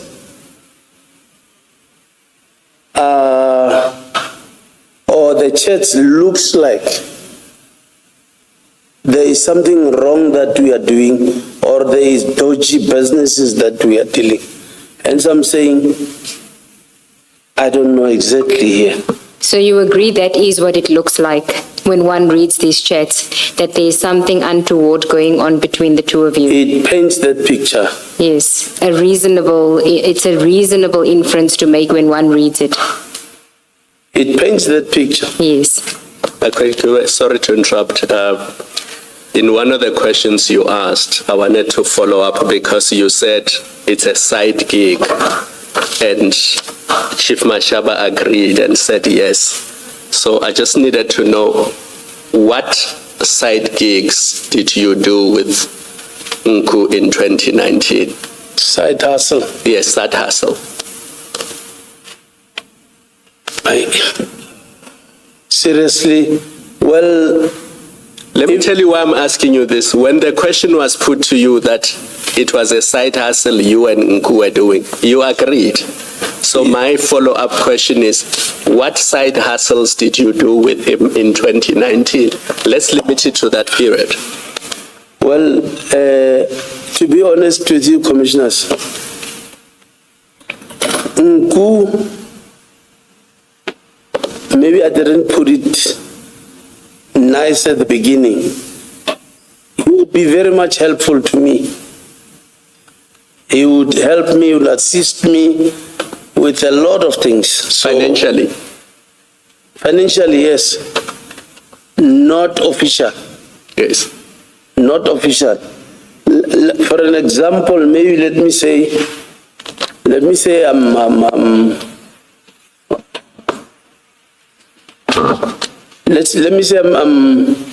I'm renovating at home. I would maybe cry to him and say, hey, can you please assist? I'm lacking. Not necessarily that we were busy with some dealings. No, he would be helpful in that sense. You would ask for money to buy material when you are renovating. Is that what you mean? Either I would be buying material or I would be paying the guys or the people doing yes, Commissioner. the work. And what would you do for him in return? For? What would be the quid pro quo? He gives you money, assists you financially, and what did you do for him in return?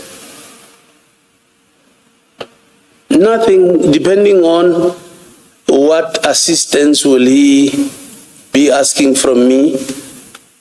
I will then assist if I can. So can we leave it here? Up to this point, I think we can now accept that he was not just a source.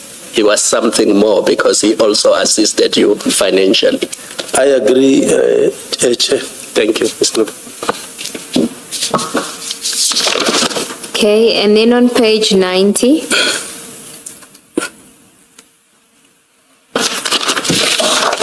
you had asked him on page 89, when are we meeting? He didn't respond on the 15th, so on page 90, on the 16th, you say, would prefer you tell me what's wrong, Mfethu, that just ignoring calls, that's not how we work. If it's a stop, please tell so. I can stop bothering by calling. I can't talk alone. So again, you're referencing that's not how we work. If it is a stop, please tell so I can stop bothering by calling. What were you referring to that you thought was being stopped here or he wanted to stop? Mr. Nku, it's somebody who doesn't like the phone.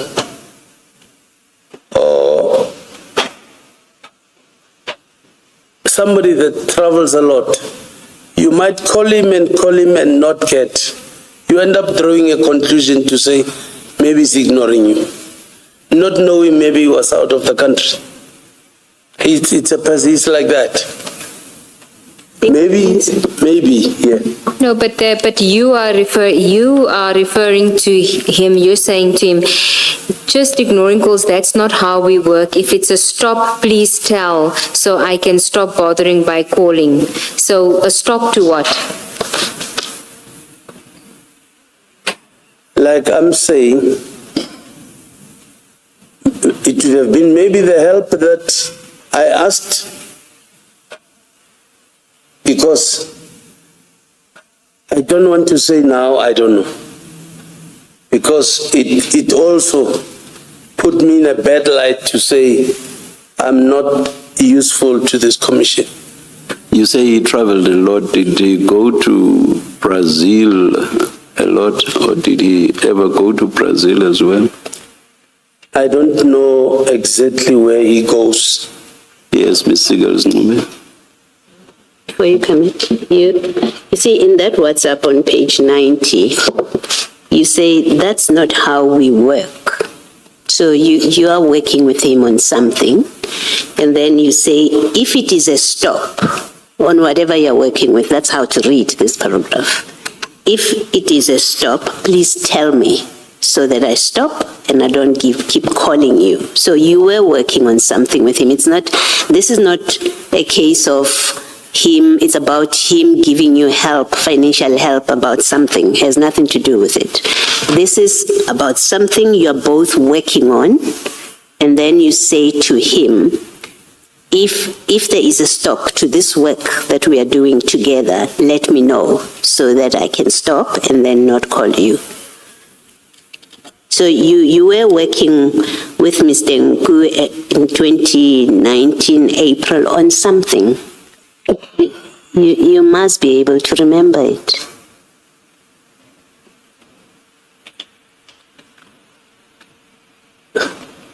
The interpretation might suggest we were doing something. But I know, commissioners, how I communicate at times. Every word has got more than one meaning. Everybody knows that. In 2019, I know it's not a work that most of the time, 2019, 2020, I know I was busy at home. So the stop would be what? On that interpretation, and I don't agree with you that there's a question of interpretation. You use very clear words. It doesn't require interpretation, but working with what you're saying, if it was about you, something to do with your building at home, where you say, if it's a stop, please tell me so I can stop bothering you. If it's a stop, what stop could he tell you? He's not going to tell you to stop building at your house. So it cannot be about your building at your house. Maybe let me say a stop to assist, because I'm saying I will stop calling or I will stop bothering you. No, you're saying whatever we are working on, tell me if we are putting a stop to it. Then I will not call you.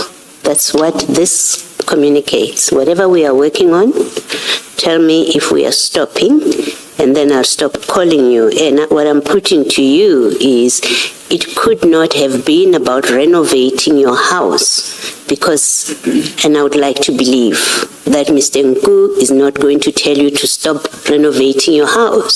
So this is not about renovating your house. I don't recall what was that. Thank you. Commissioners. And you see, when you look at, you then send that message, he doesn't respond, and that is sent on the 16th. On the 18th, you call. On the you call 1, 2, 3 times. Then on the 22nd, you send him a message saying, Tumza, something is not right. And then on the 22nd, you call again, on the and again on the 22nd. And then on the 24th, you say, when are you back? So it seems like you were trying to reach him and he wasn't really responding. You then say, Tumza, something is not right. So the fact that you're not able to get hold of him immediately after you send a message is something that's troubling you, which means that you were in regular contact with him and you must have been doing something with him that you felt that now I'm not getting anything back from you. Something is not right. Like I said in the beginning, he doesn't like the phone. So when I say something is not right, I know he might have been out of the country. Hence, I ended up saying, if you are out, when are you back? Okay. I don't know whether I'm assisting. No, it's fine. Go to page 91. He then says, I'm going to Singapore tomorrow, then I'll be back on Saturday, guaranteed. So then on page 92, on the 24th of April, you say to him, Aish, I'm broke, Tumza, financially embarrassed. Then you send messages, he's not responding to you. So on the 28th, I count 1, 2, 3, 4, 5 times you try to get hold of him. You were looking for money from him. Yes. And then on the 29th, you even say, please call or answer. Yes, Commissioners.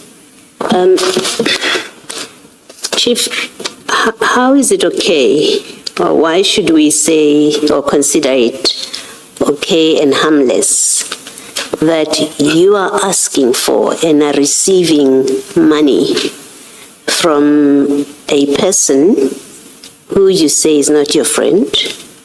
And in other communication, we see that he's involved in arranging drug deliveries and drugs coming from, not your operation, but in other correspondence. We see that he's involved with getting drugs off a ship, being transported, having to be delivered somewhere to somebody who is not law enforcement.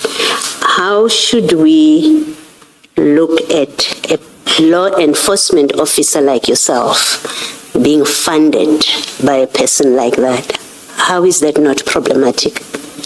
Maybe I've put it wrong in the beginning, that our relationship was based on information.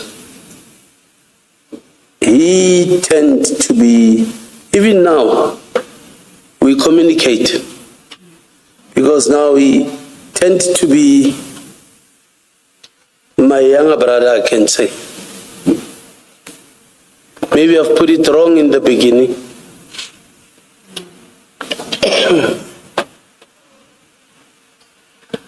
Let me ask you this. You made witness statements to IPID, you made witness statements to the police after the July incident in Aeroton. And in all those statements, you described Mr. Nku as an informant, as a source. Were you lying under oath? Because in all those affidavits, you didn't describe him as a friend, you didn't describe it as somebody who often gave you money when you were desperate for cash. So were you lying in all those affidavits when you said he's just a source, he's just an informant? I was not lying, commissioners. Maybe it's because we were talking about the Aeroton matter. That's why I said, I mean, let's say, commissioners, I know a person that I'm busy with our own things. But on this issue of 2021, I'm being asked, who is this person? How are you related to this person? On this one, the role he played is he gave me information. I was not lying under oath. But do you accept that how IPID and other institutions would have dealt with the information would have been different if you said, this is a friend of mine who often gives me money. I have side hustles with him. He often gives me money to do renovations at my house. That's the person I got information from. But for obvious reasons, commissioners, if you say that as a law enforcement official, you are saying I'm being funded. But that is the fact. That is a fact. He was funding you. But commissioners, I'll be answering something that I'm not asked. Yeah. No, but your conduct is far more serious than that, because as a result of your complaint to IPID, police officers were investigated and they were charged. They were not dismissed, but some of them could have been dismissed. And it led to divisions within SAPs, where crime intelligence and ordinary SAPs and Hawks, what do we call them, DPCI now, were fighting. And the feedback from the NPA was that these are misunderstandings and fights between law enforcement. That's how they characterized all of this. And it starts with you giving information that is clearly false to IPID, because you were the main complainant in the IPID complaint. And IPID records what you gave as follows: I received information from a source. And that is different from saying I received information from a friend of mine who often gives me money, and that I have a side hustle that I'm running with. Not that it's unlawful, because we don't know what that side hustle was. But that is material information that you withheld from IPID, from the police. So I would have caused a division within SAPs and in crime intelligence. That's what the complaint led to. No, I don't agree, commissioners. The complaint, I was very angry about what happened on 2021. I still am, because that was a genuine operation. And we will get into whether the operation was genuine or not. For present purposes, all I was confining myself to was you were not truthful in all those affidavits when you described Mr. Nku as a source. Because he was more than a source to you. Well, he is more than a brother even now. Yes. So you were not truthful in those affidavits in your description of your relationship with him. For what? For the information that was needed for 2021. I am truthful. No, you were not truthful in not disclosing the nature of what you say now in this last engagement was the true nature of your relationship. You were not truthful about it. Even when you started with us, you were not truthful. And you have said why. You say, I could not disclose it then. I couldn't say it then because then what would it look like that a police officer is being funded by somebody? You're correct. That's how it looks. And it's your reason for not being truthful about the nature of your relationship. And I agree with Commissioner Khumalo that had you disclosed the true nature of your relationship with the person that you say gave you the information, it would create a different way of looking and interrogating what was going on there in that operation. And you withheld that material information. Commissioners,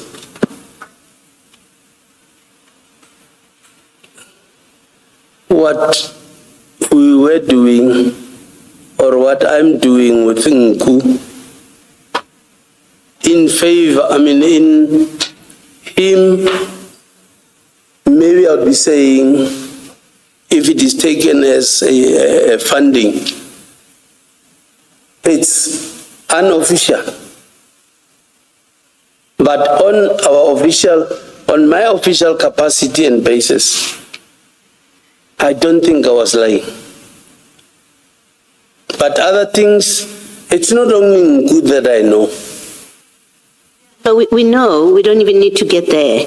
We know, or we can assume that it's not just him that you know. We are talking about your relationship with him. Let's not distract from that. You are funded. You've told us he funds your renovations. Here you say, I'm broke. Earlier we read something and you agreed it indicates you were receiving money from him to distribute to other people. So your relationship with him is not just an informer. You actually are working together. There's things that you're doing together and you call them a side hustle.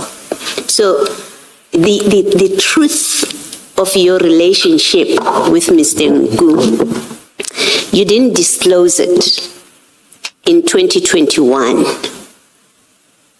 Before us here, it comes out, it changes.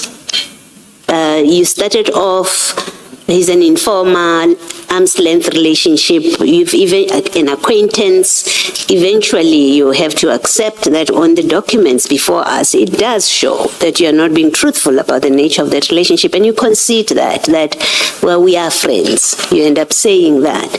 And the point that is being made to you is, had you disclosed the nature, the true nature of your relationship with Mr. Nku, it may well have led to different lines of inquiry. And I want to suggest that you were aware of that. That's why you were not frank about the nature of the relationship. It's because you knew that it potentially opens lines of inquiry about what that operation was all about, and you were avoiding that line of inquiry.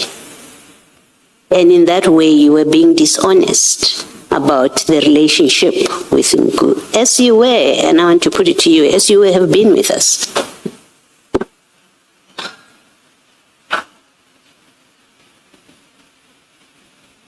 You may comment if you want to, Chief. Otherwise, Ms. Sigals, I'm back with you. Thank you, Well, Commissioners, I know, and I don't want to seem to be diverting. I know how honest I am. Together with the people that works with me, they know how honest and how I operate. On this one, I wouldn't say I have seen it, that it will come as I'm lying under oath on this one. I didn't see it, that it can be interpreted that way. And my humble apologies again that I gave a wrong picture about my relationship with Nku, because truth be told, something of 2019, I forgot about it. I never thought it will be dark until this deep. So humbly, I would agree. I didn't see it. It will be interpreted that way. Thank you. Ms. Siggles? Thank you, Commissioner. Chief, do you recall how much you received from Mr. Nku into your the business bank account? Honestly, I don't recall. Okay. And you said that your relationship with Mr. Nku started in 2019. Yes, Commissioners. Can I just take you back to page 78 of the bundle? So your relationship starts in 2019, and by March, you already feel comfortable enough to ask him for money and send him your business details. Do you see that where you sent the business F&B details? Yes, Commissioners. Okay, so that's in March, end of March.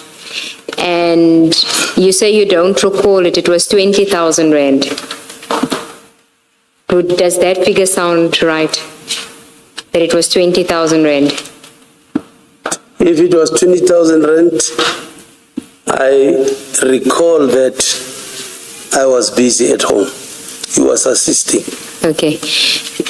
So he gave you 20,000 Rand in March, and your relationship started earlier that year, at least 3 or maximum 3 months earlier. I know it's 2019. Yes. But when exactly, I can't say. The beginning of the year or... Yeah, I'm giving you the benefit that it started in January of 2019 to make it a bit longer. It could have been later, but my point is by March 2019, you feel comfortable enough to give this person your business details. He's comfortable enough in the relationship to give you 20,000 Rand. And this is somebody that you just met that year. That's what you're saying. Yes, Commissioners. And you did nothing for him to get that 20,000 Rand? No, nothing. Okay. And then there was another amount in May of 2019. Are you aware of that? Do you recall that? In May.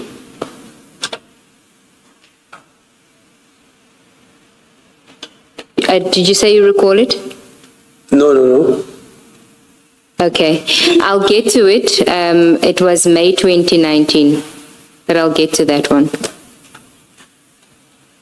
And that was for 10,000 Rand. Can we go to page 92 again, back to page 92?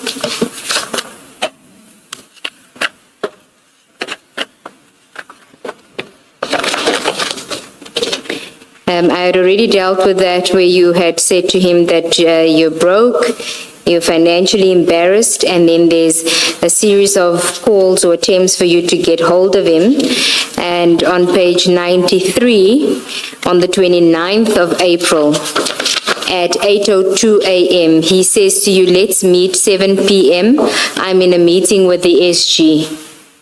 Do you know which SG he was referring to here? No, I don't know. Okay. And you say, where are we? I'm assuming you mean where are we going to meet? He says anywhere in the south, and that's early in the morning. You give a thumbs up and you say call after meeting then, and you don't get a response from him at 6 o'clock in the evening when you are at home. You say, I'm home waiting, and it doesn't seem like, I don't know if you called him, did you meet up with him, do you recall? No, I don't recall, Commissioners. Okay, you then send a message to him on the 2nd of May saying, to me, I guess it is clear we leave these things. Do you recall what things you were going to leave now with him? I don't recall, Commissioners. Go to the next page because it seems to involve other people as well. You say you're not communicating and my people awaits response from me that I don't know. Who are your people?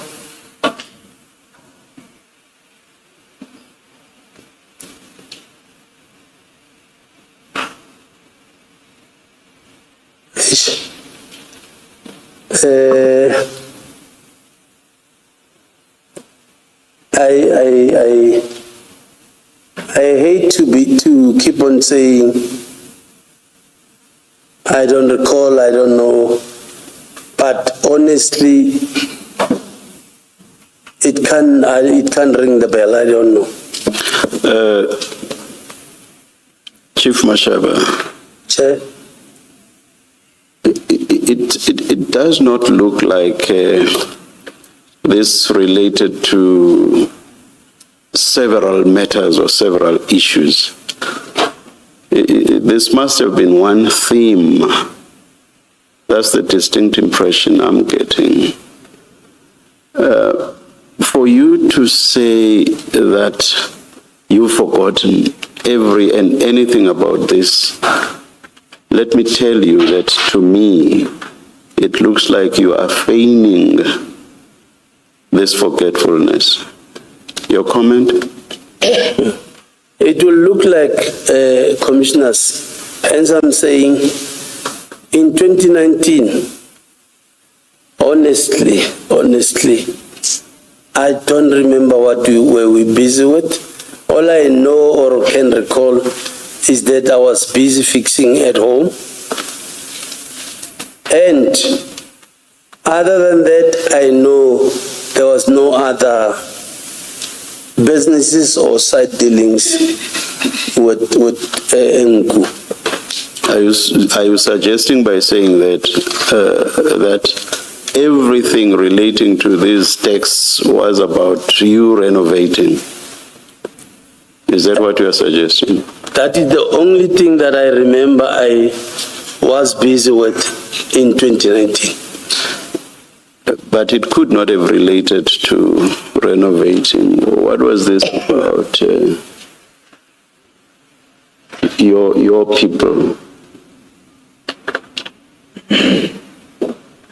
You've already been asked that before.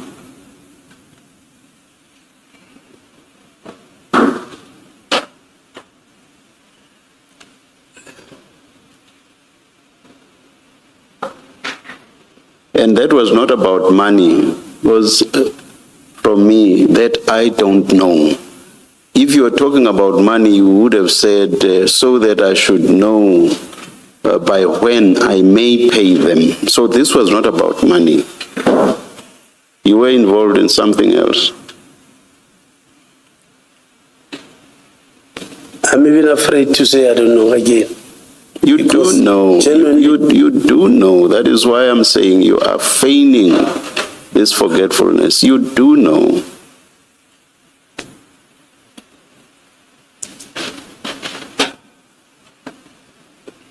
Honestly, Commissioners, if I knew, I was not going to deny. I can promise you, I was not going to deny. I don't remember who or what was this all about. Yes. Can I just check one thing? Chief, did you travel overseas in 2019? I've never traveled overseas. All right, thank you.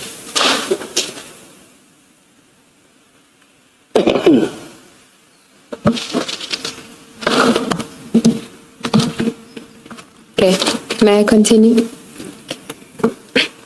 Okay, we're still on page 94. You then say to him, you real not playing open and tiding me. Why don't you say what's happening, Tumza? And then you say, where did I go wrong? So clearly there must have been something that was going on between the two of you. where you feel that his lack of communication is an indication that you were doing something wrong or you went wrong or didn't bring your end of the bargain? Do you not recall? I don't recall. Okay. Can we go to page 95? You say to him on the 5th of May, you must be happy that the rally is over. Surely you remember which rally? On the? The 5th of May, 2019. You say to him, you must be happy the rally is over, and your next message, distraction is now over. Do you see that? The rally. Yes, so he must have communicated to you that he was being distracted by a rally. I know Tumelo is an ANC person. Obviously, if he's talking the rally, maybe he's talking ANC issues. Yeah, elections, 2019, May 2019. I just know that the rally is an ANC person. Okay. No, it's you. You are saying if he is talking rally, then he must be talking about ANC, the ANC. It's you saying this, not him. You are saying you must be happy the rally is over. So it's you talking about that. So you've basically not responded to the question by Ms. Seegers. Perhaps please repeat your question, yes. You the one that says to him, you must be happy the rally is over. So he told you he was at the rally, so you know what rally he's referring to.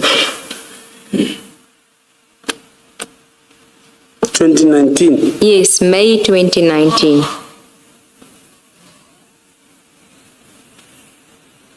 You even say in the very next chat, the destruction is now over.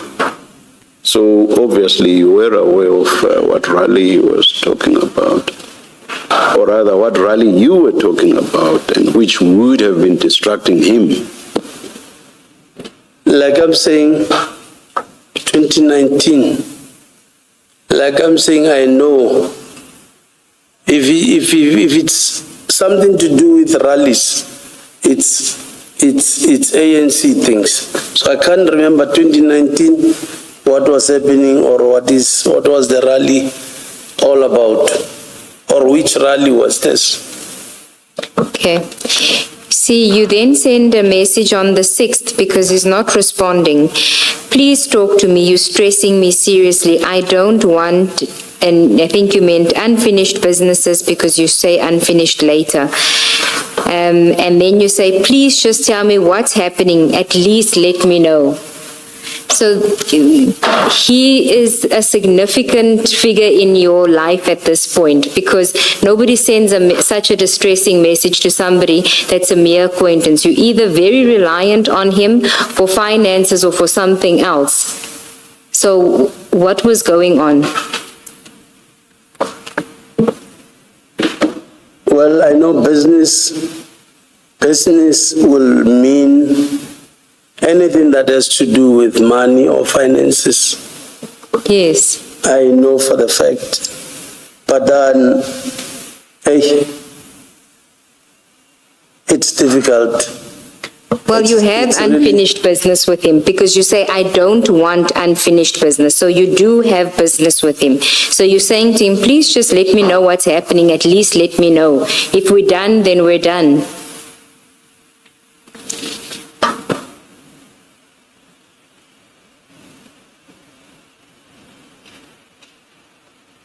It's not coming from his side, it's coming from you. You are the one that is reaching out to him all the time. You are the one that's desperate to make contact with him. So why? If you are giving him, so you're giving him nothing in return, but you want to know what you've done wrong. That's what you're telling us. You saying to us, he kept giving me money and I did nothing for him in return. So why would there be anything wrong from your side? What could you do wrong if there was nothing expected from you? Like I'm saying, Mr. Nku, what's the problem about him? It's him not answering. But then, to get his attention, I would maybe write something that might maybe make him call me first. But that does not necessarily mean we were in any business dealing here. No, it must mean, because you're actually saying unfinished business. I don't want to have any unfinished business. So you have business with him. It's a difficult one. It's a difficult one because you don't want to tell us what it was, or it's a difficult one, why? It's a difficult one because I even hate now to say I don't remember. I don't recall. Where did you understand him to be getting his money from? The very fact that he could have given you 20,000 rand, where did you understand him to be getting his money from? I just know him as a businessman. He is in business with Coca-Cola. Yeah, that's what I know of. What he's doing in Coca-Cola, I cannot tell.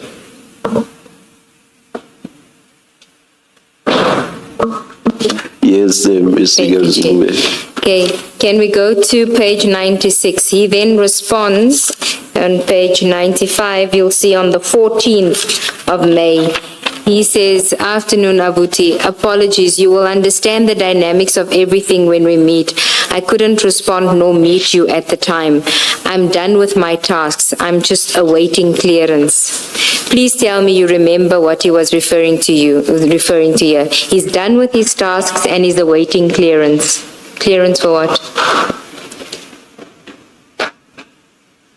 I don't know, will I be safe to say what was happening in 2019? I will be asked each and every one, sentence by sentence. Honestly, 2019, I don't know what were we busy with. And I want to be honest with the commission. I don't recall. But not that I'm playing with the commission. You do remember that you were renovating that time, though? That's the only thing that I remember. Okay. Go to page 97.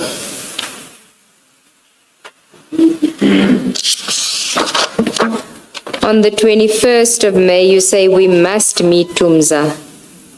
Why? Why is it a must?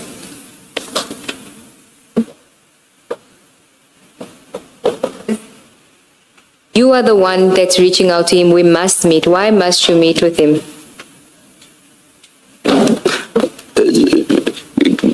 Let me ask to go back, please, and please hold your thought on, Yes, Chief. on where you are. Page 96, after asking when do you meet and there's no response, then you say, that's the third chat from you, third chat. You say, Fem iwi lena. Has the firm gone under? Is that the correct translation? Fem iwi lena. Yes, Femi Wilena. That's you asking him. And then you say, Mara, why and why Usabu Wimfetu?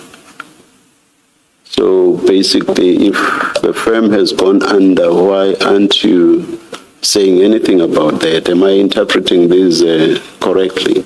You are interpreting it correct, Commissioner. And I already know you will say you do not know what that was about. Or do you just surprise me and say, at least this one you do recall, and then tell me what it was about?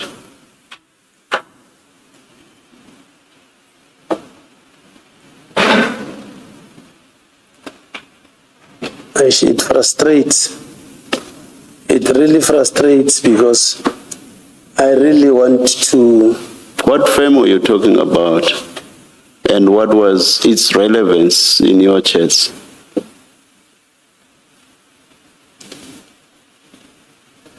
It can be our friendship, that I'm talking about here. Because, and I want to say to the Commission, if really something happened in 2019, I was gonna quickly, rather than what I've mentioned, I was gonna quickly remember. You see, from it's March, I think the first chats you've been referred to, we are now in May. And I don't think that this is a whole lot of themes that you and Mr. Nku are engaging on. It doesn't matter that it was 2019. You couldn't have forgotten one or two themes that the two of you were engaging about. You couldn't. You are simply not being truthful in this regard. I cannot but make that suggestion to you. Honestly speaking, Chair. No, you are not. Honestly. You are not being honest, Chief Mashaba. You are not. You are not. You are adopting that stance because you know that this trail of emails brings you so close to Mr. Nku in ways that have nothing to do with what you have been telling us about, but more about your involvement in this drug bust. I take it, Ms. Lee Seagulls, it will still, through these chats, take you to a point where that becomes even clearer. Your involvement with Mr. Nku had nothing to do with him being your informer, and that your involvement on the 9th of July, 2021, had nothing to do with him being your informer. You want to comment? Of course, we are still going to go through these chats. Do you want to comment on what I've just said? My involvement with him on the 9th had everything to do with the drug bust. And I started, and I started by saying, surely, if from March to May, you appear not to have been engaging on several or numerous themes, but at best for you, maybe two at the most, there is no way you would have forgotten what you were engaging on.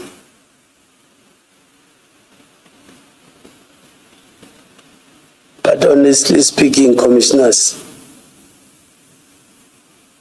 7 years ago, it's a long time for me to can easily remember what was actually happening. You see, I would understand you. I'm actually very forgetful.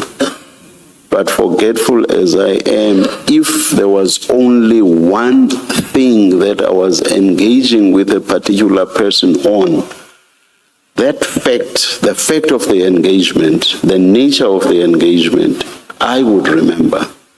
What I would not remember perhaps would be blow-by-blow accounts of our interactions. That's totally different. What you are telling us is that you don't even remember the nature of those engagements. Surely you are not being truthful.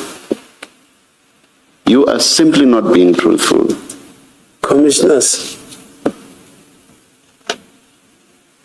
I just don't know how to put it, but I'm saying if these chats will lead us to something that will be proven to me, not that I'm in defense, something that will be proven to me that you've been denying, this is what you've been doing. You are not even denying thus far. All you are telling us, response after response, is I have forgotten. I have no recollection. And I'm being honest, Commissioners, I totally forgot until you get to exactly reminding me, okay, you've been saying you don't forget, you don't remember. I want to put it to you, this is what you've done in 2019, finally. Yes, Mr. Gelson. Thank you, Chair. Back to page 97.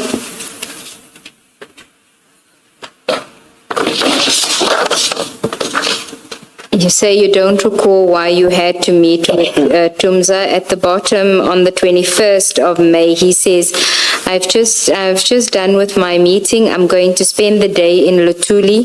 Will be available anytime from 6 p.m. So, Lutuli, what is that in reference to? Lutuli is ANC House. Okay. And then you say to him, honor it, please. So he must please honor the meeting. On the next page, page 98. Now, I want to skip a few pages and go to page 100. It's on the 22nd of May. There's a photo that he sends to you at 8:37 p.m. with the name Kensani. Do you see that? Yes. And then you say, get and send more details. You then also say, Hola, bring more, maybe surname and shift times so we can quickly visit. Do you recall what this was about?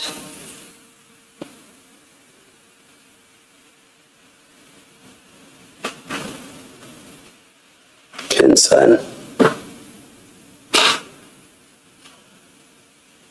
To try and help you jog your memory, it starts at page 98, where you say, just waiting for you, Tumza. At page 98, you say, just waiting for you, Tumza. This is on the 22nd of May at 4:18 in the afternoon. And then he, at 8:37 that evening, he sends you this picture. In response to you saying, waiting for you, he sends you the picture, he gives you a name, you ask for more details. You said, get and send more details. That's at page 100. And then, as Ms. Sigals has read for you, bring more, maybe surname and shift times so we can quickly visit. That's you saying. And then he says, I'm waiting.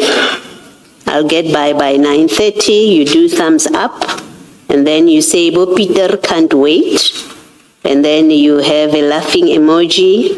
He apologizes for the delay and says, my guy is still at the mosque. Sorry boss, he's working in the morning shift. If they go, it must be around 6 p.m. this evening. And then he gives you Emirates and counter number 50 to 58. He says, that's from my guy. Remember the last thing you did, you asked for details. So he gives you Emirates and a counter number. And then you say, okay, at the bottom of 101. And then you say next Tumza at 102.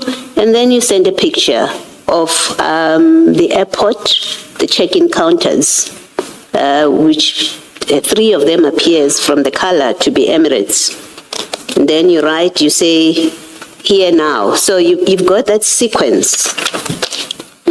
Remember you started off by saying, so we can go and visit in the morning. Shift times, give me shift times, you said, remember. So we can quickly visit. That's what you said after he sent you the picture. And then he comes back. He does give you time. He says, guy is working in the morning shift. If they got it, it must be around 6 p.m. this evening. So he's given you shift times of Kensani that you asked for. He got it, it must be around 6 p.m. this evening. So he's given you shift times of Kensani that you asked for. And then he gives you the details. It's Emirates. He gives you counter numbers. And then he sends you a picture. So you must know what this is about. It's not every day you and even in 2019, that you and Mr. Ngu were discussing Emirates flights and counters and people who work shifts that you were going to visit. you have to remember, you must remember what this was about. On this one, Commissioners, I remember just a little bit on this one. All right, let's And try. then it goes back to my communication with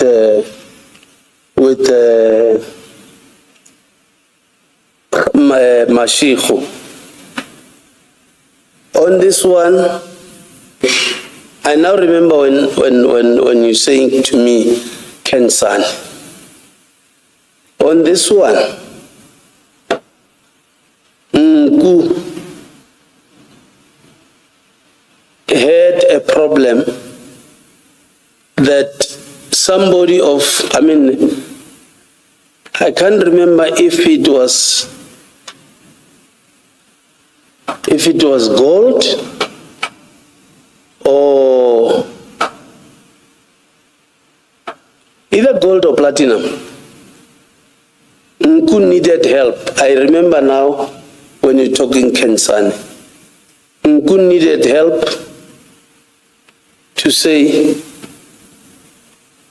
do you know Kauza and these other guys?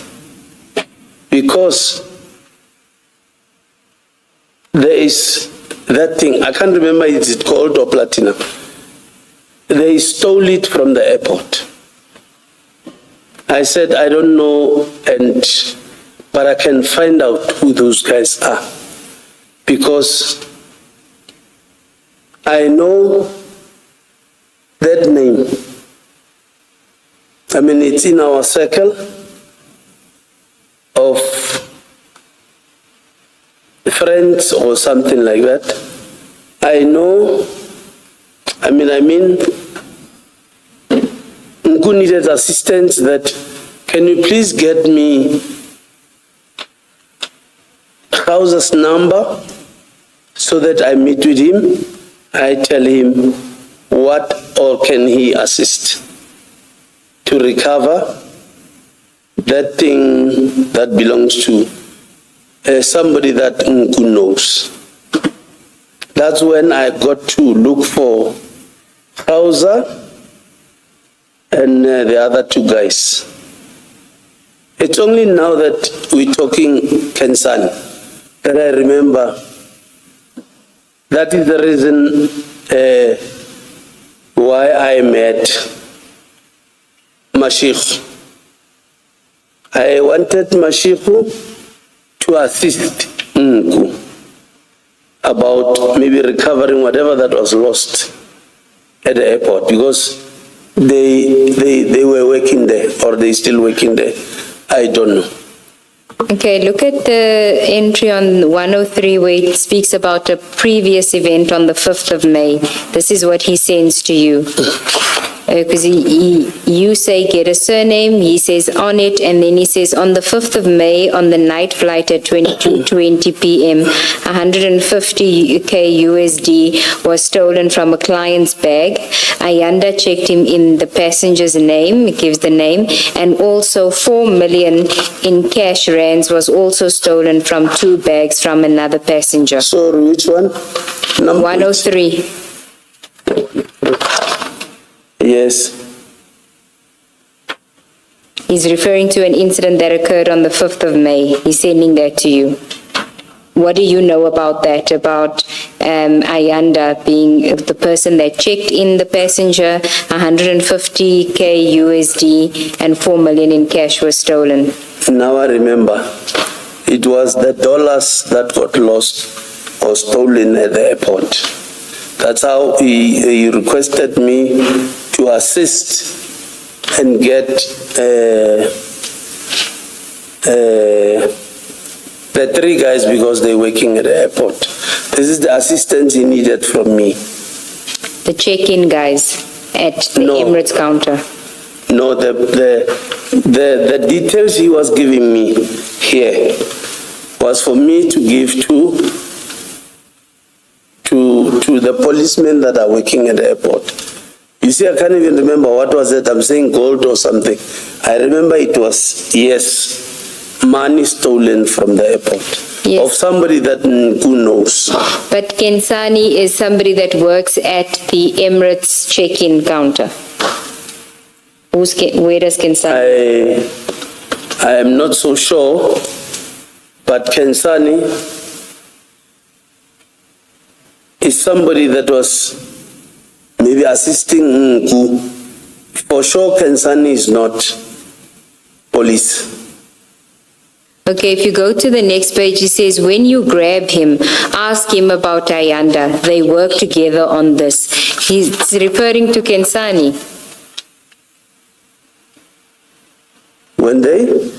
When you grab him, ask him about Ayanda. They work together on this.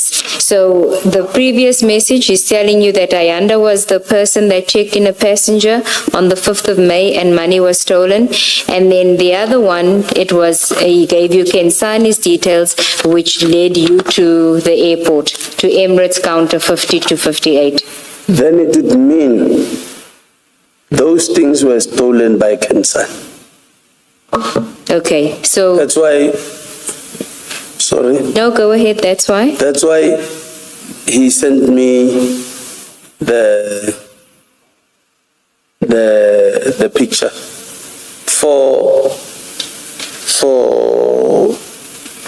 Mashihu and the guys to find out about this Kensani. No, it's not for Mashiko and the other one to find out about Kensani, because you actually do go to the airport. You do. If you look at page, after he's given you Kensani's picture, at page 102, you say at 7:22 on the 23rd, you say here now, and then at in the next 8 seconds, you send him a pin location which places you, yes, this thing is cut up, but it places you at OR Tambo. So it wasn't to give to others. It was in fact for you to go and find Kensani. That's why you speak about grab him. I'm sorry. Okay, let's do this slowly. Remember at 100, you've got the picture of Kensani and you ask for details. And then at the bottom of that page 100, you say, Hola, bring more, maybe say name and shift times so we can quickly visit. So on this message, you are going to visit once you get the shift times. 100, page 100 at the bottom. Bottom of page 100, you say, bring more, maybe say name and shift times so we can quickly visit. That's you saying. And then at page 101, he's the one that gives you Emirates, counter 50 to 58. Can you see where I'm reading towards the bottom? Yes. Okay, so he gives you the details. And then, in fact, before that, just above that, he says, sorry, boss, guy is working in the morning shift. If they got, it must be around 5-6 p.m. this evening. That's Mr. Nku to you at 8:33 in the morning, 8:33:10. And then you respond. Rather, he sends another message immediately after. He says, Emirates, counter 50 to 58. So he's telling you, that's the only way of reading this. He's telling you where to find Kensani. Works the day shift and they must go and grab him in the evening. And then you say, at the bottom of that 101 page, you say, okay. Next page, you send him the picture of check-in counters. Yes, Commissioner. You see that. And then you say, that's at 7:22:25. And then at 7:22:30, you say, here now. And at 7:22:38, you send him a pin location. Yes, Commissioner. Yes, and then you say, get a surname. And what I'm saying to you is you actually went to the airport yourself. You were not forwarding this information that Mr. Nku gives you. You were not forwarding it to Gauza, or even if you forwarded it to Gauza, you actually went to the airport yourself. I agree, I went. Yes. But not accompanying Gauza and them. Yes. Yes, I went. Okay. Just to take you back, just to take you back to page 63, this is another incident where you are at the OR Tambo airport and you're asking for details of the baggage guy. And you place yourself there because you say in the third last chat, I'm on the ground now. Are you on page 63?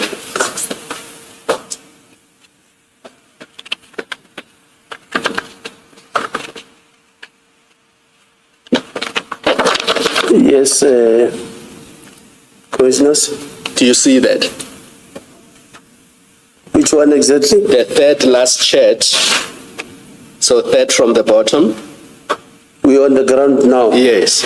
Yes, Chair. So you are referring to yourself and Hausa and other people, because what then follows on page 64 is that you had a meeting with Hausa and them. So there must have been an incident in February of 2019 when you were at the OR Tambo International Airport and you asked for details of one of the baggage guys, and those details were provided to you by Mr. Ngu.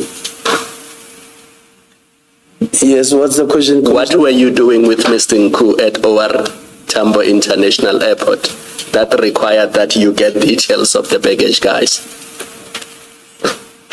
I think I was maybe introducing him to Gauza and them. For what purpose? For him, because he needed assistance. There's dollars that got stolen at the airport. No, but that's the May incident. This is a different incident in February. Do they get stolen twice? That is the only thing that I could remember when you mentioned Kensan. But for this one, I'll be lying. Does this not have to do with the stolen gold or platinum? Because if you read the earlier chats, this is the chat we went through earlier where you said you will bring back Nku's dignity to his bosses. Is that why you then involved these four people? Because you guys are trying to recover whatever that was stolen? I think so. Yes, Commissioner. So you basically put up a team to go and recover stolen gold or stolen platinum on behalf of Nku's bosses? I don't put up a team. I ask if they can assist. Yes, it's the same thing. If you ask them to assist, it means you're putting a team together. And the idea was what? That you will go recover the stolen gold or stolen platinum on behalf of Nku's bosses. They will go because they work there. I don't work there. Commissioners. All right, thank you. But on page 64, the message there is, are you still on page 64? After you speak about the meeting that you had and meeting the guys for the inquiry, then there's the third message, the fourth message from you. And my team is now complaining a bit. Please top up if you can. I'm winning, trust me. You're winning the team's trust in this operation that he must top you up with money. My team is complaining. Yes. Not. I know that the top up will be or would mean money. Yes. So your team was successful because there's going to be an inquiry lodged, and now you're saying, but they're complaining because either he's not paying you at all or he's not paying enough, and you're asking for a top up. And you say, I'm winning their trust, so give something to maintain their trust, because if you don't pay, then they're not going to trust me to deliver on these kind of jobs. It means I meant money here. Yes, you did. Yes. Yes. And your team. And your team. yes. And who was your team? 1,000. And sorry to interrupt, Advocate Ngube. I think earlier when we engaged you, may have misinterpreted chat number 3, because when we first looked at it, we assumed that it meant one of the guys was missing. Do you see the chat that says, Exeti Rashot Amfetu, we must go to Guyana? Remember we talked about that chat earlier? Yes. Reading it again now, it looks like you were talking about money, and you needed money to be topped up because what was made available for the team was not sufficient. No, and I can tell you for sure that all this, now that I remember what you're talking about when we're talking this, it never materialized. No, we're not there yet. We're not on whether you went to Guyana or not. We're still dealing with, there was a team that was put together, and you do say that my team, which means it's a team that you put together, is complaining a bit. Please top up. And I think you've admitted that topping up refers to money. Now I'm taking you to the chat before that. It says, Rashot Amfetu, meaning the money is not enough. So when you read them together, what they basically mean is the team is here, but the money that has been given is not enough, and Nku must top it up so that the team can proceed to do whatever work that they were supposed to do. No, I know for a fact, Commissioners, nothing was given from Nku. The top-up would mean, or here means, Bashota. No, but Rashota and Bashota are two different things. Rashota means you are short of cash. It's not enough. I'm not excluding myself because I can see here is Rashota. Rashota means I was there, but because it never materialized, that is why I could not remember exactly what was happening. Because it went nowhere, this thing.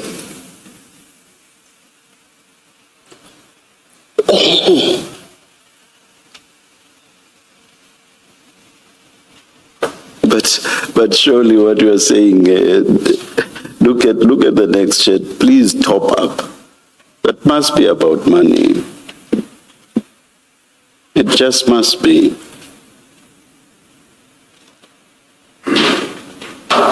Rashota, please top up. It's about money. Okay, I agree. Thank you. Thank you. But also, what team would you have been talking about? Usually not speaking about your subordinates in the traffic department. What team were you speaking about? The very same ones on top. The 3 guys on top. Mashiko, Twala, and Vinjela 50. Yes. So you were arranging for police officers to be paid by Mr. Nku. When you say please top up, you've accepted its cash. So you are asking Mr. Nku to, you've constituted a team of the 3, and they're all police officers. You're arranging with Mr. Nku to pay them. Well, obviously, Commissioners, if you are asking a favor from people, they would always tell you how they work, and they would maybe demand what they demand, and I will just relay that back to Nku because he needs help. So you have a team, you constitute, because you refer to them as my team, you constitute a team of police officers to do a favor for Mr. Nku, who will then pay them. It only makes sense if these police officers were not executing their duties, they were working outside of their duties for Mr. Nku, who pays them. It only makes sense if that was what was happening here. Is that what was happening? Yes, Commissioners. Okay, so you organized SAPS members to provide services at a fee to a civilian outside of their duties. Thank you.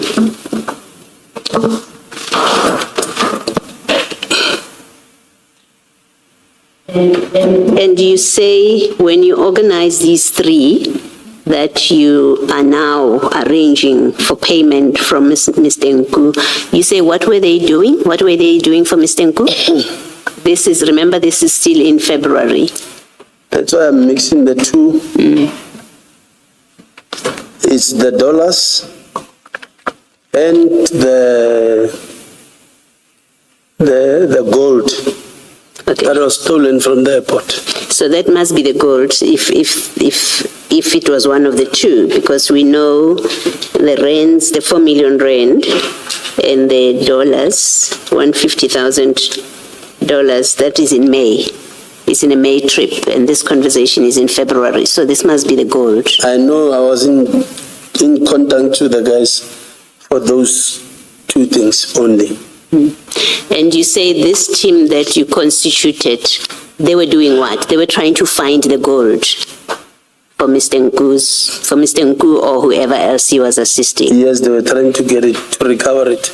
Isn't that typically police job, typically police job where a complaint is laid with the police that something has been stolen from me, and Mashiko, Mosa, Twala, and Vinjelwa would do it in the normal course of their functions.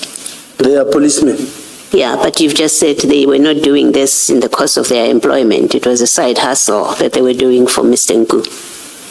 So they were not acting as police officers here.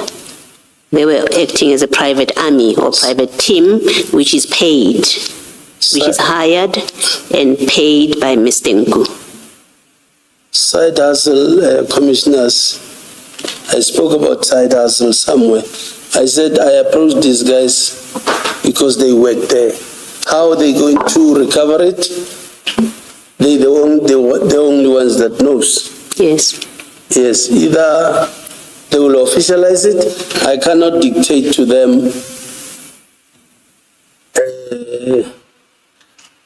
do it official or unofficial. I cannot. No, but you know they are not doing it official. That's why you're arranging for money for them. You know it's not official.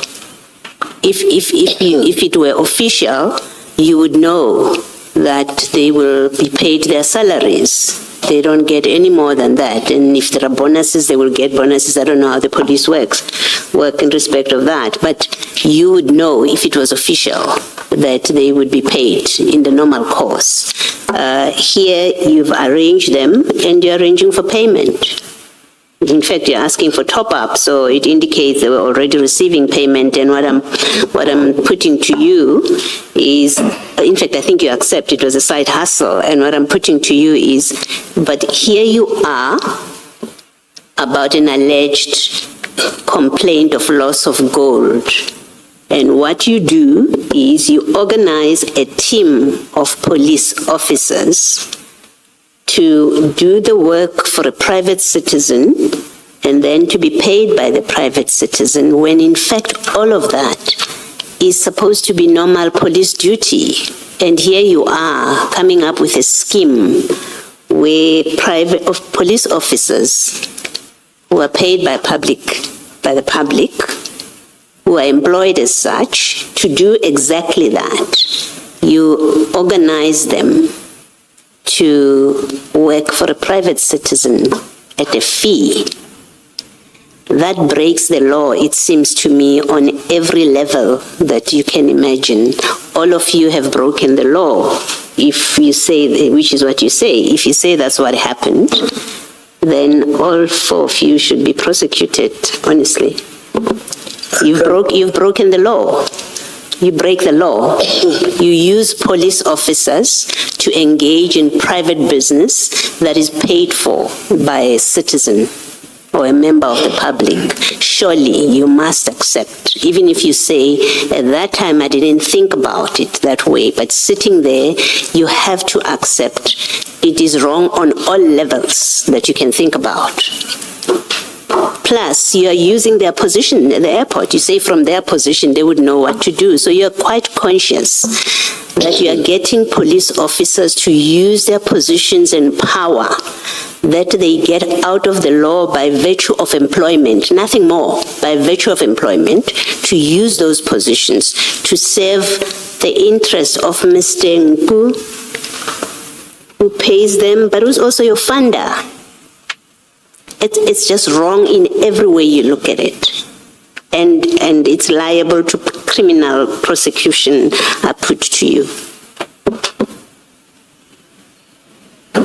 You can comment, Chief, if you want to. I don't know what you would say, but I'm putting to you what this is. It's just plain criminal conduct. No comment, Commissioners. Thank you, Commissioner. Chief, can we then continue from page 104, which is still the incident of Kensani that we were dealing with. At the top, Mr. Nku says to you, when you grab him, referring to Kensani, ask him about Ayanda, which we dealt with from the 5th of May. They work together on this. And then you say, that's nice, grabbing him will work. And then you say they didn't give either cell phone number or surname, we can get all we want. What were you referring to there? We can get all we want. Were you looking for more details? What was it?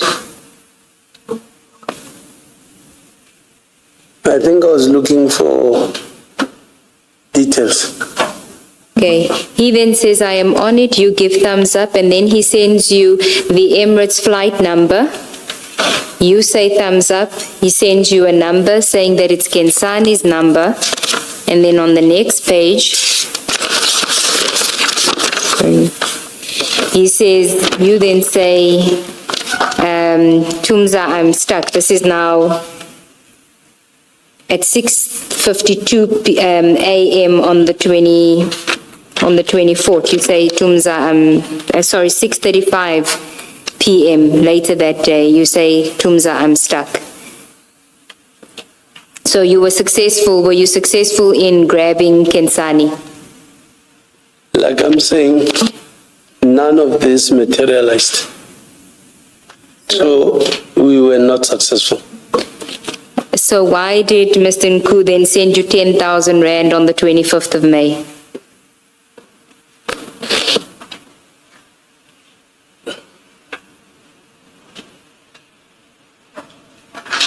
Clearly, it was not for this. It was for something else. Not for this, because this, I never entertain it anymore for what he was sending me. Therefore, I don't remember what was that for.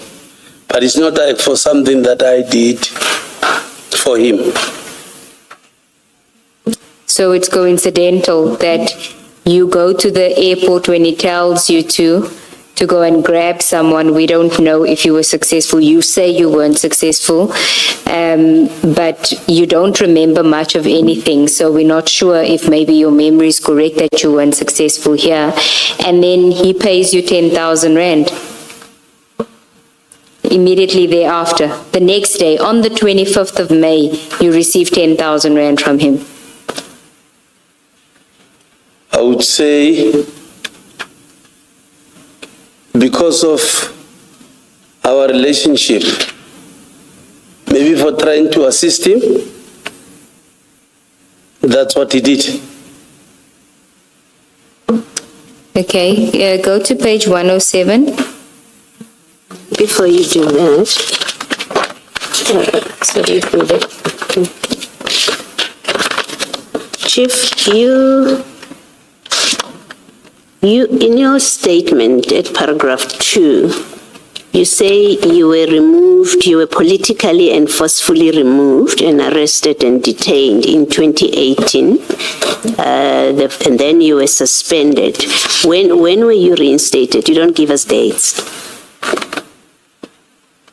2018. Sorry? 2018. You were reinstated in 2018. I know I was locked up 2018. Yeah. No, what I'm asking is, you were then also suspended. You do say in your paragraph that you were arrested, and then the matter was not placed on the roll. You say that, and you were then released the following day, the very next day. So I'm asking about the suspension. You say I was then suspended, and then you say upon my reinstatement, I was transferred to Vereeniging Regional Office as head of service and region. So my question is, the suspension, when was it lifted? I may have forgotten, you might have said it somewhere, but I may have forgotten. After your suspension in 2018, when is it uplifted that you return to work? It normally takes, I can't remember, is it 60 or 90 days? Oh yes, you did say nothing came out of it. So the time lapsed and you went back to work. Yes, and within that period, you must be taken for a hearing. A DC. So that did not happen. Okay. That's how I was reinstated. Okay, and you went back to work. Yes, commissioners. Okay, let me ask my question anyway. So in 2019, you are the head of service point in Vereeniging Regional Office. That's in 2018 when you go back to work after the lifting of your suspension. 2018, 2019, somewhere. Okay, I think what I'm wanting to verify is that in 2019, you are the head of service point, Vereeniging, in 2019. Yes, commissioners. Okay, so these events that we are discussing in 2019, you are Vereeniging Regional Office, head of service. That's your position at that point. Not head of subs. No, I'm saying Vereeniging Regional Office, head of the service point. Yes, that's what I was trying to say. Yes, commissioner. That's in 2019. Why are you in an operation in OR Tambo then? Explain in 2019. Like I said, in the province, we don't have jurisdiction. Yeah, that's not a road. Unless you say OR Tambo is defined as a road. And I'm not in a position to argue with you about it because I've never thought of it as a road. And so I wouldn't know how to dispute it until I've looked it up. So my question comes from the assumption that OR Tambo is not one of the roads that you can do operations on.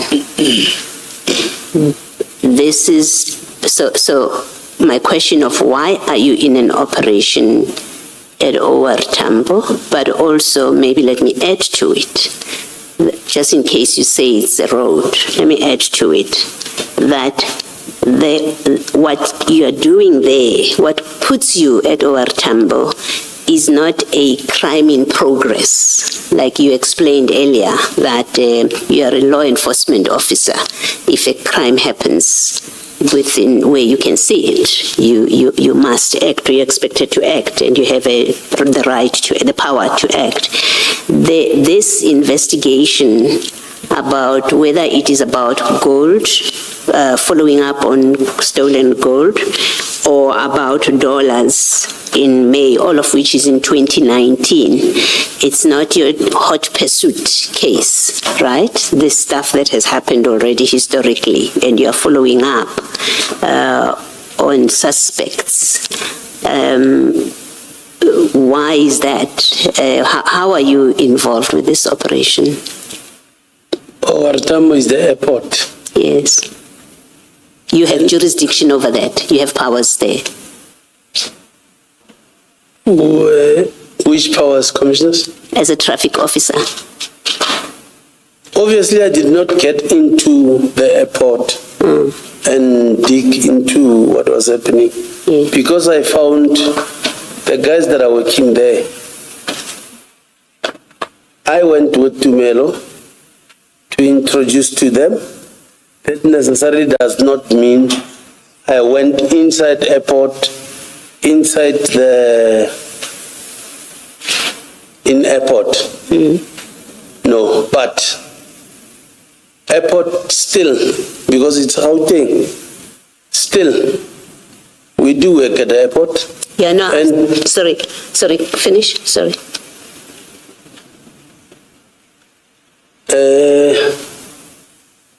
We do work at the airport, depending on what is the operation. Yes. Well, as a infrequent, I must qualified user of the airport, I know that I do see traffic officers giving people tickets. So, But that's not inside the terminal Yes. building.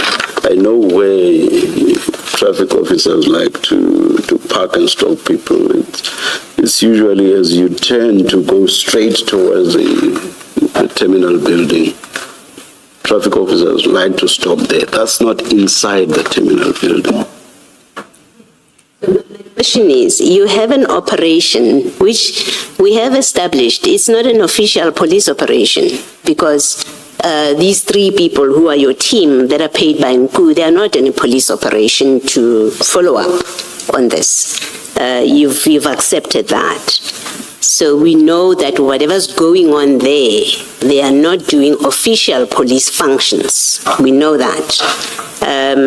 The question is, you are part of it. That's why you are at the airport. In fact, Mr. Nku says, you tell Mr. Nku, we'll go and arrest, we'll grab him. So you make yourself part of that operation of grabbing him, whoever him is, Kensani or whoever. So my question is, you are at that time in 2019, the head of Service Point, Vereeniging region. You are in OR Tambo. You are going to effect an arrest. You are part of a group of people that are doing unofficial SAPS business, and therefore you must also be doing unofficial traffic department business. All of you paid by Mr. Nku. I'm asking, why are you part of this operation? You. Why are you participating in the arrest, possible arrest? You say it didn't succeed. Why are you participating in the planned arrest of someone who is associated or that you are following up in respect of theft of somebody's gold? And you are a traffic officer who is based in the southern, in the Service Point office in Vereeniging. Why are you part of an operation to arrest a person in OR Tambo? That is not traffic officer duty to arrest this particular suspect if you found him. It's not traffic officer duty. So why are you there?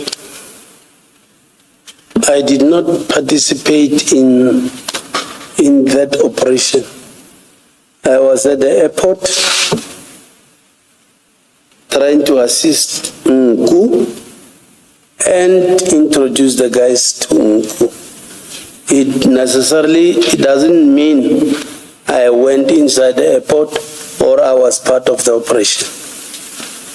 But you understand my difficulty that you in your WhatsApp message to Nku, you say we will grab him, we'll go and grab him, and then Nku tells you when you grab him, he must take you to Ayanda or something like that. So you're associating yourself with the team that is making the arrest. So my question remains valid, or still stands that, but why are you part of even the planning, let me say, of the planning to go and effect an arrest when you are a traffic officer, has no business in the arrest of people or in an operation to arrest anybody where it's not a hot pursuit case and it's not on a road? That's my question, really. Commissioners,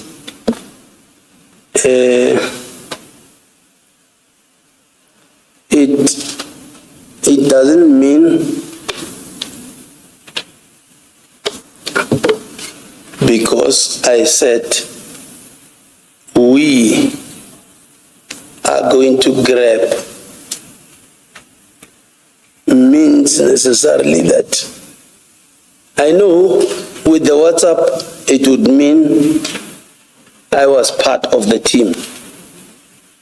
But because I'm at the airport, maybe that's what I meant, that it is going to happen, I'm also here around. Not necessarily that I'm part of that operation, I'm part of the grabbing. All right, thank you, Chief. Thanks. Thank you. We're still on 107.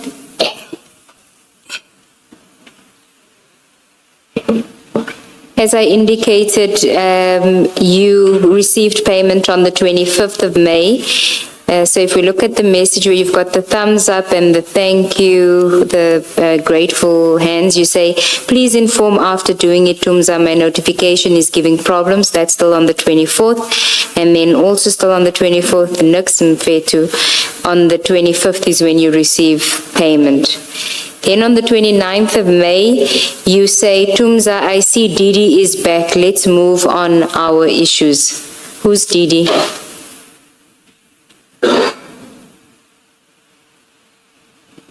Didi is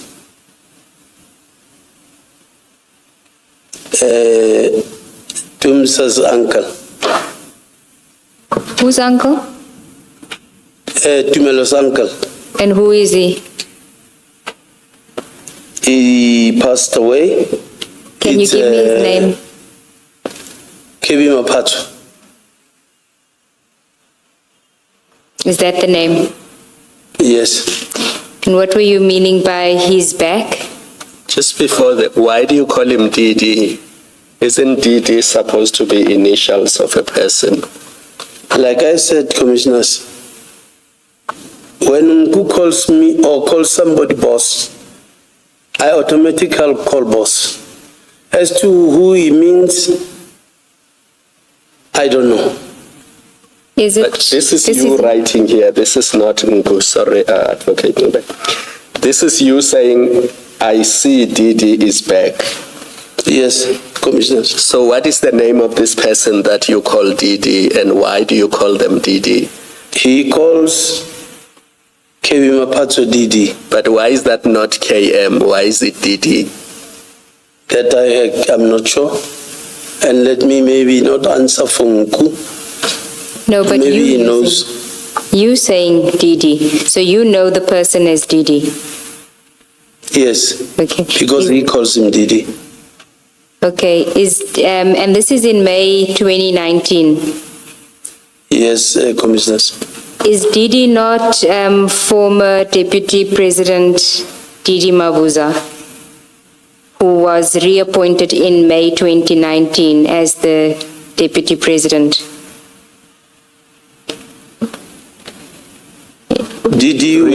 Sorry, can you please clarify the reappointment? Yes. When President Ramaphosa was appointed in his full appointment after the general elections in May 2019, he appointed Didi Mabuza as his deputy president. Do you recall that? I recall that. Are you not referring to that Didi? No. Okay. I think in fairness to you, let's put this to you, that the person widely referred to as DD was the late Deputy President Mabuza. Your explanation your explanation why you say DD here was the uncle Kebi Mapatso is simply not, it doesn't add up, it's not satisfactory, and I want to suggest to you that you're not being honest in saying Didi is Kebi Mapatso. I want to suggest you're not being honest. In all your exchanges here, Mr. Nku does not make any reference whatsoever to an Uncle Didi there is the coincidence that, as Ms. Segal says to you, that in this period, Deputy President Mabuza had just been reappointed, if that is the correct word, reappointed or re-elected Deputy President. And you're saying this is a reference to Mr. Mapatswe. It's improbable. I want to suggest to you. If it was Didi Mabuza, I was going to say, I mean, why do I have to lie if it's Didi Mabuza? Plus, he is normal. What will be my reason to say? Well, Mr. Mapatswe, as far as I remember, is also no more. But in that sense, I'll suggest to you why you would, the motive, or why you would not want to be honest about it, is because you would then have to account for what does moving on our issues have to do with DD. With Deputy President Mabuza, you would have to answer that question, and I suspect you find it more difficult to answer that than to say this was a reference to Mapatswe, to the late Mr. Mapatswe. Please comment. No comment. And what had Mr. Kirby Mapatswe returned to?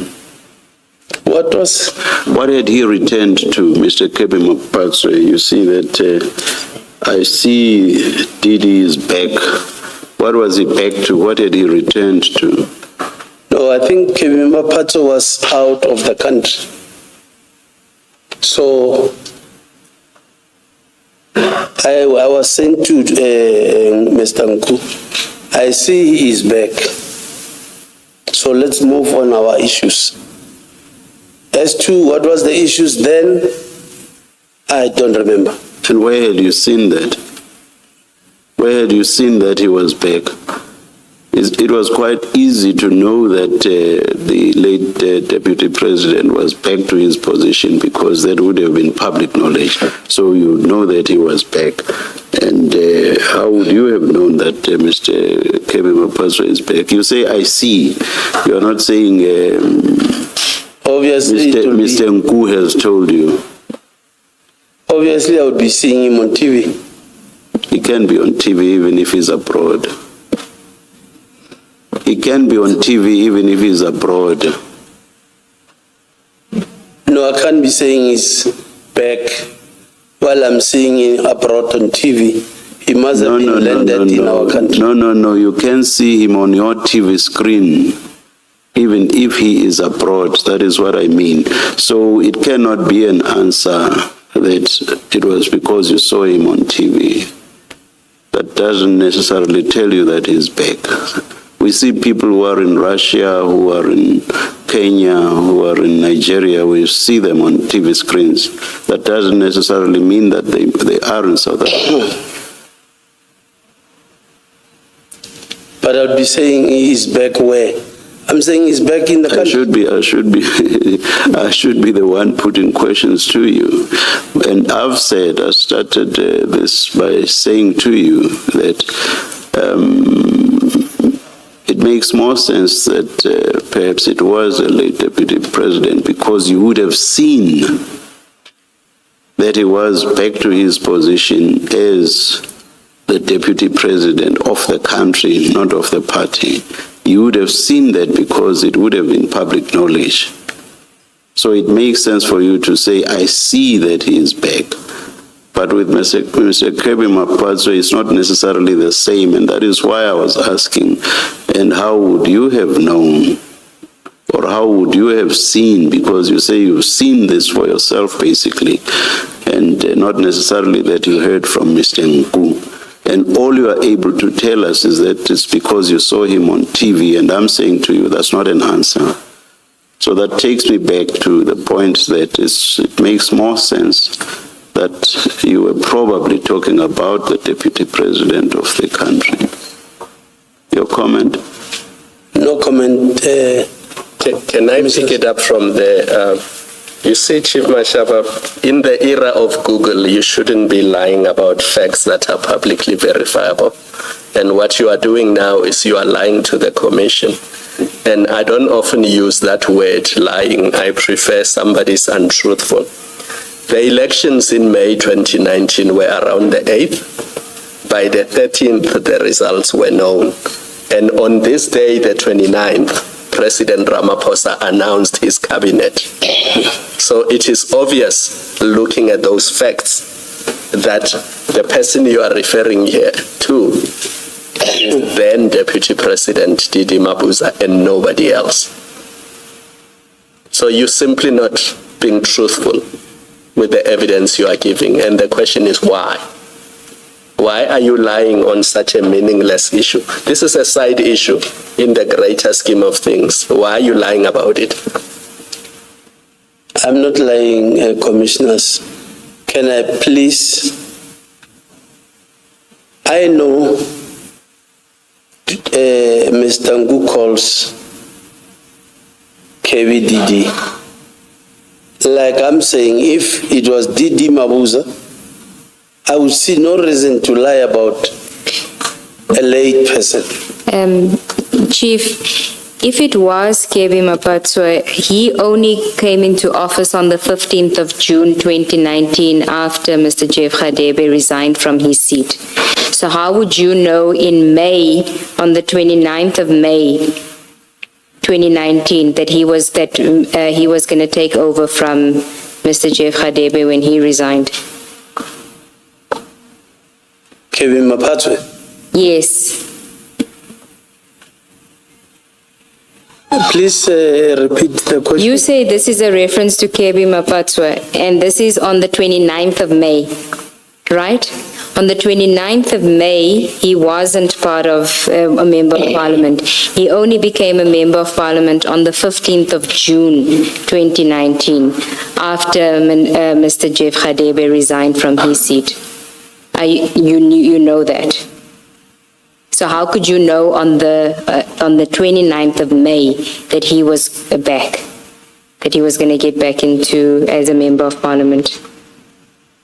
Now that you're telling me, what I was meaning here is he's back in the country. What now that you are reminding me, I remember maybe he was back for this, I don't know. Yeah, but you see, you refer to the is back, let's move on our issues. You're tying the two together, which means the person is back in some kind of a position where it will allow you to move on with your issues, you and Mr. Nku to move on with your issues. Why are you, there must be a link between the person being back and you being able to move on with your issues. I know that there was a lot that he was doing for Nku as an uncle. Do you accept as a fact that President Ramaphosa announced his 2019 cabinet on 29 May 2019? Do you accept that as a fact? It's a matter of relative ease for that to be proved. Do you accept that? I accept that now you are saying the date. It was 29 May. And the date of this, the date of this chat is also exactly that same date, 29 May 2029. Do you see that? I see that, Commissioners. And who had returned to their position on that date between Mr. Kwebi Mapatswe and Deputy President Didi Mabuza? Or let me ask the question differently. You must accept that Deputy President Didi Mabuza had returned to his position of deputy president of the country. You accept that as well? I was not talking about the position here, Chair. Now I'm asking you the question. Do you accept that on that date, 29 May 2019, when Yes. the cabinet was announced, he returned to his position of the deputy president of the country? You accept that? Yes, I accept. What you are refusing to accept is that you were talking about him here, DD, that is back. And he could only have been back to his position as the deputy president of the country. Yes, I don't mean DD. And I mean the anchor.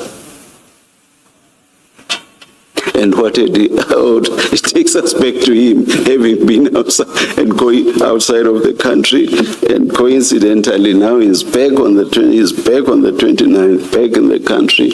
I will tell you that in the face of the facts that you and I have just gone through, what you say doesn't make sense altogether. What makes sense is that you are referring to Deputy President Mabuza. That's the only thing that makes sense in the circumstances. I wouldn't comment any further, Chair. Thank you. Chair, if I can just finish the last point on this. The last chat that I want to, because it, Can I just finish something on this? Because you're going to another chat. May I ask the evidence leaders, I said it's a matter of relative ease to get the evidence so that it doesn't appear that we are working on mere surmise or, on non-existent facts. May I ask the evidence leaders to get evidence on this? we will Could check. just be a document making the actual announcement, and as you know, that document would be admissible evidence here because in commissions there are no strict rules as those rules that apply in, for example, We will do court so, proceedings. And by the look of things, we will still be here tomorrow, and that document will be put to Chief We will check. Mashaba. But anyway, he said he doesn't deny it, but we'll still need that document or that proof. We will do so. Sorry, Chair. I suppose it would apply to what you put to him, that the rally had to do with the elections and other things. Well, he So those referred to the predate. rally. Yes. Chief, assuming, and I just want to explore this a bit, assuming or accepting that for purposes of this, that DD referred to there is the uncle, and in particular Mr. Kebi Mapatswe, we get to this WhatsApp on the 29th of May, having looked at the earlier WhatsApps about the search for the gold and the search for the dollars and the 4 million rand. So at least we've now, as at this point, identified specific projects that you are doing with Mr. Nku, at least those two. Now my question is, if you are saying to him, because this is you speaking, you say, Didi, your uncle is back, let's move on our issues. What involvement did his uncle that you say here have, or what involvement did his uncle have in your issues with Mr. Nku? Because this must mean that there had been dealings that involved or touched upon his uncle. That is why you say your uncle is back, let's move on with our issues. Can you just explain the involvement of the uncle? Like I said, Commissioners, the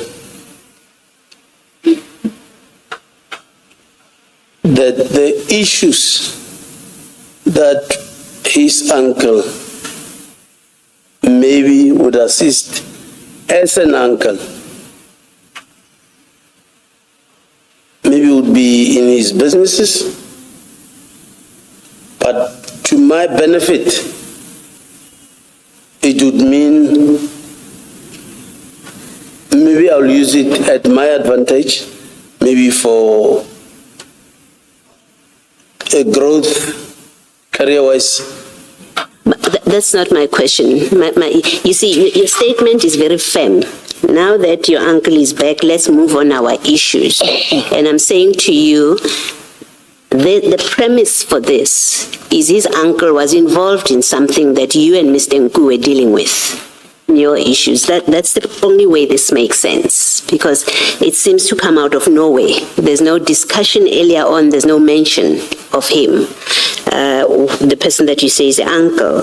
So it happens suddenly here in this WhatsApp where he gets mentioned. So I'm saying, well, there is you have a context to it of this uncle's involvement in your issues. And I must say, the answer can be maybe. It has to be a firm answer. You can't say maybe it was about him in his businesses. He was involved in something that you and Mr. Ngu were. And it's you talking. Yes, it's you talking. So you must know what the uncle was involved with that concerned you and Mr. Ngu. And I'm asking you, what was that? Assisting Nku in his businesses. All right. Thanks. No. It's our issues. It's our issues. You cannot exclude yourself. No.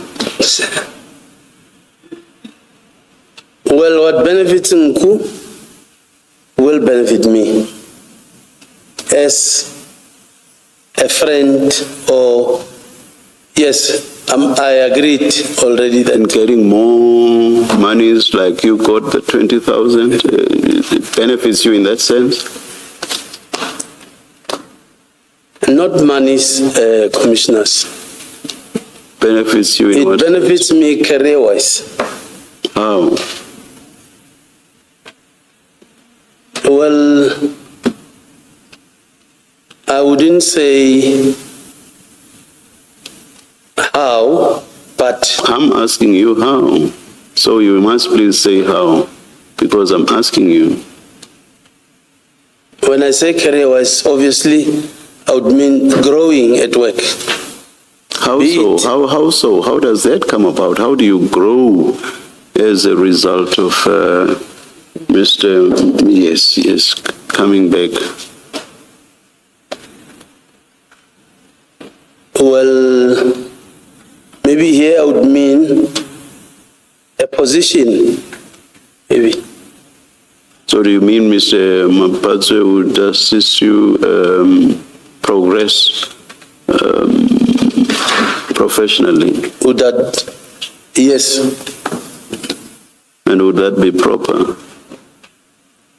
it won't be proper, commissioners. Thank you, Chief. We must remind ourselves of the guarantee Mr. Nku made to you in February. He guaranteed you a formidable financial future. That's the guarantee he made to you on the 18th of February 2019. He said types of opportunities will be opened up. I can only guarantee a formidable financial future. Remember that. I remember that, Commissioner. So our businesses must be financially related benefit to you.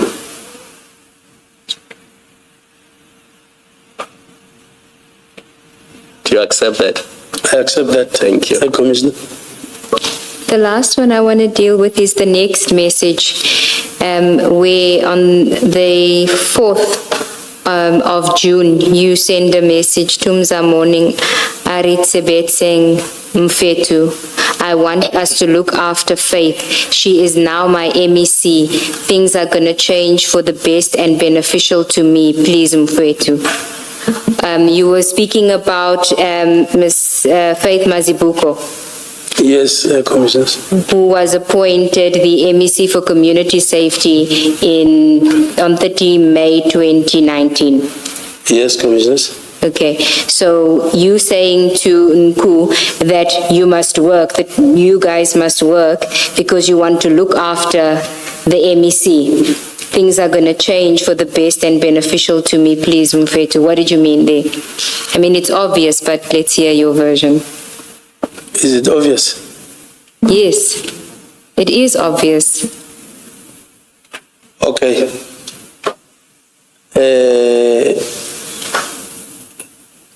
I am very close. I was very close that time to the MEC because I was ill-treated all the time. I knew when she's back, the treatment will be better.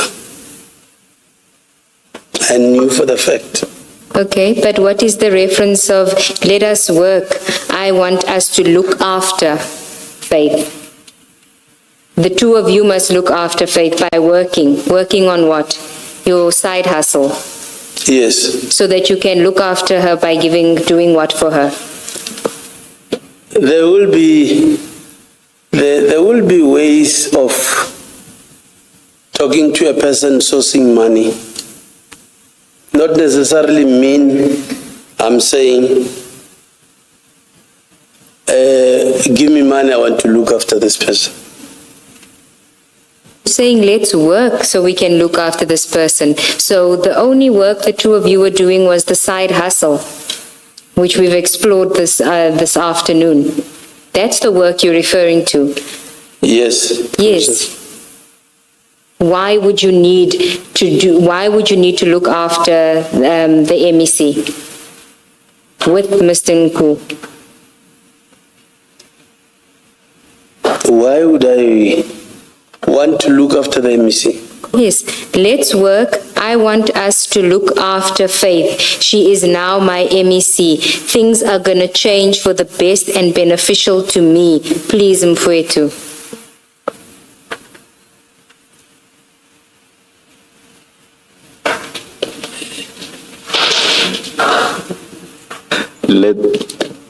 Let's take a short adjournment. I will not state the time. We'll come back when you are ready, please. Please think about your answer so long, Chief Mashaba. Let's adjourn. 8.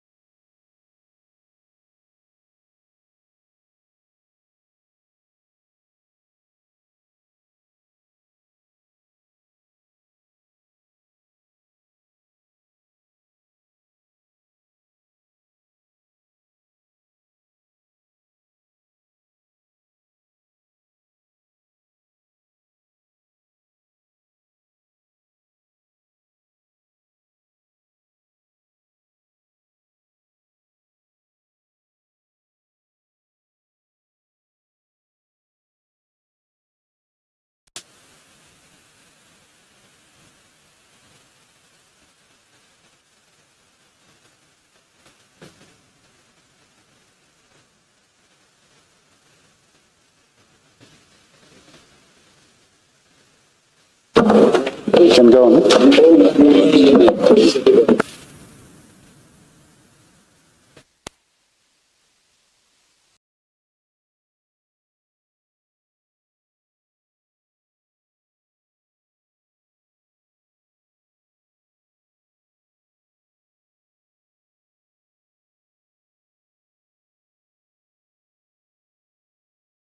Please make sure your devices are off, on silent. Thank you.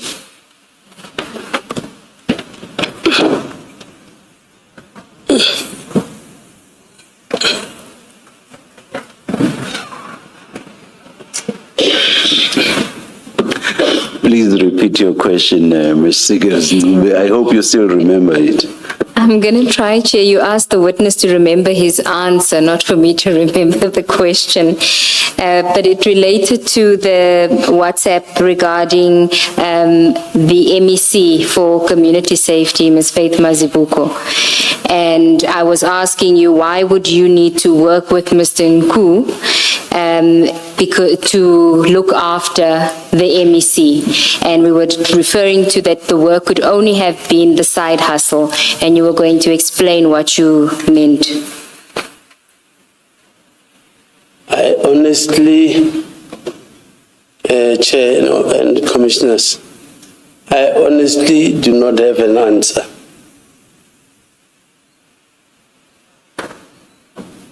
You don't have an answer. Earlier on, you said that you and the MEC were very close and you knew that things were you were going to have better working conditions with her there. I then said to you, no, that couldn't be what you were referring to. You must have been referring to the side hustle, and that you were going to use whatever benefits come out of the side hustle to look after the MEC. So you can't say you honestly don't know. You must know what you were referring to, what the benefits, the best and beneficial to me, that what you were referring to.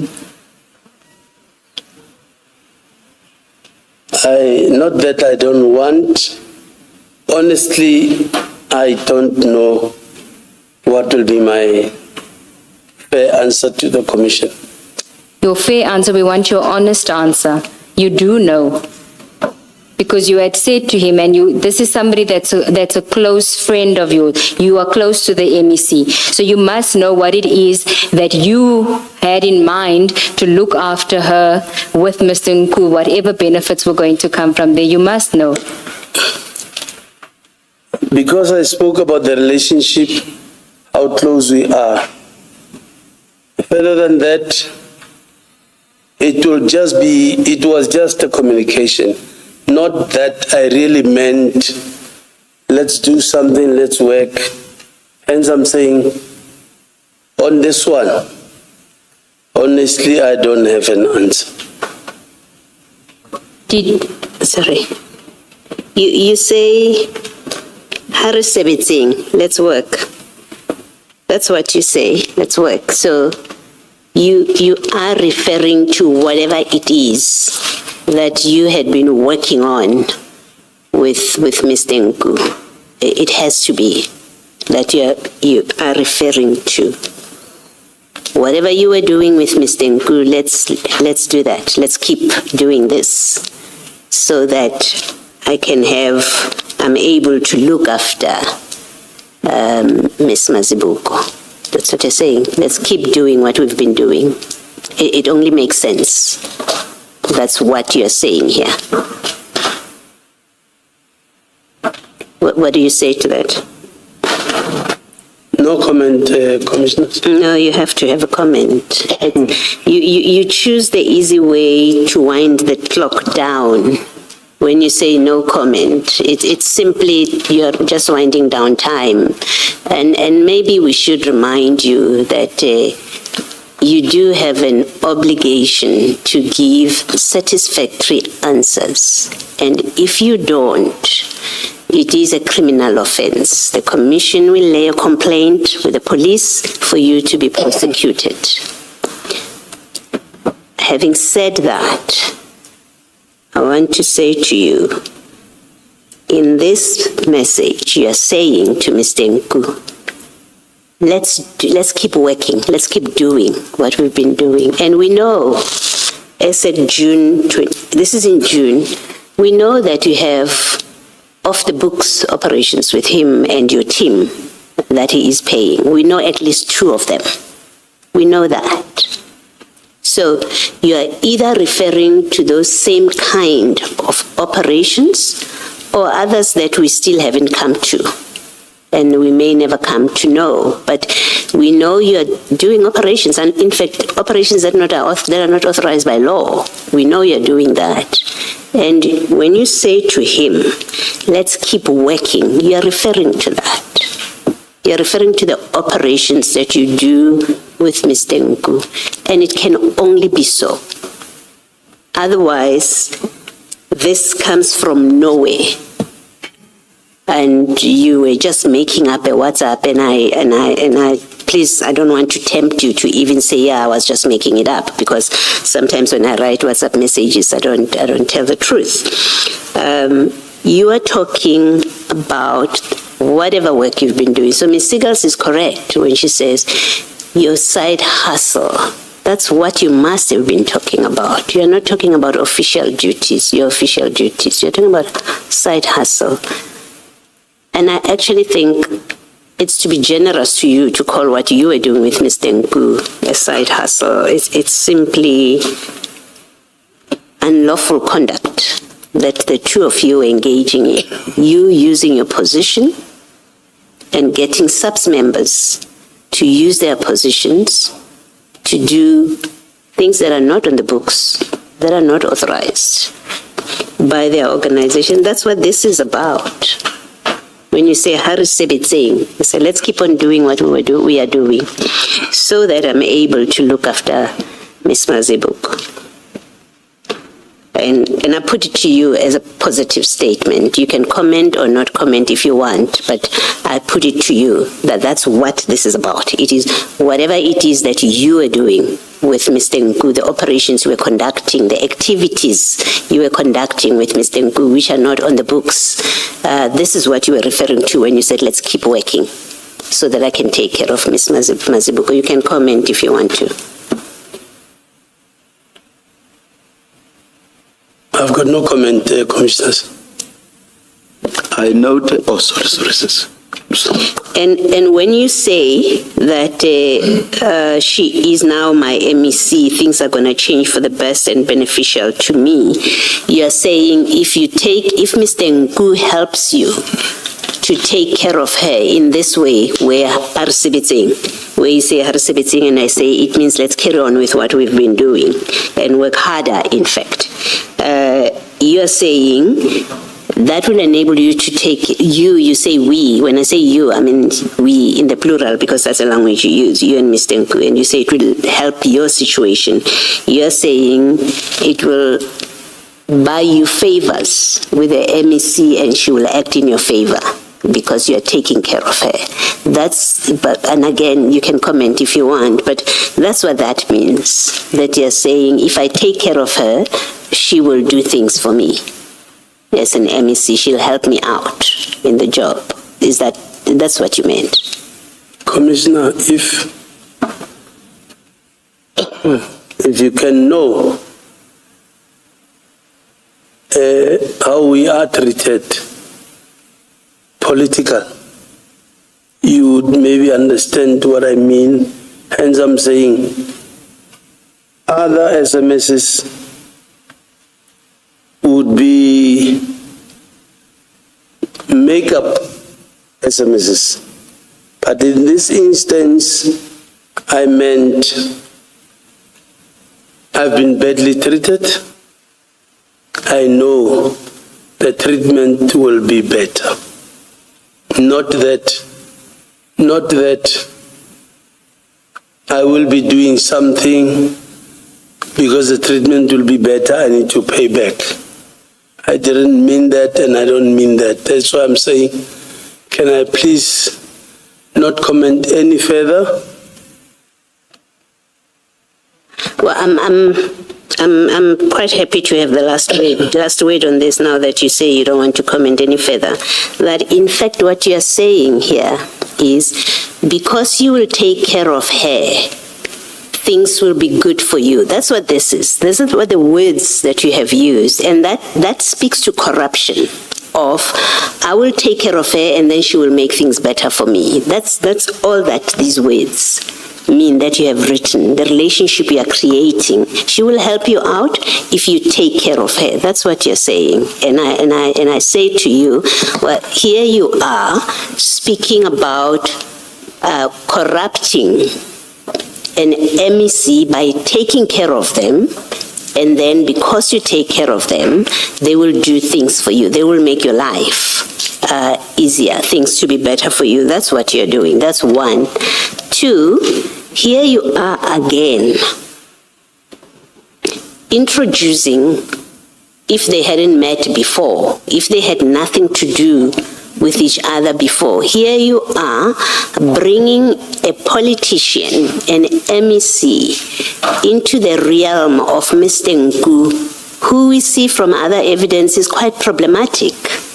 He's involved in activities about drug trafficking. That's the evidence before this commission, and that will still play out. He's involved in that, and here you are, yet again, having introduced him to SAPS members, doing his bidding. You are doing his bidding. You go to operations, you give him people's numbers, you do all of those things. Here you are. If they had nothing to do with each other before this, here you are bringing an MEC improperly into a relationship with that problematic character, and you are as crude as to say that let's work so that I'm in a position to take care of her so that she can take care of me. You say that is corruption defined, what you're speaking about in this paragraph. And it is probably, I state the obvious, you are breaking the law and acting unlawfully, where you are organizing it with somebody who's a problematic personality. And I think you know Mr. Nku's business and what he's involved with. You know it. And here you are bringing him yet again to a politician so that you can both corrupt her so that she can assist you. It is a criminal offense, or it's criminal conduct, in fact. Thank you. You said you have nothing more to say. Thank you.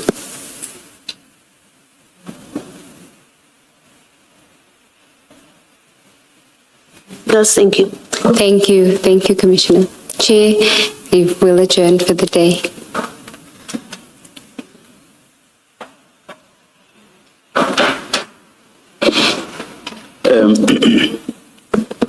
When I looked at my time earlier and I said you would be here, I think it was around 6 minutes past 4. Now we are done. What I suggest is that I've not discussed this with my co-commissioners. I'm praying that they will agree. What I suggest is that once you've laid your hands on the information we said you should find, that should be sent to Chief Mashaba. Chief Mashaba, if upon receipt of that information you want to comment on it, you are aware of the issues that were raised with you around that information. So if upon receipt of that information you want to respond, you may do so by means of an affidavit. Okay?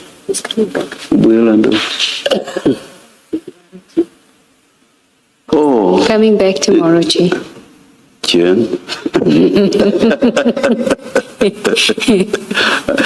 Forget everything I said then. So the information hopefully will be shown to you tomorrow.